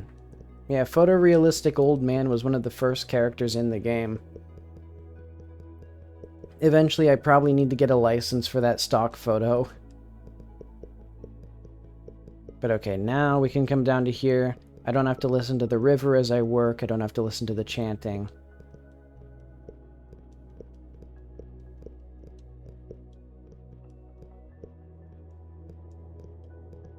Oh, I do have to listen to the chanting. Why do I have to listen to the chanting? Oh, because that's there. Mm-hmm. That is an option. Okay, get these. These should also be SFX. Actually, these should be just SFX, I guess.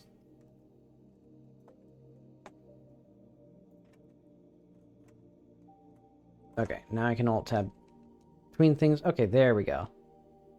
Have any ghosts for me? Yeah, so core problems. Those don't work. At least the buttons work now. That's nice. But sadly, pressing A doesn't work. Or basically, grabbing focus doesn't work. And I think what I should do then is when we go to... Let's go back to here. When we do is action released...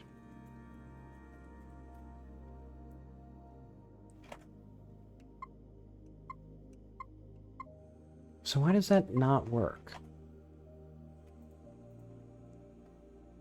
So when we set reply, I'm going to do...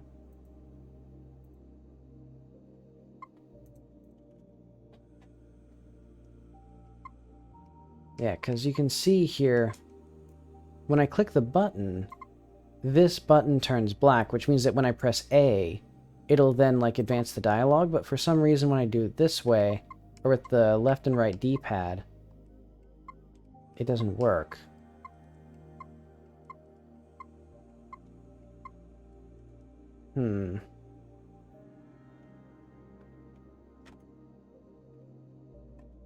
Yeah, and I'm not even going to bother trying to fix the size today. But okay, let's do focus.call deferred. Maybe we need to wait a frame.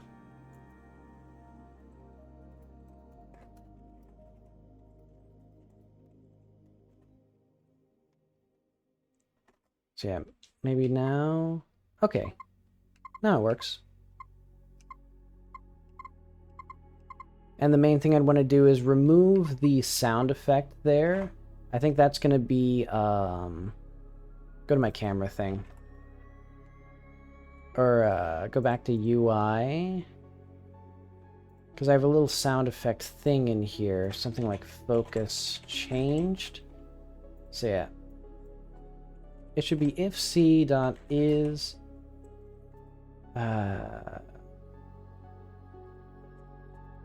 Now let's say if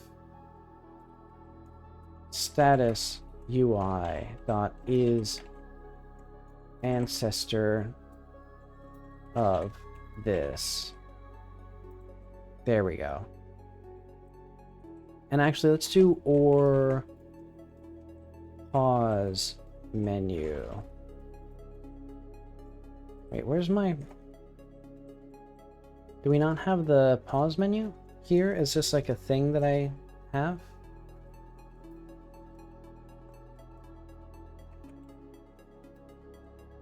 Let's do this as just like a thing that I have.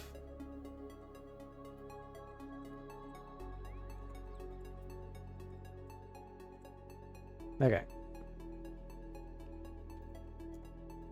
On ready. Bar pause menu.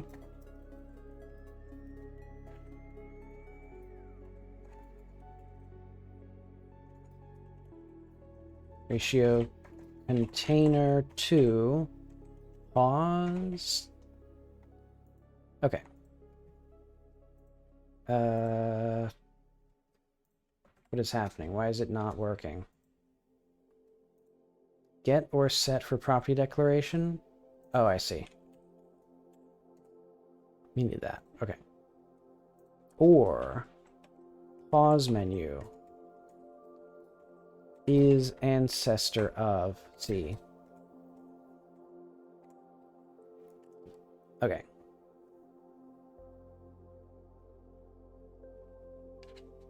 So now basically it won't have the little sound effects when we switch between things, which admittedly might be good to have those. Oh yeah, no sound effects. So now we can't hear my hilarious car sound effects. Oh well. But okay, let's go back to Linda. Let's see what she has to say now. Probably the same thing she said every other time I talked to her.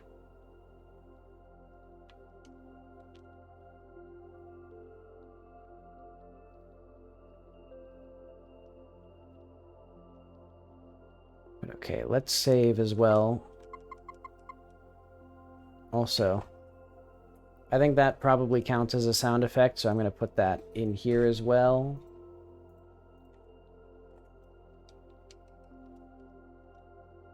Alright, I just realized, and that means that I won't be able to hear to make sure. Well, I guess I can, actually. By just unmuting. There we go. So now the sound effects don't apply there, and one awkward thing is that the buttons are still... I know what to do.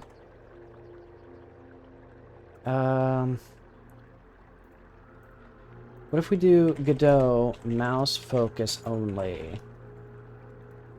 Because basically, I want those little arrows on the side to basically mean nothing. To basically not be interactive, except if you click on them. Because otherwise, they're just meant to be like to show that you can press the D-pad to select an option. But okay.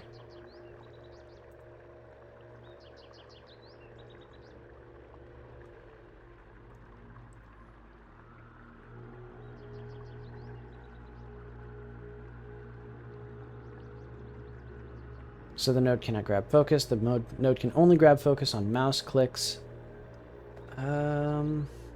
It can receive input. I guess let's do, oh, okay, we still have mouse entered, I think, if I do that.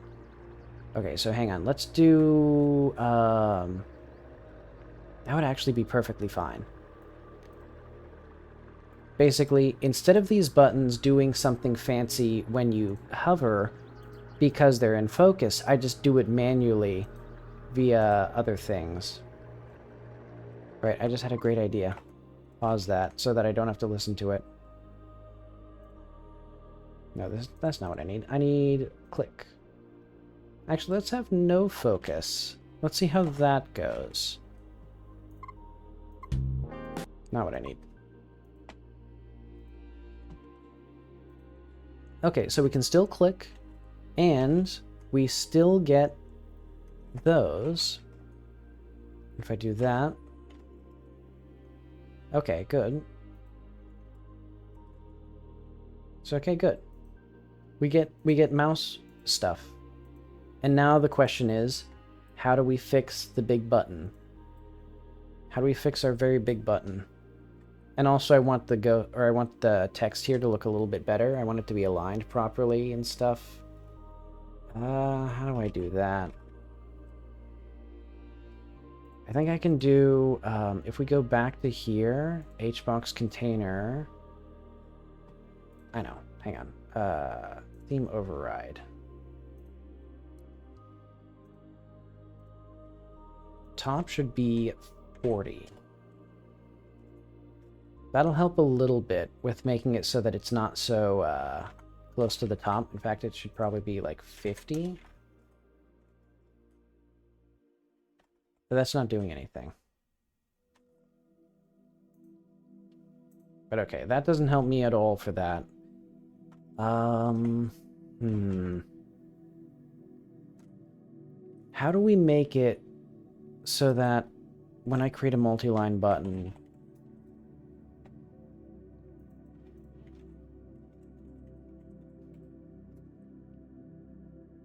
Markup equals true. Let's just have, like, fit content equals true.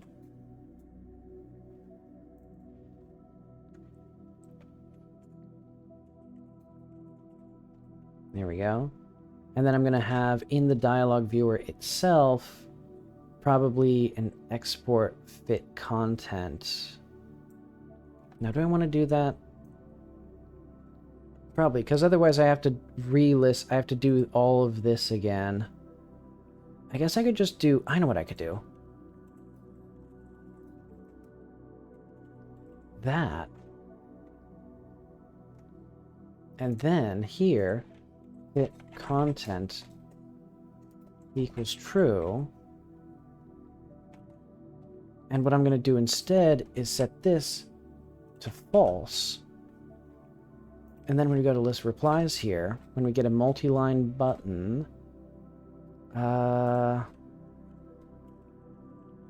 true, false. No, true, fit, content.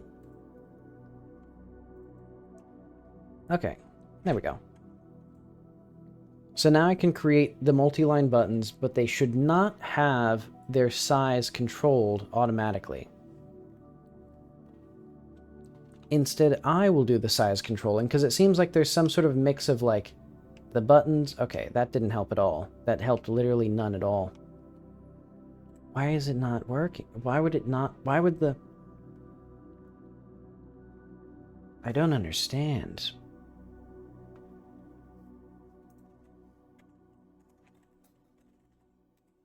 Fit content should be what sets whether or not the thing expands.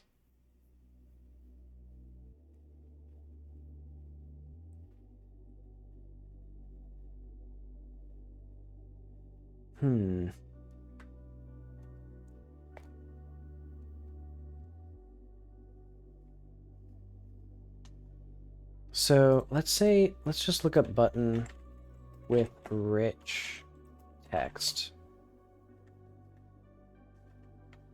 Or no, Godot. Or let's just say button with child.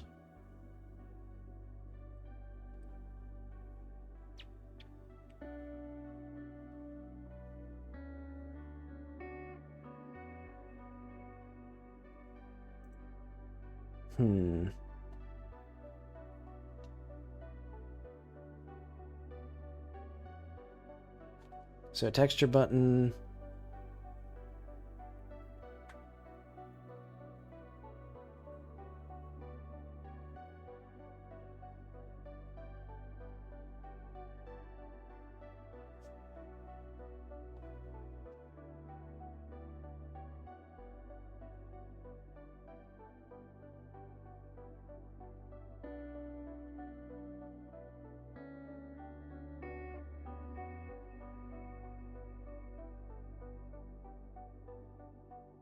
So I can have other controls as children. It won't automatically position and size them. The anchors are positioned. Okay, so the anchors will still work. I don't get why it's so big, though. Why a big button? Especially because it's the one that's invisible. It's always the one that's invisible. And then I can't resize it. So maybe what I can do is I can force the button to be small. Let's try that.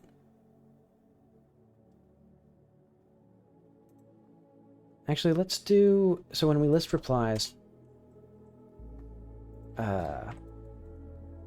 for b in replies dot get children b dot size equals vector2 0. So what this should do is hopefully let us do a thing.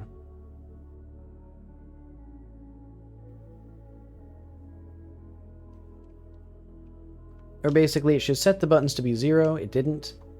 How does that not work? I guess I'm gonna set the,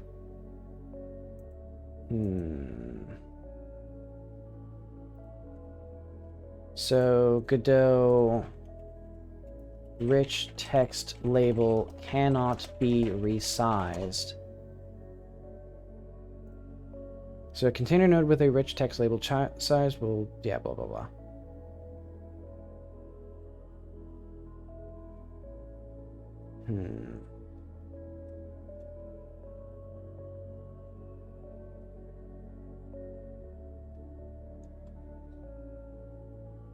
Custom tooltips.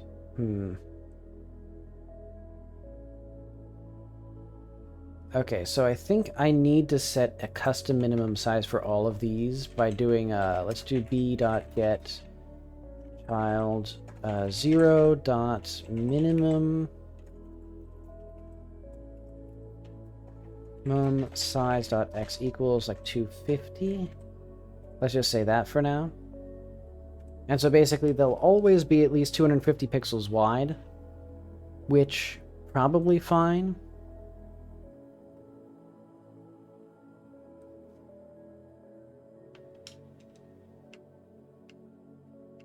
Okay, that actually helps.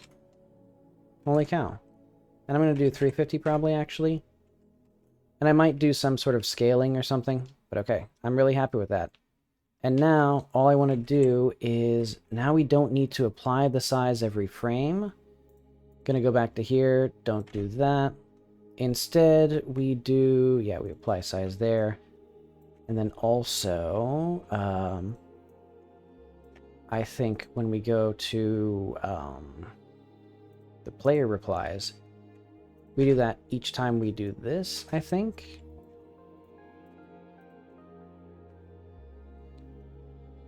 Oh wait, no, I just realized. We can do that there. And we can probably just do this here. Yeah, we don't need that. And we can set reply 0 in our dialog viewer bubble right here. Okay.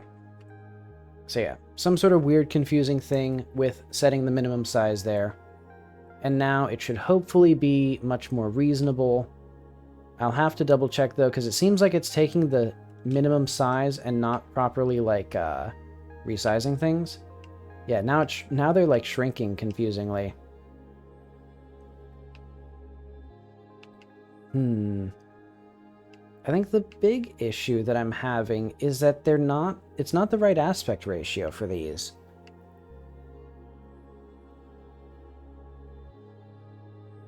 I want it to be wider. Maybe it's because here the margin is larger on the left and right, which it doesn't really account. Like here, yeah, okay, I see. The resize needs to be slightly different for these two. What if I just make the thought bubbles aspect ratio like 2? Okay, yeah. That's exactly what I wanted. Okay, where do I find the ghosts? Get off my back. And now you can see it works a little bit nicer. Though actually, I might do a tween. So yeah, now we can probably do that.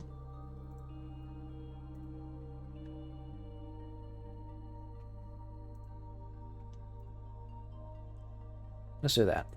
Var size tween equals scene or tweener? I think it's a tweener. And basically now, instead of sizing them all dramatically like that, we're going to do if tween size tween dot kill stop. What is it called? Why does it keep showing up crap that I'm not looking at? Like, windows keep popping up, everything keeps, like... Godot hates me. It hates me.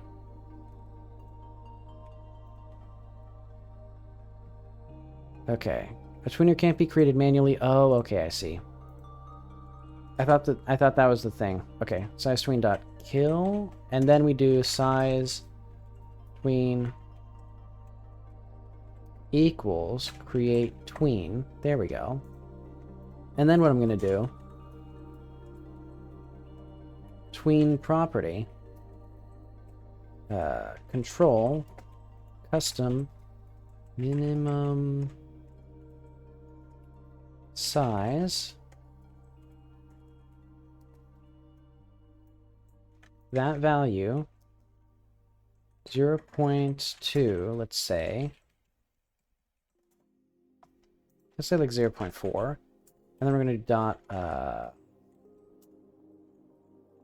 set ease. I'd say an ease in out, and then I'm going to do a similar thing for our size, self size this, and then we do size tween. I guess that's fine. I guess that's how it works. Okay. So now what it should do is, instead of doing that awkward like shift each frame, it'll smoothly go from one size to another. And that should make it a little bit nicer. Except for the fact that we need to do dot parallel. There we go. And now it's a little bit closer, except for the fact that we need set transition to, I'm going to do cubic. And this should probably be 1. There we go. So now it's a little bit better.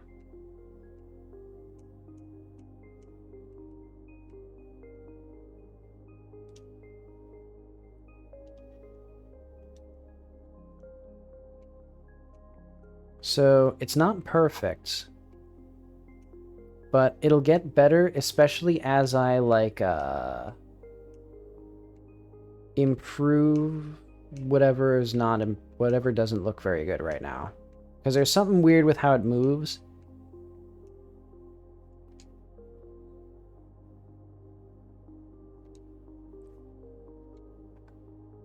Why is that so big?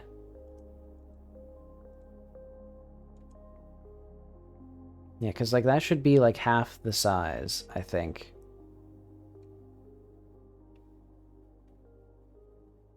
Actually, what if I just put y and x as 0?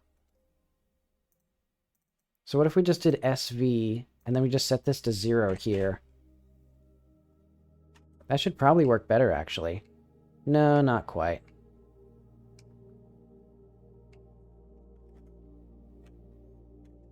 What if we set it to 0.1?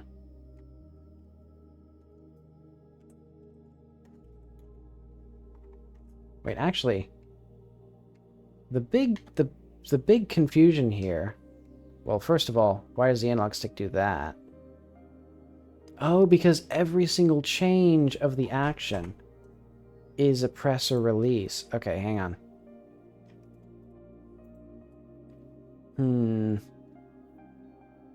Yeah, okay, so that needs to be a little bit different. So why would it work in the viewfinder? Okay. So, wait, why does that okay actually, like, not make sense? Did I remove, like, fit content now? Oh yeah, that's completely unrelated now, isn't it? So hang on, go back to our speech viewer bubble thing. We're just gonna have this be fit content again. I'm gonna completely ignore that.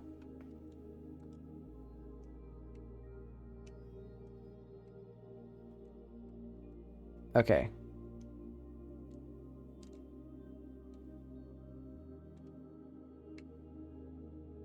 Why is okay is too small? Why is it too small? I think I need to set the minimum size to have a minimum size. Basically, we're going to do SV max of like this with like 100 pixels.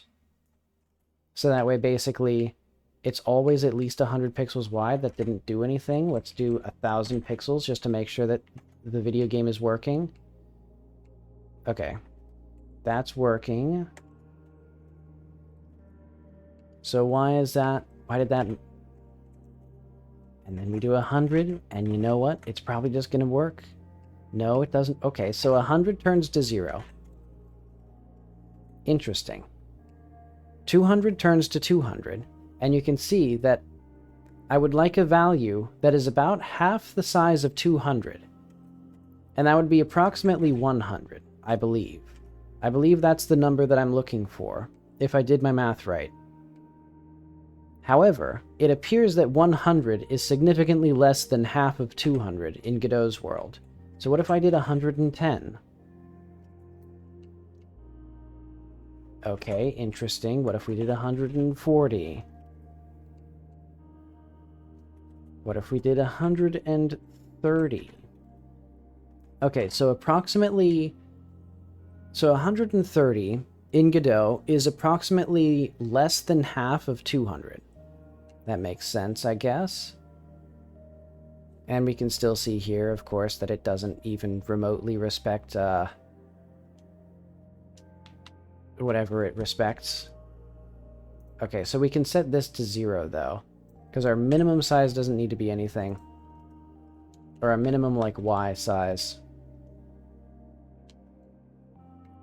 Why...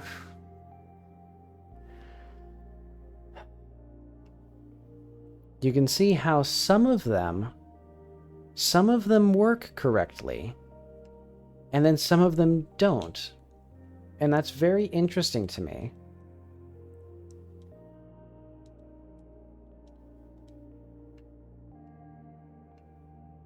So the first one that's visible doesn't have proper sizing. Okay, so bring that back divided by 2 or something. So how does that feel? That doesn't feel like anything. Do that again. Okay, so now it's too big.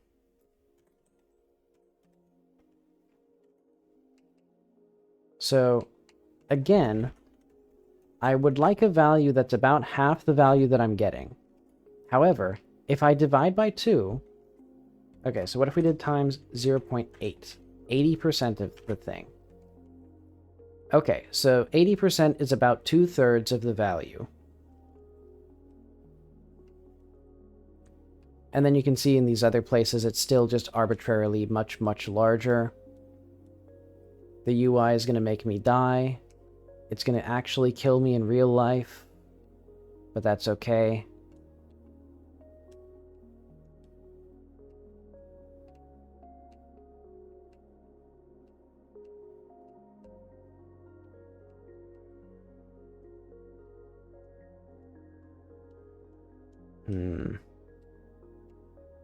But yeah, analog stick, that's really, really bad. So I'm going to do... what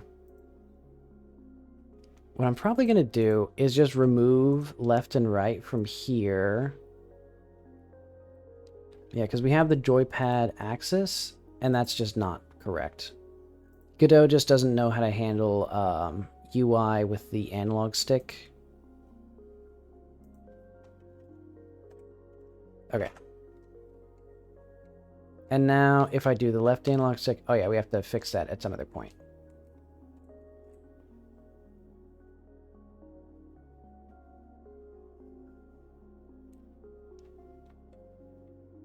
Okay. But I think...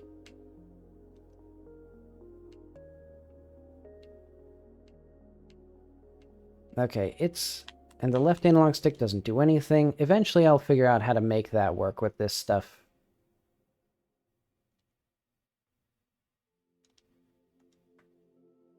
Okay.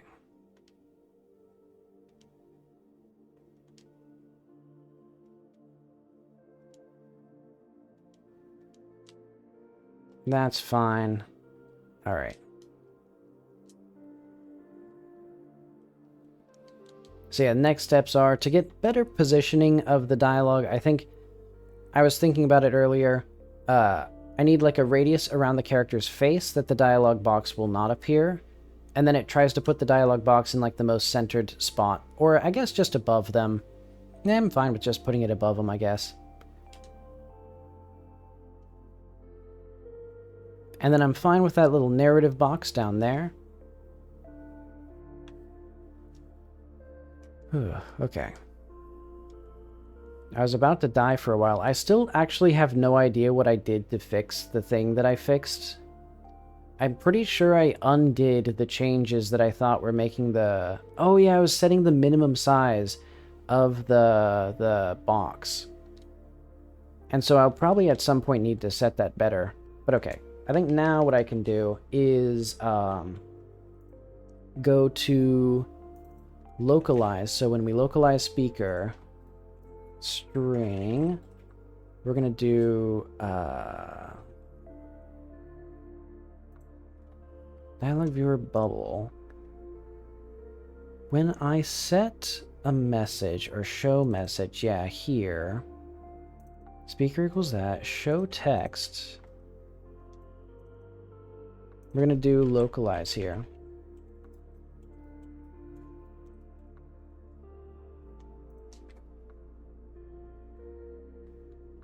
Oh yeah, did I somehow...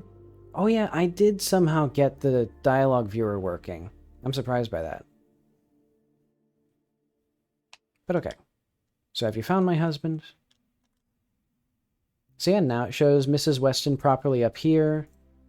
And eventually I should make it so that clicking on a dialogue box will advance the dialogue, but I'm... Well, I guess I could do that. I could just have, like, UI advanced dialogue or something. Okay. So yeah, now the question is, why is it that as the dialogue gets larger, the dialogue is better? Or no, the dialogue is handled worse, I should say. I should say the thing that I mean instead of the exact opposite. But okay, now I want sound effects back. We can enjoy some driving. Actually, I want it to be a little bit quieter. But I think that'll be probably my main work today. I am proud that I got that, like, little system done. Well, kind of done. Yeah, next up is placement and also making the sizing work better. Let's test it on some other people.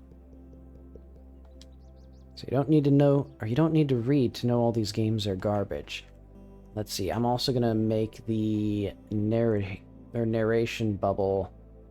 Let's see, actually, do we have... We have a VBox container, panel container. Yeah, I wish I could just have... I guess I can. Basically, I need another box inside the box. So I have these two. I need to put a third one in the middle of these two to get a relative size exactly how I want it to be. No, but then it'd be a pain because I can't resize the... whatever. It's going to be a complete nightmare, basically, to make this thing do exactly what I want. But that's fine. Nothing else is new. Okay, what I want to do here, though, is left should be probably 40. Right should also be 40. There we go. That feels a little bit better. I'd say 50, actually. In fact, I will go so far as to say 55. Okay. One catches your eye. It has a hamster on the cover. Hamster. You must have it. Okay, let's talk to this guy. So please give me the hamster game from the rentals. Leave without asking for the hamster game because you're stupid. Okay.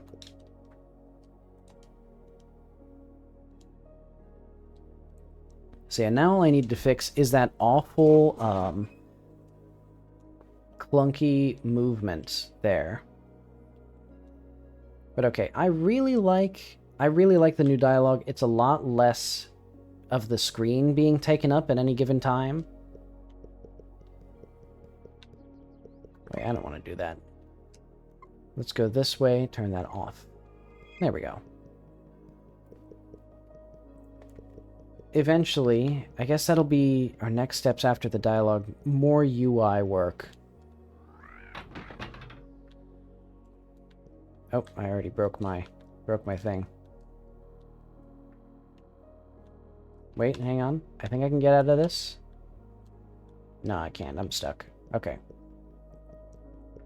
Okay, so yeah, next time I'll be doing more dialogue UI, or hopefully... Well, no, I won't do it off-stream. I don't want to do work off-stream.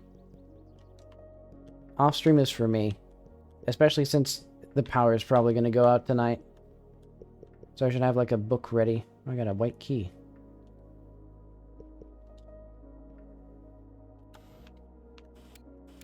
Oh, there we go. I was wondering why that romantic dinner wasn't showing up. But okay. I think that'll be it for today. I've done all I can do while maintaining my sanity. But okay, change all speaker names to IDs. I guess I kinda did that. But okay. Speech bubbles are almost there. All I need to do is the other 90%.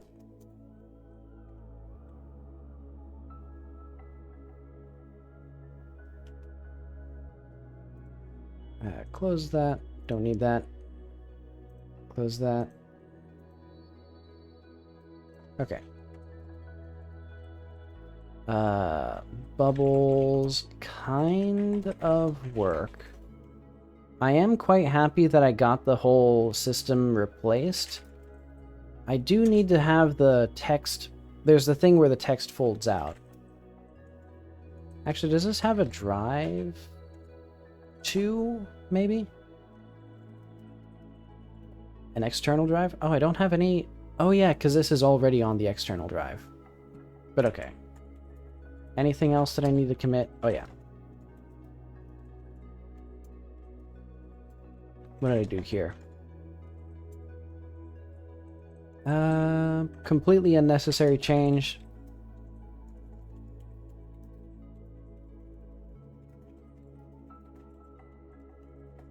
I should remove, but I'm already done for the day.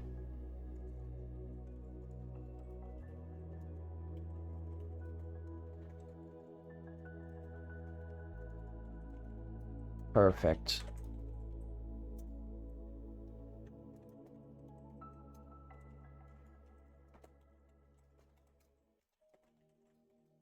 And then we'll add that and push that. Okay, beautiful. Well, thank you for stopping by. Thank you for the raid. I did end a bit short after that raid, but it's about... Oh, it's almost 5 hours. I didn't realize I'd been streaming so long. Usually my streams only go 4 hours. Well, thank you for stopping by. I'll be back tomorrow. See you later.